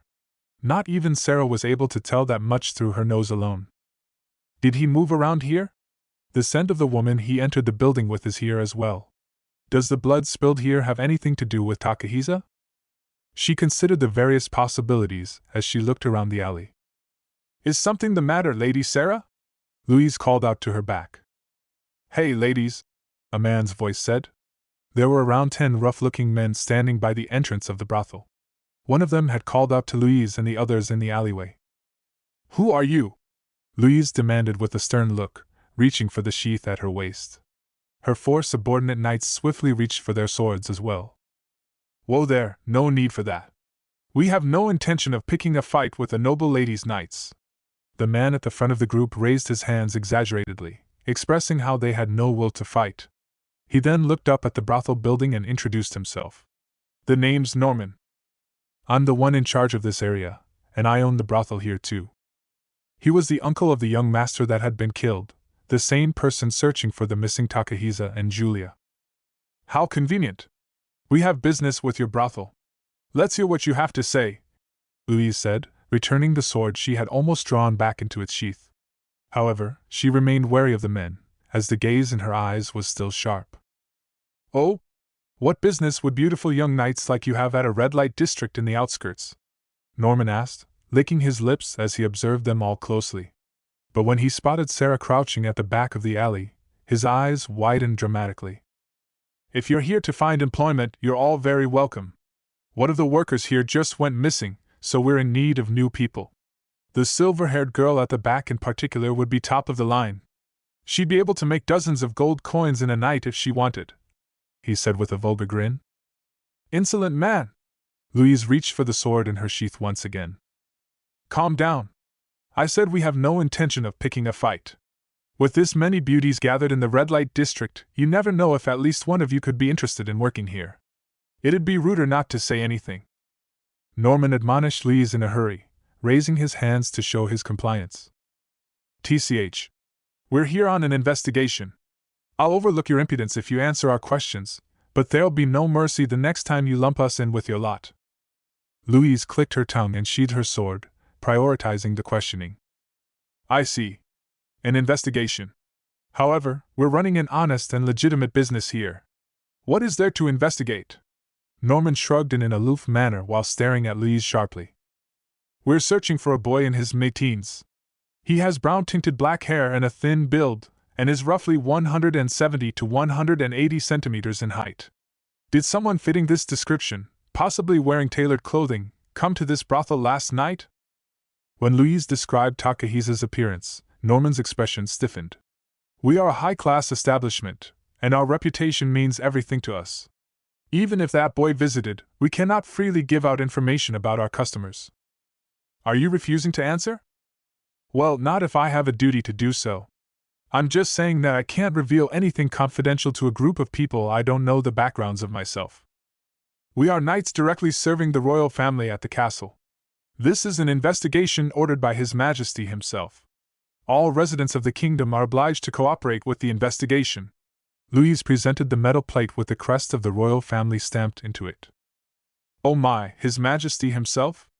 In that case, as a citizen living in this kingdom, I will endeavor to answer the best that I can. Norman agreed to the questioning in a dramatic tone. Did a boy matching those features come here?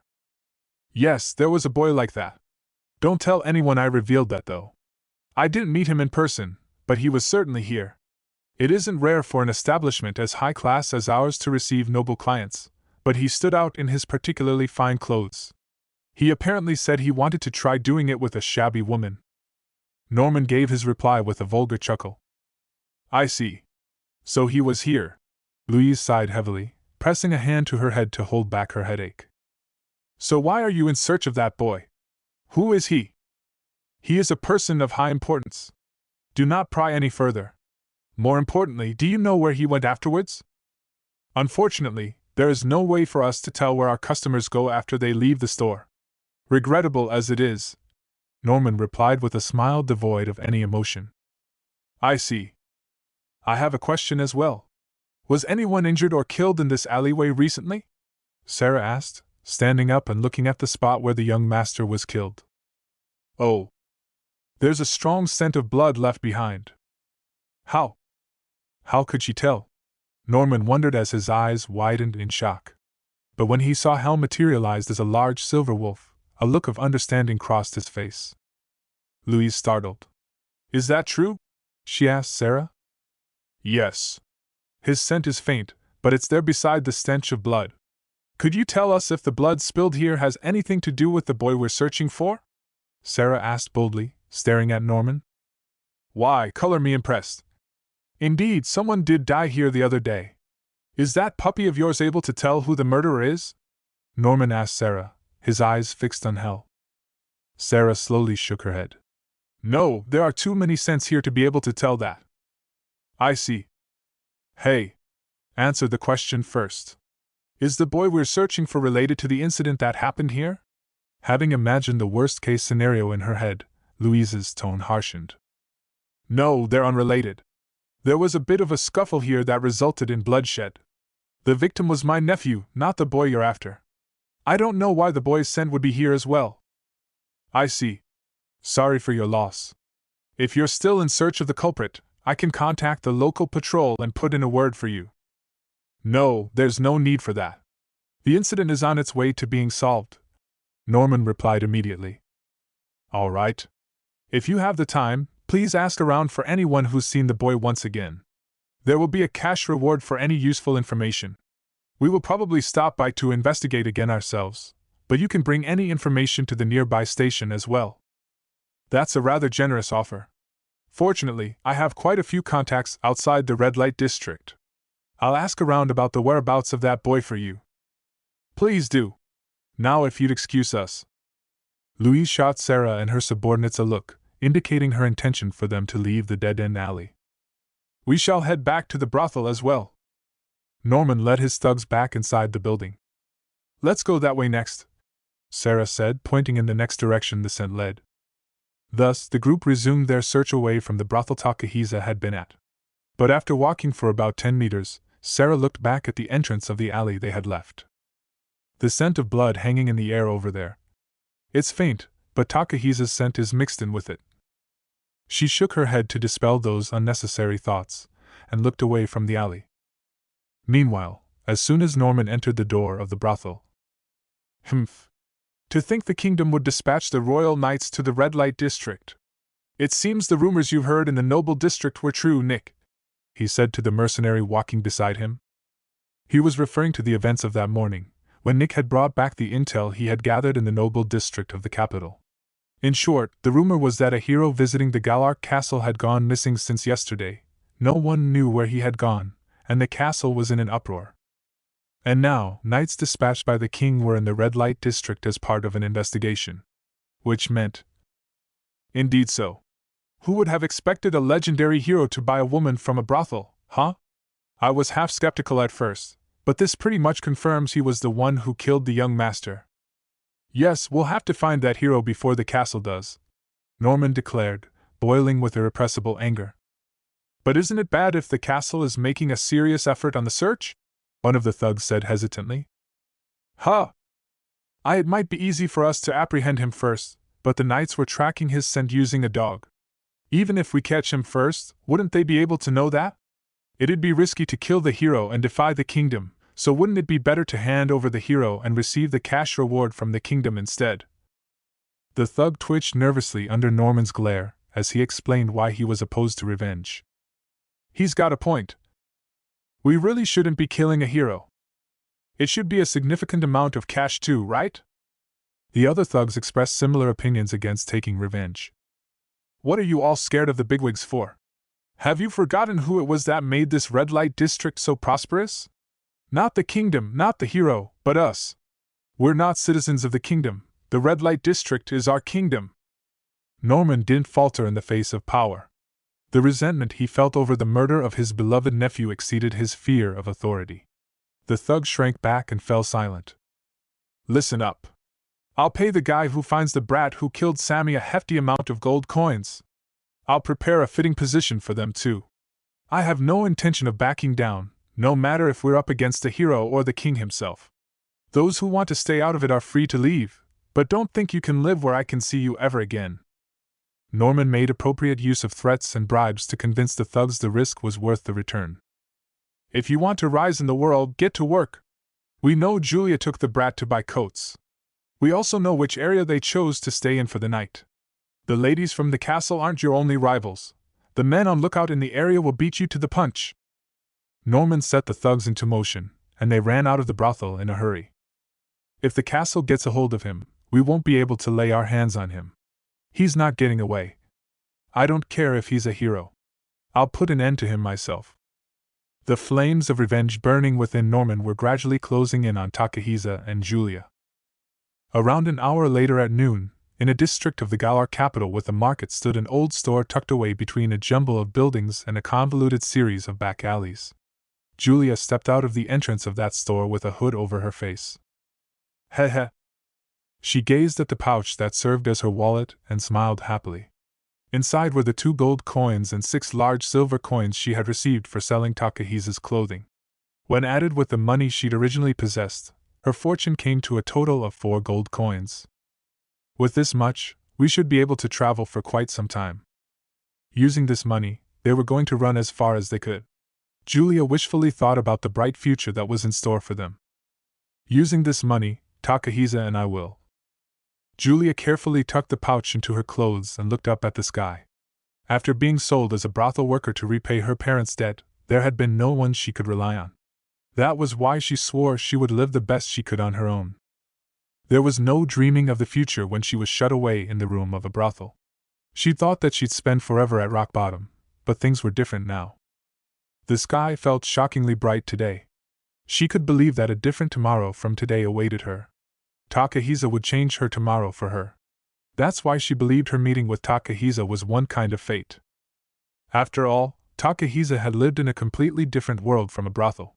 2 people who should have never crossed paths were now sharing a common destiny. "Wait for me, my prince." No, I guess he'd be my hero now? She wanted to see him. She really wanted to see him right this moment, and leap into his arms. She wanted to feel his skin against hers. Unable to hold back her desire to see him, Julia started walking briskly towards the inn where Takahisa waited. However, at the same time, she was also scared. It felt like the moment she let her guard down, her fear would spread through her chest and paint all her happiness black. What if the young master's organization was hunting them down for revenge right this moment? The thought of that made her feel helplessly terrified. Their departure was the next morning. If they were able to remain hidden until then, an amazing future was sure to be waiting for them. Julia eventually broke into a run in an attempt to leave her terror behind her. It was moments later that a hemp sack appeared in front of her, plunging her into darkness. Several hours later, at an hour approaching dusk. Something's not right. Sendo Takahisa paced around the room of the inn, plagued with worry. She said she'd be back in 2 to 3 hours. Julia had yet to return after this long. Had something happened to her? Don't tell me, did she get caught? A bad feeling crossed his mind. TCH. Takahisa donned his coat, covered his face with the hood, and ran out of his room. Julia had told him not to leave the room, but he couldn't help but act on his worries. He wandered around within sight of the inn's entrance so he wouldn't miss her in case she returned. After 20 to 30 minutes of circling the inn's entrance. Hey bro! A number of men approached Takahisa and called out to him. They clearly appeared to be thugs, and not the friendliest of them. What do you want? Takahisa pulled his hood over his face and replied with blatant wariness. You've been moving around suspiciously for a while now. What are you up to? Nothing. I'm just looking for someone. Got a problem? Is that someone a woman called Julia by any chance? Huh! Takahisa showed an obvious loss of composure at Julia's name. Looks like we got him. All right. The men pumped their fists excitedly. Who are you people? The owner of the store that woman went to sell your clothes to is under our patronage. Same for the store that sold the coat you're wearing. Get what I'm saying? Takahisa's wariness turned to hostility. What did you do to Julia? He demanded. She wouldn't spill the beans on your location, you see. But we knew the general area you were staying in, so we searched by process of elimination. It helped that you were walking around aimlessly. The thugs chuckled as they explained the situation smugly. Julia better be safe. Takahisa grabbed at the thugs, completely shaken up. That depends on what you do from here, no? WH. Let's start with letting go of me, yes? GH. Takahisa released the thug, body trembling with vexation. Our boss has been looking for you. Come on. The thugs smirked at the psychological advantage they had. They ordered Takahisa to follow them to where they'd taken Julia. It was only a few minutes later that Sarah and the knights arrived at the inn Takahisa had been staying at. Around the time the sun had finally set. We're here. The thugs had led Takahisa back to the red light district. They stood before a particular building. This place is... The building was familiar to Takahisa. Indeed, it was the brothel where Julia had worked. He stepped foot into the lobby. Wait there for a minute, one of the thugs said before climbing the stairs. The same man who'd served Takahisa the last time he was in the brothel sat at the reception. But unlike last time, there were bandages wrapped around his shoulder and splinted leg. And above all, he was glaring at Takahisa as though he wanted to kill him. The reason for that was because of the unfair violence he had suffered from Norman over the young master, but Takahisa had no way of knowing that, so he was left in an awkward situation. Before long, the thug that went upstairs returned. Follow me, he said, leading Takahisa up the stairs. Go on, move. I know. The thug beside him shoved him in the back, making Takahisa frown as he climbed the stairs. Their destination was Julia's room on the second floor. When they opened the door and entered the room, they found Norman seated on the bed. Yo! I've been waiting. Where's Julia? Takahisa immediately asked, looking around the room. He couldn't see Julia anywhere. Norman appeared to be alone. No need to panic, Norman said, grinning. A blunt impact struck the back of Takahisa's head, shaking his vision. What? Unable to understand what had happened, Takahisa tried to look behind him as he fell. Reflected in his blurry vision was the mercenary, Nick, that Norman had hired. Takahisa lost consciousness. Around the time the sun had set and the sky was completely dark, Sarah had handed over the search to another squad after pinning down the inn Takahisa had stayed at and returned to the castle. She gave her report of the situation with Louise in a room with King Francois, Miharu, Aki, Masato, Satsuki, Charlotte, and Liliana present. And so, the main search party has taken over the investigation. Lady Liliana's knights are accompanying them. They will attempt to persuade Sir Takahisa as soon as he returns to the inn. That's why it was only a matter of time before Takahisa returned to the castle, Louise explained, concluding her report. Thank you for searching since so early in the morning, Lady Sarah, Lady Louise. Liliana stood up from the sofa and bowed her head deeply towards Sarah and Louise. Louise shook her head and looked at Sarah.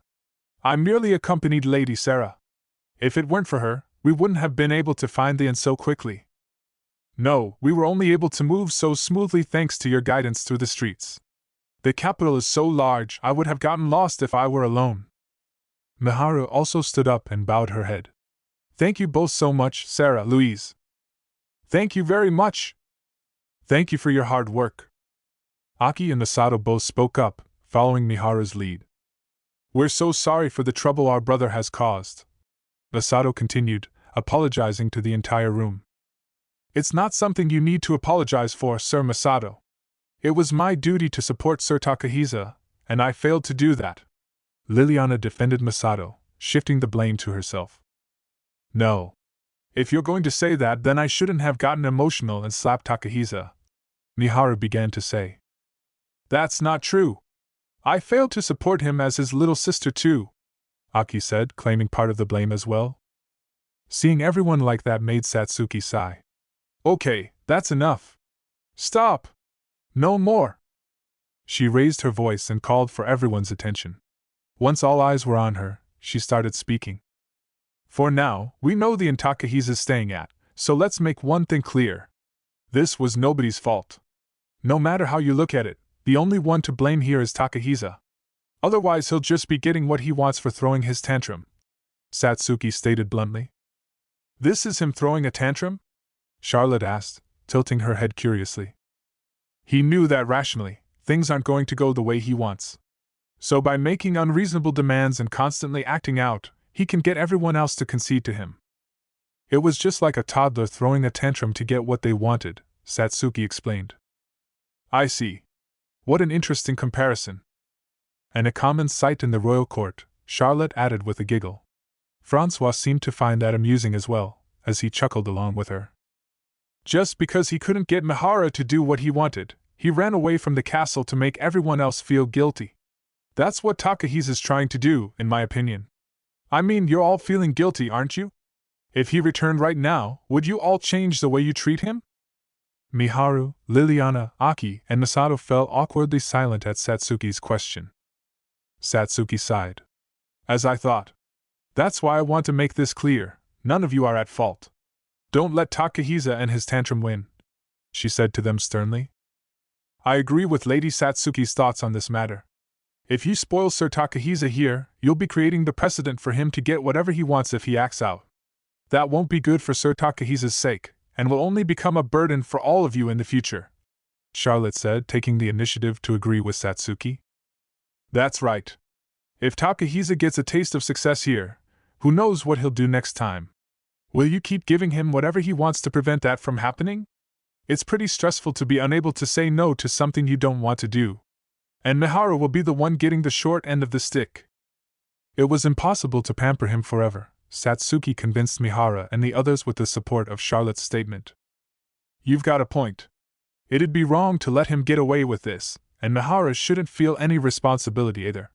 What my brother said to Princess Liliana was the worst. I'll never forgive him for those words. He deserved the slap he got from Miharu. Masato looked back over how Takahisa had messed up and agreed with Satsuki. That's right. You can't forget what Takahisa did. Miharu, Aki, and Princess Liliana have no need to feel responsible over this matter. In fact, you should all be angry at him. He's the one at fault. Got it? As she said, Satsuki was probably angry at Takahisa herself. She looked at Miharu, Aki, and Princess Liliana, ensuring they were listening to her words. Miharu expressed reluctance. Got it? Yes. She nodded hesitantly, folding to Satsuki's pressure. Good. Next, Aki and Princess Liliana. Got it? Aki was still hesitant. But Aki probably intended to support her brother even if he was in the wrong.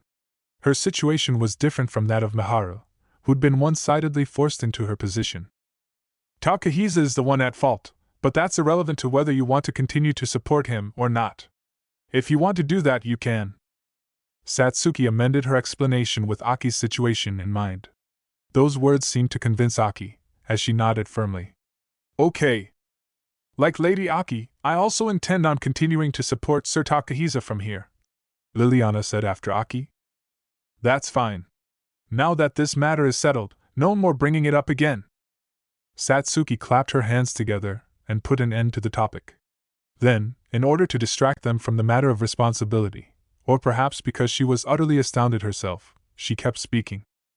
That aside, what was he thinking? After making such a fuss about Miharu, the first thing he does is run to a brothel to see another woman? He even stayed overnight at the inn with her. Does that mean he brought her back from the brothel?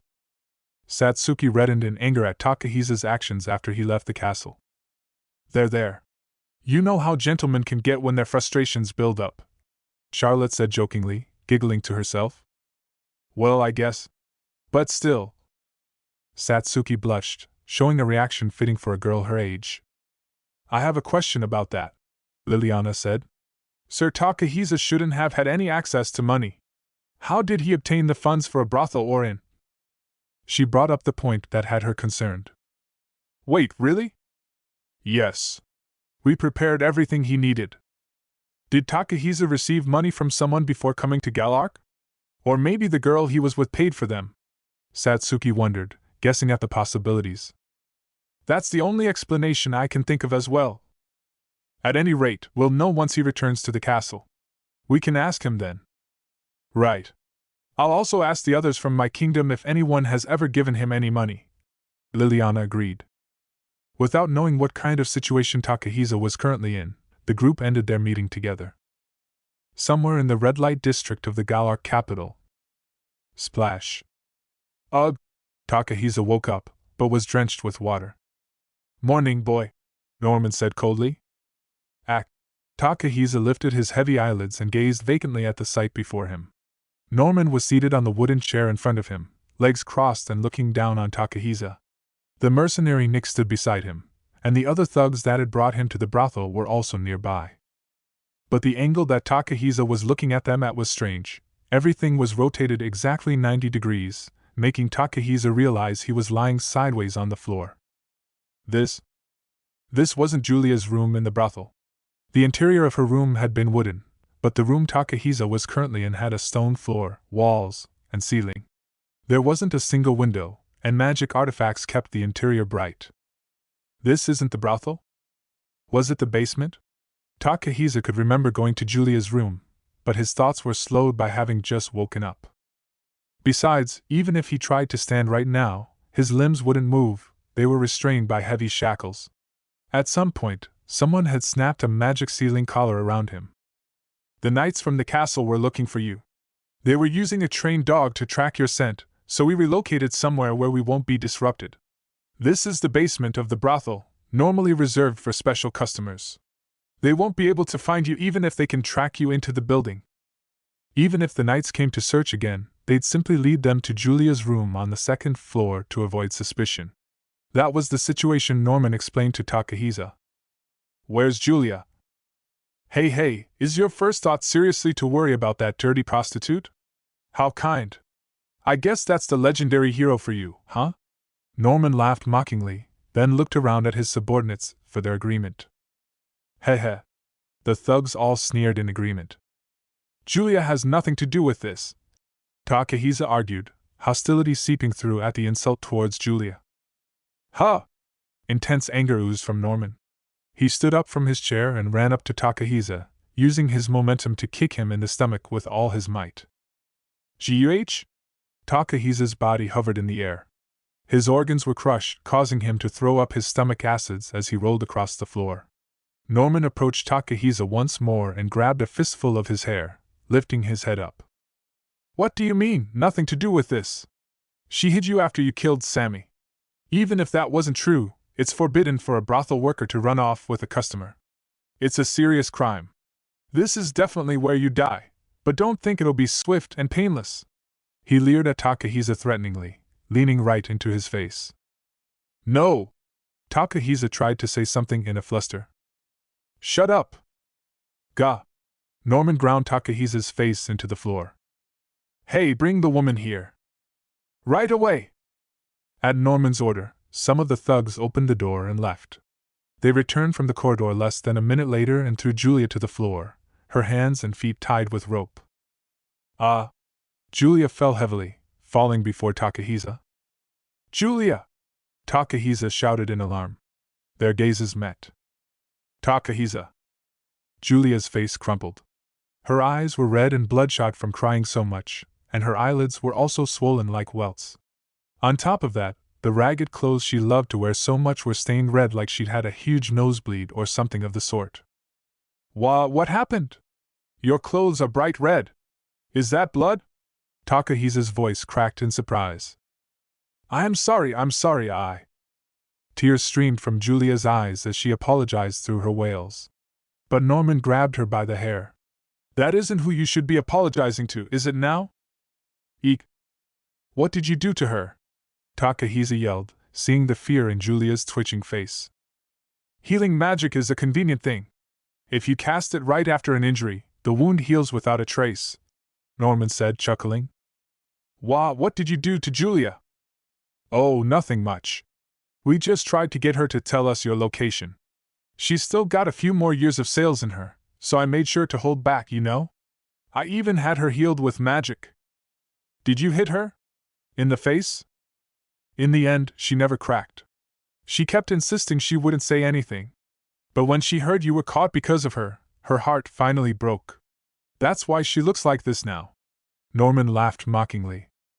How could you do that? Takahisa screamed shrilly. Huh! That's what I should be saying to you, bastard! Norman's anger boiled over in an instant, and he kicked Takahisa's face in his rage. Gah! Takahisa was bent back hard and blown away. At the same time, several of his teeth snapped and came flowing out of his mouth in a stream of blood. Takahisa? Julia struggled to stand up in her tied state, writhing fiercely on the floor. Hey, Julia! Don't get cocky just because we interrogated you so softly. Did you think you wouldn't be treated like him just because you're going back up for sale after this? Who gave you permission to speak, huh? Norman approached Julia and yanked her towards him by the hair. He then shoved her face towards the puddle of blood with Takahisa's teeth in it. Eek! Julia's face twitched in fear. There are good things about having no teeth as well, you know? I can do the same thing to you. Did you know? Teeth don't grow back through healing magic. Funny, isn't it? Shall I pull one of yours out to demonstrate? Norman's wide shoulders shook as he guffawed with laughter. Julia trembled as she cried. Stop it, Takahisa said as he rolled on the floor. Huh? You say something? Norman abruptly ceased laughing and released Julia's hair.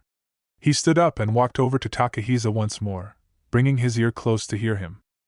Stop it, Takahisa slurred inarticulately. Oh, stop it, was it? Norman tilted his head. Are you still failing to understand the situation? This is my kingdom. I'm the king. The legendary hero is no greater than a maggot to me. So what gives you the right to order me around? If you're asking the king for a favor, rub your head on the ground and say, I beg of you, please stop. Isn't that how it should be? He grabbed the back of Takahisa's head and ground it into the floor again. He then released his hand, stood up, and looked down expectantly, awaiting Takahisa's words. With his lips still pressed against the floor, Takahisa trembled from head to toe. He mumbled the demanded words in humiliation. I beg of you. Please stop. I can't hear you at all, dumbass. Norman immediately stepped down on the back of Takahisa's head.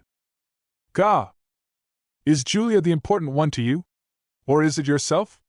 Which is it, Mr. Legendary Hero? Who do you want me to forgive, huh? Please, forgive, Takahisa begged with his face pressed to the floor.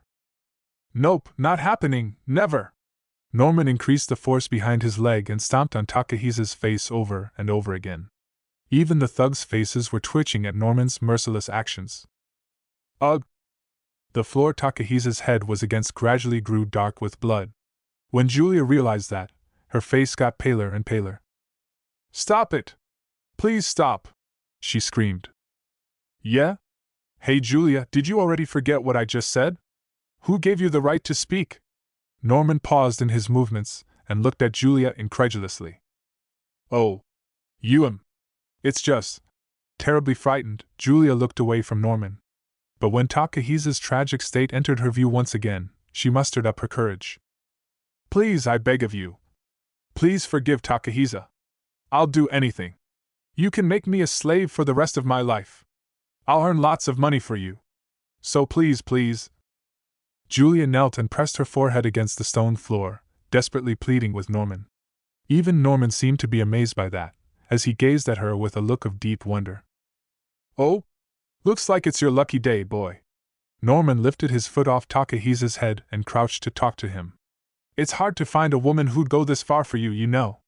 How'd you get her to fall this hard for you, huh? Ain't that a wonder?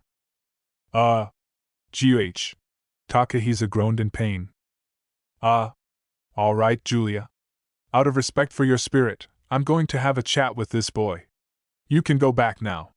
Norman stood up with a satisfied smirk and ordered Julia to be taken away. Really? Hope filled Julia's eyes as she lifted her face happily. Yes, really. Hey! Take Julia away already. Thank you. One of the thugs picked Julia up and carried her out of the room.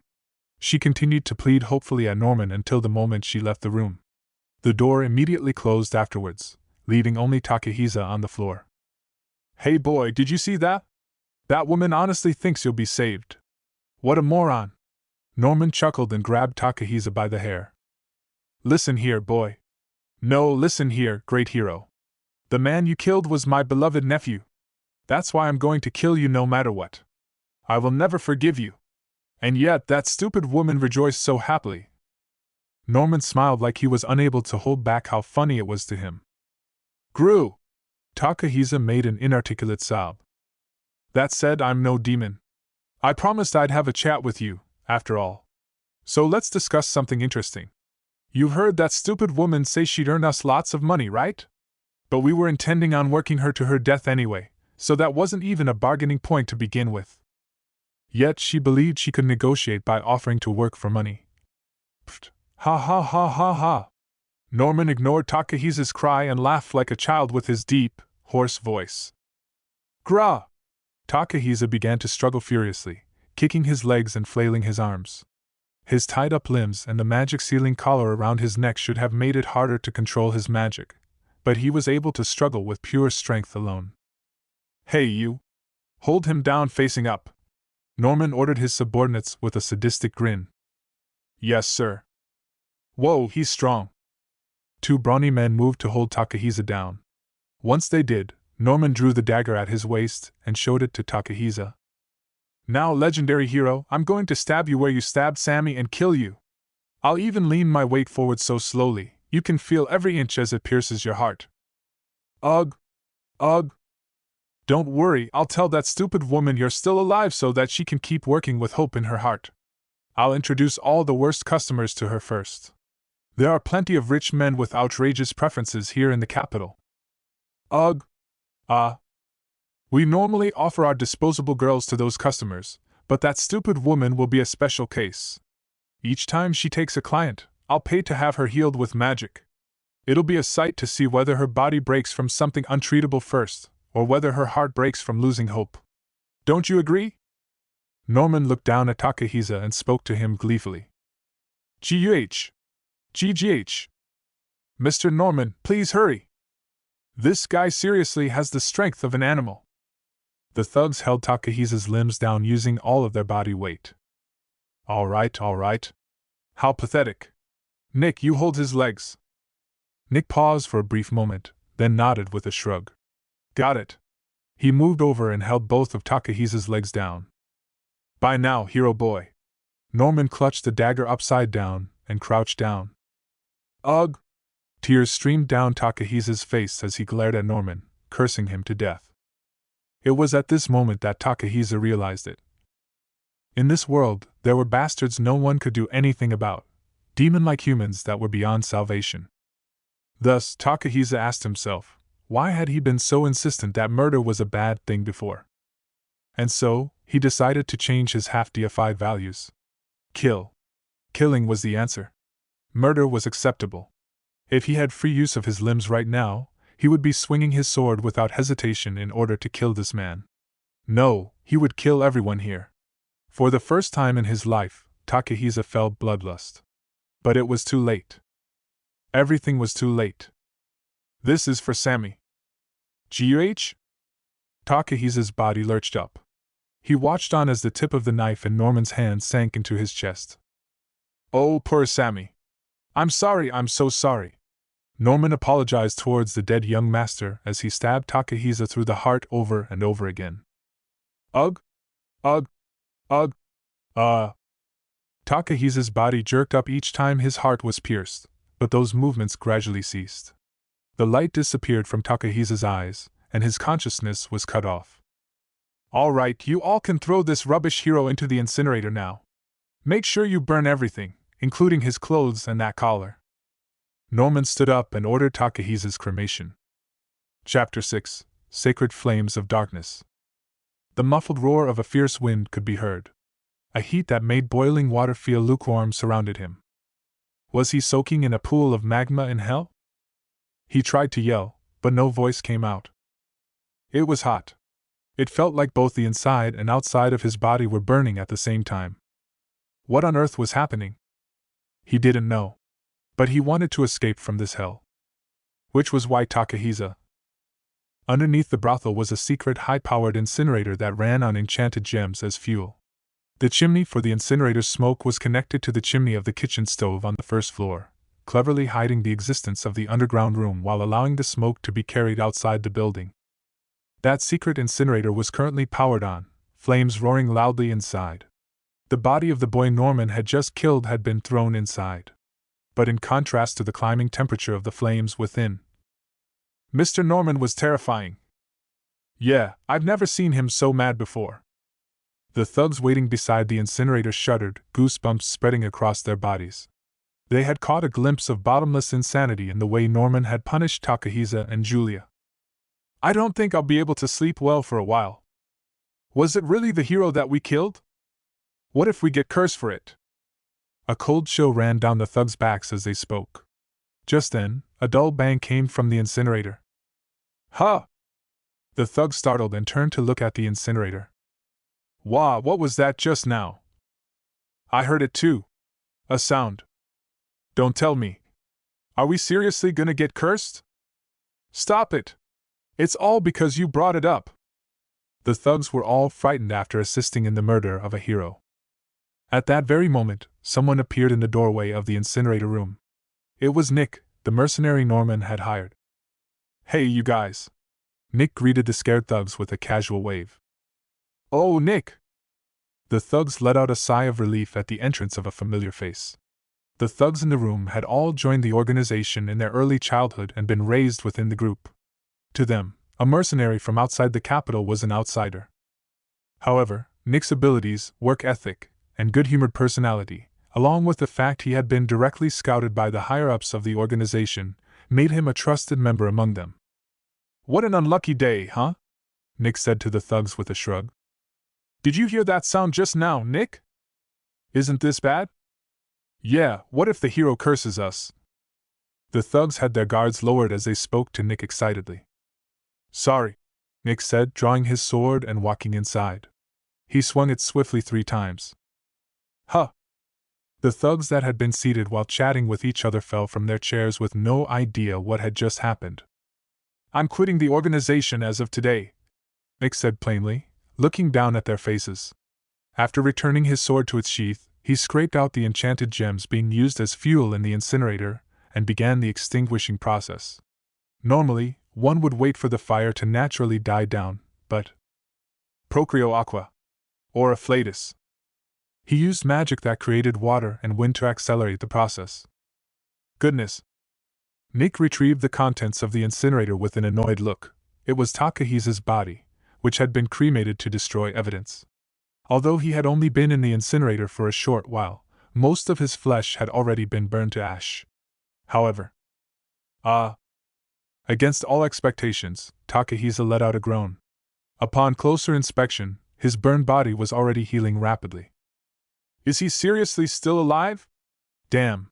Nick's face twitched in disbelief, having watched Takahisa get stabbed through the heart so many times with his own eyes. That being said, he couldn't just stand around. Nick retrieved a red essence crystal from his pocket and picked up Takahisa's body in his arms. Transilio. He used the disposable teleport crystal and disappeared. Immediately afterwards, Nick stood in the room of a commoner and in the Galark capital with Takahisa in his arms. Good work, Nick, a voice praised. The voice belonged to the ambassador of the Proxia Empire, Rice, who was seated in a chair. As planned, I rescued him after the incineration began. I set the teleport coordinates for sneaking into that underground room perfectly. Wonderful.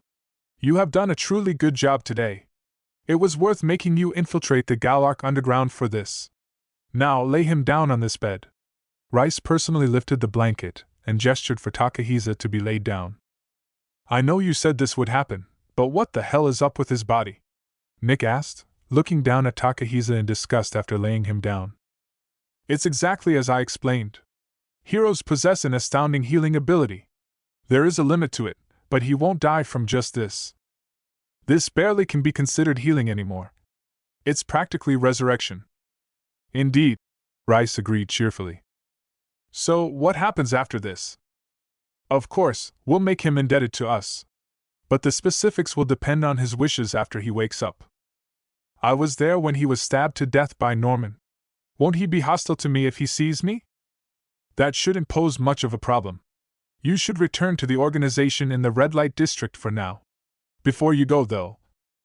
The cremation advanced the assimilation a decent amount, but this is his first death. It should take some time for him to recover completely. Rice observed the state of the unconscious Takahisa on the bed. It'll take some time for him to wake up. Let's share the information we have first. Please report in as much detail as possible what happened at the scene and how he appeared to you. He smirked as he looked down at Takahisa. When was it? Sendo Takahisa questioned himself in his hazy consciousness. Oh, that was right. It was when he attended the Galar Kingdom's banquet. He had finally reunited with Miharu, Aki, and Masato in this world. I want you all to come with me. I want us to all be together from now on. I will protect all of you. I'll protect you all no matter what. Takahisa had passionately declared he would protect the three of them. And Aki had accepted his feelings, but Miharu and Masato had rejected him easily. For a man they didn't even know, whom they hadn't grown up with. Takahisa had felt envious of him. He had come out of nowhere, possessed the power to protect the two of them, and actually had a history of protecting them. That had made Takahisa extremely jealous. Even though the man was a murderer. Have you ever killed someone before? When Takahisa asked that, he had replied without any shame. I have. The answer was immediate. So you're a murderer, Takahisa had muttered. Indeed I am, he had acknowledged readily. He was completely open about it. He didn't feel any guilt or shame about being a murderer. He was the scummiest bastard. That's why Takahisa had looked down on him and scorned him. He utterly despised him. He knew that they would never get along with each other, which was why. Miharu won't be happy being with you. It'd be better for her sake to be with me, the hero. I would be able to protect Miharu. Takahisa had challenged him to a duel. As a result, he lost. He lost swiftly. No, he lost pathetically. It was an overwhelming defeat. One that had made him feel so bitter and frustrated. He felt like everyone was saying he was the one in the wrong because he had lost, which made him feel like he was going crazy. That was why he stubbornly refused to accept it. You know, though, Lily, about the heroic power hidden within me. That my power can protect the people closest to me. He had tried to win Liliana over to his side by convincing her he had the power to protect Miharu and the others. You just lost to Sir Amikawa moments ago. The special ability hidden in your divine arms is indeed powerful, but if someone as experienced as him faces you, then even a hero would lose. Please understand that. There are evil deeds in this world that cannot simply be dealt with through power too. But Takahisa hadn't understood the words of warning Liliana had given him at the time in the slightest. Even so, my answer is that I will protect them. We won't reach an agreement like this, Lily, he had said with the face of an ignorant idiot. His current self was painfully, and regretfully, aware of what she meant now. Please, I beg of you. Please forgive Takahisa. I'll do anything. You can make me a slave for the rest of my life. I'll earn lots of money for you. So please, please. The sight of Julia rubbing her forehead on the stone floor was burned into Takahisa's memory. You've heard that stupid woman say she'd earn us lots of money, right? But we were intending on working her to her death anyway, so that wasn't even a bargaining point to begin with. Yet she believed she could negotiate by offering to work for money. Pfft, ha ha ha ha ha! The image of Norman grinning like the devil as he trampled on Julia's feelings was similarly burned into his mind.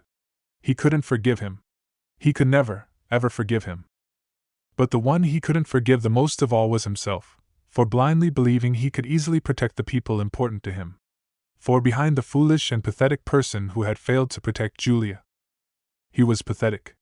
He was truly, truly pathetic. I couldn't protect Julia. That was what frustrated him the most. Above anything else. He was so bitter and so frustrated. Takahisa stirred on a bed he had no recollection of lying in. It was already close to sunrise. G.U.H. Ugh. He was aware he was crying out of frustration. Liquid poured from every orifice on his face.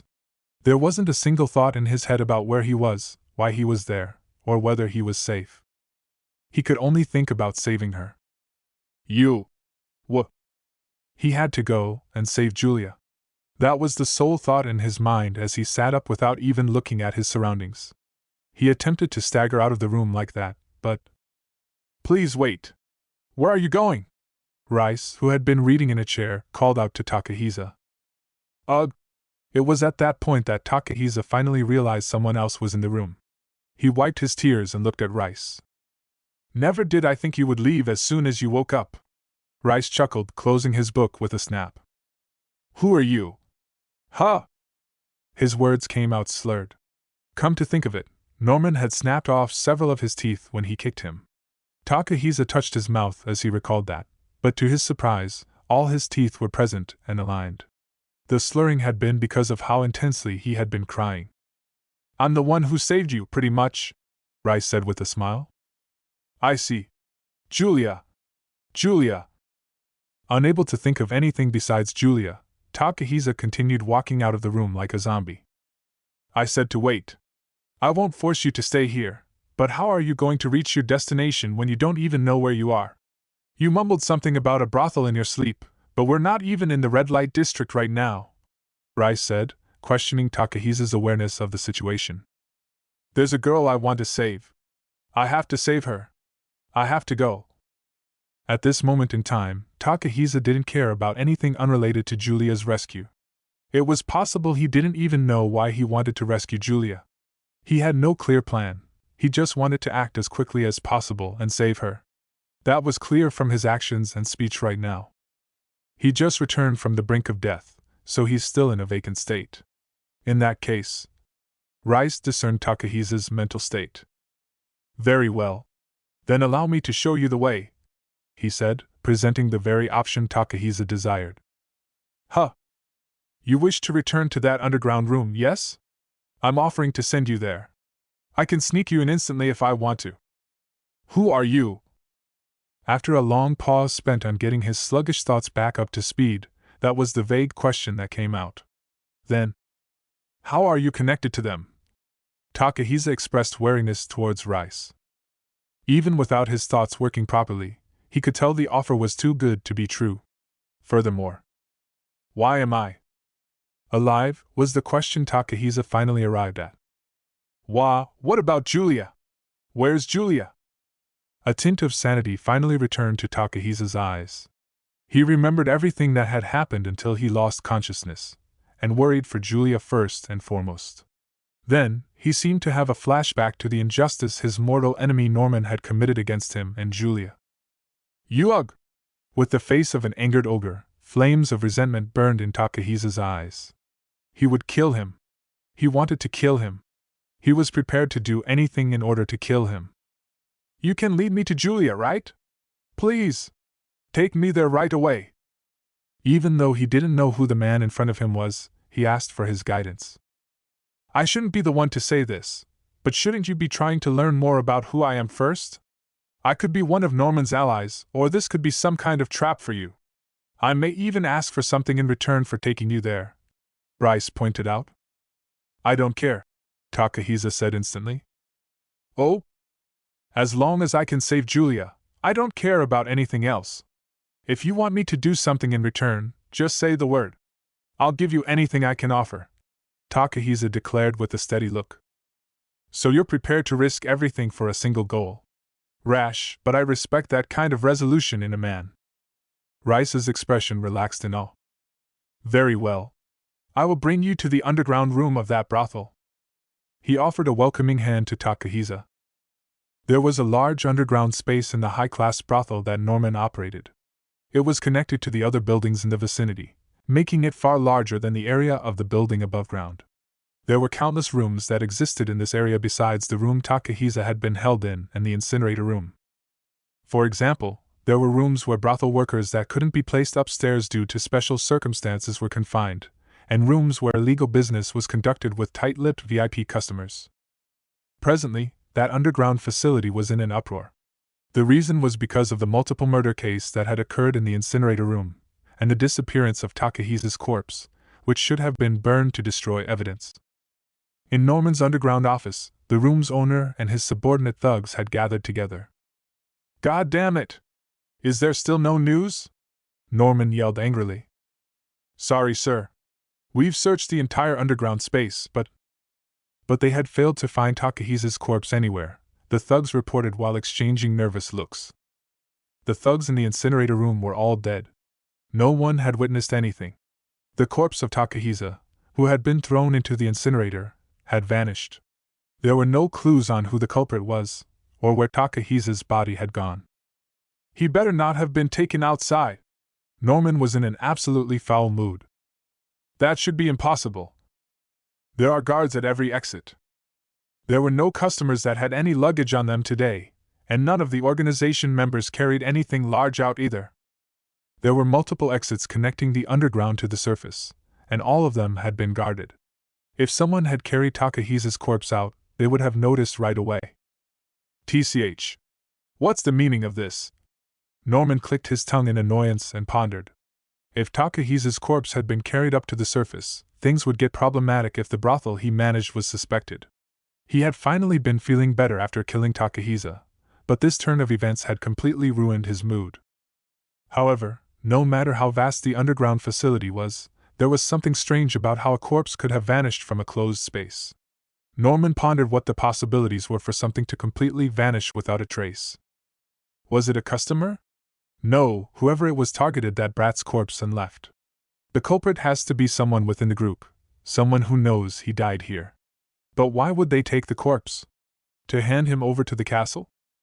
If that was true, then the one who would benefit the most would be the rival brothels in the red light district. That, or a subordinate out to kick Norman down from his position. If it was someone within the group, would they be able to take the corpse outside alone? Could the guards at one of the exits be in on the whole thing?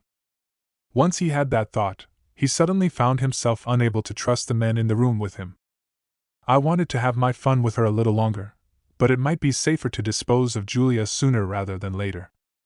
Julia was still under the impression that Takahisa was alive, so she could pose a potential risk depending on how this case of the missing corpse played out. And so, continue searching the underground. I'm going to the room Julia's confined in. You two over there, follow me. And, Nick, you come too? The underground room Julia was confined in was roughly 5 square meters in size. The empty room had nothing but a single bed inside. What's going on out there? Julia worriedly watched the organization's men rushing up and down the corridor through the iron bars of her door. Takahisa is safe, right? The image of Takahisa being tortured by Norman flashed through her head. Julia hadn't been able to see him since she was removed from the room. She hoped he was alive. She believed there was no way he was dead, but she couldn't help the uneasiness that surged within her. I want to know what happened. Of course, she had tried asking her guard already, but he had just yelled for her to be quiet. Since her attitude was tied to Takahisa's treatment, she had no choice but to be obedient for now. But just then. Hey, Julia! Norman arrived with Nick and 2 thugs in tow. What happened to Takahisa? Do you want to know? Norman asked back with a cold grin. Yes. Then follow me. I'll take you to the room he was in. The bars were unlocked, and Julia left the room. Their destination was the room where Norman had killed Takahisa. It was a room used for interrogation and punishment, located a mere 10-second walk from the room Julia was being confined in. They swiftly finished moving rooms and entered the empty room. Where was Takahisa moved to? Julia asked, looking around. The room was roughly 25 square meters in area, making it more spacious than the room Julia had been confined in. The door was made thick for soundproofing, and no sound from the corridor could be heard once it was shut. He died here, Norman said casually, pointing at the spot where he stabbed Takahisa. Huh!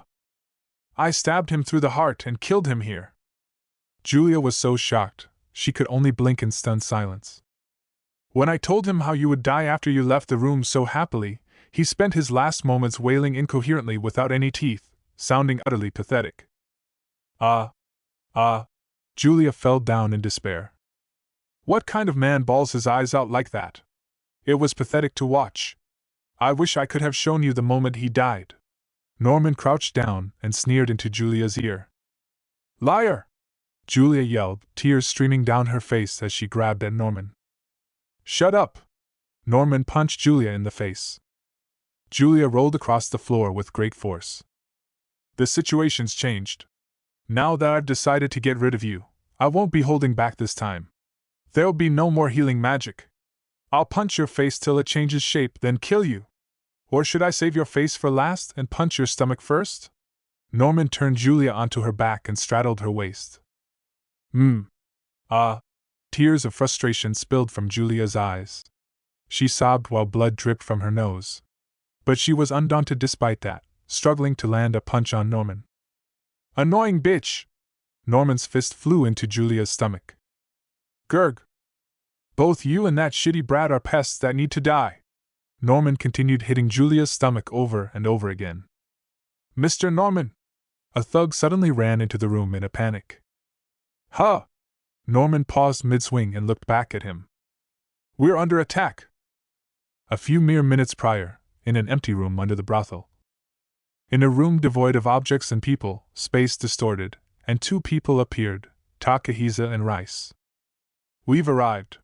This should be a room in the underground space beneath the brothel, Rice said, looking around the room. Thank you. Now. Takahisa materialized his divine arms and marched towards the door without hesitation, Rice following behind him. He threw open the door and stepped out into the corridor, and immediately came across thugs walking down it. Huh! They were first startled by Takahisa suddenly coming out of an abandoned room, but when they noticed the sword in his hand. Who the hell are you? Hey, there's an intruder! They drew their daggers and pounced on Takahisa with open hostility. A dark shadow fell over Takahisa's eyes as he glared at the attacking men. He clutched the hilt of his sword as though he were trying to crush it in his fist. Ha! Takahisa swung his sword, releasing hellfire from the blade. The flames shot forward several meters, filling the corridor and burning the bodies of the thugs. Ah! Several of them writhed as they were burned by the flames, quickly spreading panic to those who hadn't been burned. We are underground, so it might be best to refrain from excessive use of fire. Save it for the most critical moment. Right. I wasn't holding back my power as well as I thought I was. Sorry. The fire seemed to have been more powerful than Takahisa had intended, as he apologized earnestly. No. Rice shook his head and pointed a finger at the unharmed thugs. A bullet of light appeared at his fingertip before shooting out towards the skulls of the thugs. Ugh! Hua! The light bullets measured several centimeters in diameter and moved at a speed of several hundred kilometers per hour. They shot through their heads, shattering their skulls. The thugs hit directly fell straight to the ground. I will support you to the best of my ability, so go wild. Thank you? Takahisa's eyes widened at Rice's abilities as he thanked him. Oh, okay. There was still one man who was unharmed, and he had fallen on his backside. That was only understandable. All his comrades had either been burned in fire or had their skulls shattered in a matter of moments. They'd either been instantly killed or left on the verge of death. Ah. Wah. It's hot. Too hot. These brawny men, who made a living out of violence, were screaming pathetically as they rolled across the ground. But even as he watched them, people like this deserve to die. With a completely worn-out expression, Takahisa looked at them with contempt, not feeling any guilt at all. Oh? This is quite the different personality from what I had heard. Rice smiled faintly at the thought of how the incident this time must have taken quite the toll on Takahisa. Hey, what's going on? Wah! The new reinforcements that came running spotted their burning comrades and were rendered speechless. Rice immediately shot his light bullets through their skulls too, silencing them. Yeek! The man on his backside desperately tried to back away from Takahisa and Rice, unable to stand up. Takahisa went up to him and grabbed him roughly by the collar. Hey, where is Julia? G.H. Ugh! The man was sweating profusely and groaning in pain. Answer me! Where is Julia? Ugh! Stop, please! Answer the question! Takahisa easily lifted the man who weighed over 90 kilograms by the collar and slammed him into the wall. As someone who had never used any violence in his life before, Takahisa showed no moderation in the strength he was using now. Ahaha! Norman! Mr. Norman took her away! Over there, on the right! The man pointed down the corridor. Norman? Takahisa channeled even more hatred into his hands. Stop, don't kill me! Stop? Don't kill you? What was this scum saying after all the harm he had done to others? After locking up a girl in a place like this? Shut your mouth! Takahisa yelled, strongly pushing the man's body into the wall while still holding him by the collar.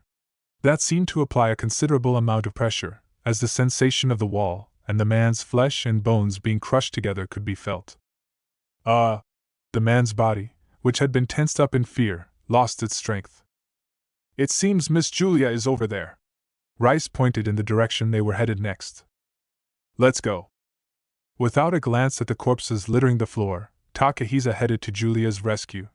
He frowned at the girls locked behind iron bar doors that he passed on the way, but he headed straight for his destination, prioritizing Julia's rescue. Rice's bullets of light took out all the thugs they encountered before they could attack them.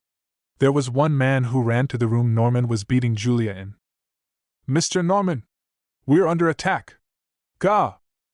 As soon as he gave his report, Rice's light bullet struck him in the back of the head. "Looks like that's the room." "Julia!" Takahisa ran, charging into the room. "You! How are you alive?" Norman's eyes were wide in shock. Takahisa, whom he was sure he had killed by stabbing him through the heart multiple times, had rushed in looking the picture of health. He had never expected him to come back to life just because his corpse had gone missing. There was no way he wouldn't be astonished. Takahisa! Straddled by Norman, Julia's nose was bleeding and tears were streaming down her swollen face. "Norman!" Takahisa roared with hatred as soon as he saw the state that Julia was in. "Get away! Don't you care about what happens to her?" Frightened, Norman quickly grabbed Julia as a hostage. "Let go of Julia! Like I'd do that! You guys, get him!" Norman adjusted his position and lifted Julia up, then ordered his subordinates to attack. "Guh!" The thugs drew their daggers, but Takahisa approached the thugs first, swinging his divine arms. Ha! The sword, swung with enhanced physical strength, easily separated the first man's body into two. Ack! The other thug cowered in fear, but Takahisa immediately cut him down too. With this, the only guard Norman had left was Nick. "Freeze! Don't move! Or I really will kill this woman! What are you doing, Nick? Hurry and get!" Norman yelled at Nick as he pulled Julia close to him. "Sorry, Mr. Norman." Nick attacked Norman with his bare hands from behind, pulling him away from Julia. Norman fell on his backside and yelled, "Hey! What are you?" "He's one of our comrades. Don't attack him," Rice said to Takahisa, stopping him from attacking Nick. "Huh? Nick, you traitor!" It was at this moment that Norman finally realized Nick was the traitor. He was astounded. Seeing as he had already assumed there was an internal traitor, he had naturally considered the possibility of said traitor being Nick. However, he hadn't been sure. He couldn't have expected to be betrayed with this timing, and his expression showed how he was plunged into despair. "My contract with you ends today. Kura!" Nick picked up Julia and walked over to the side of the room with Takahisa and Rice. He then used healing magic on her face. It didn't close her wounds instantly, but healing light covered her face. That was enough for Takahisa to trust Nick for the moment. "There's no one left to protect you," he said, strengthening his grip on his sword as he approached Norman. "Don't come near me!" Norman stood up and drew his dagger in a panic, pointing the tip at Takahisa. He slowly backed away until his back touched the wall. "I will never forgive you. I won't let you die easily." Flames rose along Takahisa's blade. They burned a dark black color, as though they were linked to his heart. "Fuck off! You started all of this when you killed Sammy. That stupid woman over there is legally our slave. Do you think you can do whatever you want just because you're a hero?" Norman shouted what he could at Takahisa. "Those should be my words. You scum!" With the face of a demon, Takahisa braced his sword without any hesitation. "Screw you!" Norman charged at Takahisa, roaring as he tried to slash him. "Ah!" Takahisa yelled angrily as he charged at Norman with his sword thrust forward. The tip of his blade was aimed directly at Norman's heart.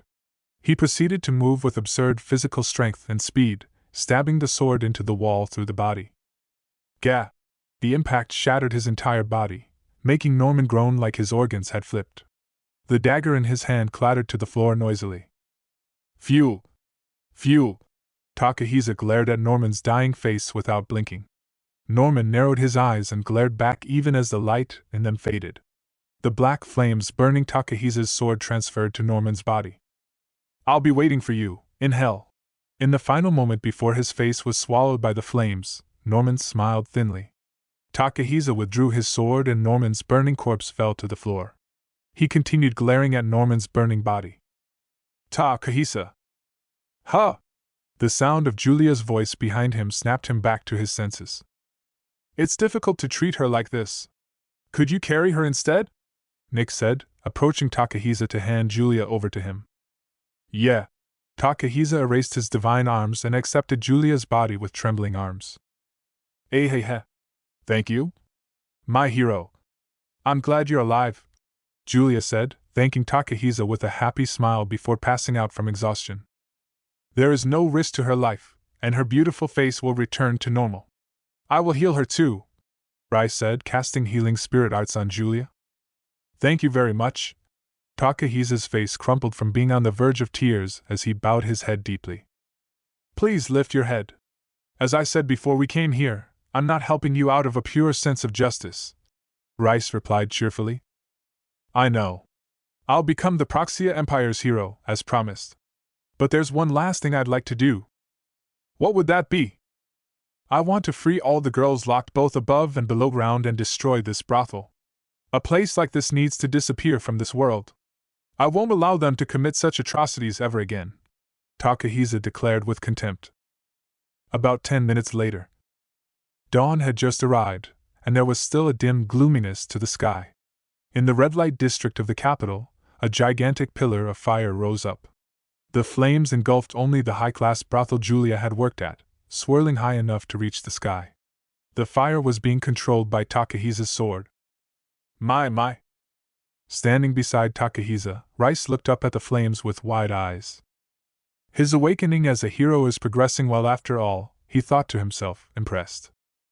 Whoa! In the nearby alley were the people Takahisa had evacuated from the brothel, as well as a large number of onlookers. They were all captivated by the fantastical sight of the burning flames. Takahisa was currently standing on the roof of another building, pointing his sword at the brothel in order to control the flames. Julia's treatment was already done, and Nick was carrying her at the moment. Eventually, the building completely collapsed. Let's go. Satisfied, Takahisa made the pillar of fire vanish. He then did the same to his divine arms, freeing up his arms to take Julia's unconscious body from Nick. I will ask you one last time. Are you really sure about leaving this nation? Rice asked. Takahisa stared at the castle with a distant look. Yes. I have no place in that castle. He spat bitterly. Very well. Then please head to the Proxia Empire with Nick first. I have one last matter to attend to before I join you, Rice directed, staring at the castle as well. Understood. Lead the way, Nick. Of course, my lord. Nick and Takahisa distanced themselves from Rice. Transilio. They used a disposable teleport crystal. Takahisa, Julia, and Nick disappeared, leaving Rice alone. Now I should go and dispose of the remaining hindrance. He flew up into the brightening azure sky. Epilogue. The pillar of fire in the red light district was visible from the royal castle. It was eerie, and it was ominous. What was happening? The sky was still dim, yet the castle was in an uproar. A crowd had formed in the garden of the mansion where the girls lived as well. Those flames. Satsuki's face tensed as she stared at the burning flames in the distance. The way it was burning was far from natural. Someone had clearly created those flames artificially, and was using sorcery or spirit arts to control them. And when Satsuki thought of the ability to control flames, one thing came to mind. Don't tell me. Satsuki shook her head, dismissing the thought. Aki and Masato were nearby, looking on uneasily. Eventually, the flames ceased, but the garden of the mansion was silent for a long time. Hey! Those flames! Masato eventually said nervously. Aki looked around restlessly in order to shake off the bad feeling she had, but Miharu was nowhere to be seen in the garden. Hey, where'd Miharu go? She exclaimed. Just then, a vast amount of magic essence appeared in the sky above the castle. Feeling pressure great enough to shake the air, those that could sense the essence immediately got ready for combat. Is that the presence of a spirit? Sarah and the other spirit folk girls looked at the corner of the garden with a gasp. Their contract spirits had informed them of the spirit presence they had detected. Standing there was Aishia, in the middle of putting on her mask. Who? Everyone tilted their head curiously. Aishia? Why did she materialize? No, then that thing must be very bad news. That is, everyone besides Celia, who guessed at the reason as to why Aishia had appeared. After all, whatever had appeared in the sky had a tremendous amount of essence. Run away! Aishia said, flying up into the air. Even though she was normally detached from her emotions, there was a strong sense of urgency in her voice. Everyone, something bad is sure to happen if you stay. Hurry! Celia said to everyone. It was at this moment that Miharu came out of the front door of the mansion. She slowly trudged forward with a dazed look on her face. This way, Miharu! Quickly! Celia called Miharu over to her in a fluster. But Miharu merely came to a stop and stared up at the sky as though she hadn't heard her. What's wrong, Miharu? Celia tried to rush over to Miharu, but Miharu opened her mouth. Asamo. Huh? Celia doubted her ears. That spell? How? Why? All kinds of questions rushed through her head. Exemplar, septimum caelum vel persona. Miharu continued reciting the spell and activated her magic. Meanwhile, some time later, far away in the holy kingdom of Almada, in the holy city Tonrico. It was early morning, not long after the sun started rising. Rio and Sora had decided to go back down into the labyrinth. They were on their way to the giant entrance of the labyrinth when they encountered a familiar face. Hey, if it isn't Rio and Sora! We meet again, Eru said to them happily. You're Eru? Rio and Sora came to a stop and blinked at her. The same one you met yesterday.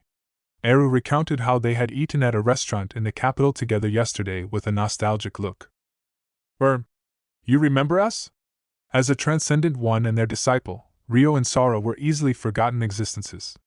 Rio was extremely surprised to hear she remembered them. Like I said, I'm confident in my memory. Besides, it was just yesterday. Well, yes, I suppose. Seeing your faces has made me hungry for paella again. You promised to treat me to your homemade paella next time, right? I did. But what are you doing here, Eru? Confused, Rio kept the conversation going. Yesterday, I told you to check out the labyrinth yourself if you were interested in it, right? So I figured I'd meet you two again if I waited here. It was exactly as I expected, Eru said with a shady smile. I see. That's an incredible coincidence. No, or was it a coincidence? Rio tilted his head as he said that out loud. Perhaps it was inevitable, considering the relationship between you and me. No, between all of us. Sora included, Eru said, looking at Sora. Inevitable? Rio stiffened a little. Yes. The truth is, I was going to tell you something important if I met you today. A secret just between the three of us. What kind of secret? Regarding your. Just as Eru was about to say her important secret, the space around Rio distorted. The last thing he saw was Eru moving her mouth to say something, before the distortion in space swallowed him and Sora. The two suddenly vanished. Oh my! Eru was left behind by herself. After a while, she sighed with equal parts frustration and exasperation. Good grief! This is that woman's fault, isn't it? She mumbled with a pout. It seems like this future was predicted, Big Brother. She gazed in the direction of the bright sun rising in the east, the direction of the Galark Kingdom. Bonus short story. Pajama Party with 3 reincarnates. Before Rio became a transcendent one, back when he still lived in the Galark Castle mansion, Lieselot visited the mansion for a sleepover. That night, Rio was reading alone in his room when someone knocked on the door. Yes? It's me, Latifah's voice called back through the door. You can come in, Rio said with a gentle smile, closing his book and putting it down on the desk. The door opened and Latifah came in wearing her nightgown. Pardon the intrusion. Lieselot was with her. Like Latifah, she was wearing a nightgown too. There was a shy blush on her face, possibly because she was embarrassed at having Rio see her like that. Lieselot? Rio said, slightly taken aback. Sorry to disturb you at this late hour. Lieselot pinched the hem of her skirt and looked down in embarrassment. No, it was Latifa who brought you here. I should be the one thanking you for treating my little sister so well, Rio said with a smile. Please have a seat on the bed. There were no other chairs that they could sit on, so he invited them to sit down on his bed. Okay. If you don't mind. Latifa made herself at home while Liselot hesitantly sat on the edge of the bed. It was actually her first time visiting a man's bedroom, so it was only natural for her to be nervous. This is the bed where Haruto normally sleeps. Once she sat down, Liselot gently brushed her hand against the blanket. She felt awkwardly aware of the situation and blushed harder. He. This is where he normally sleeps. Hiya! In order to ease Liselot's nerves, Latifa tackled her down onto the bed. Hey, Latifa! Liselot shrieked, red in the face. He. Isn't his bed soft? Perfect for rolling on. And hugging. Latifa rolled on the bed while clinging to Liselot. The movement caused her skirt to shift dangerously. Calm down, Latifa. Don't cause trouble for Liselot. Rio awkwardly averted his gaze and scolded her. Okay. Latifa obediently stopped moving, but she remained on the bed with her arms around Liselot. Sorry about this, Liselot. No, I'm sorry for making a mess of your sheets. And for lying down on your bed without asking. Don't worry. I'm used to it. It isn't much, but make yourself comfortable. Rio took out drinks from the time-space cache and placed them on the table. Thank you very much. I brought Liselot here so we could talk before bed. Let's chat together. Latifa finally released Liselot and sat back up to explain why they were there. Liselot sat down beside her again. I see. What would you like to chat about? Rio sat in his chair and faced the two of them. Since it's just the three of us right now, let's talk about our lives before we were reincarnated. That's why I brought Liselot over, Latifa suggested, eyes sparkling in excitement. Our lives before. All right. Rio briefly had a distant look in his eyes, but quickly smiled and nodded. Yay! And so, that night the three of them discussed their past lives.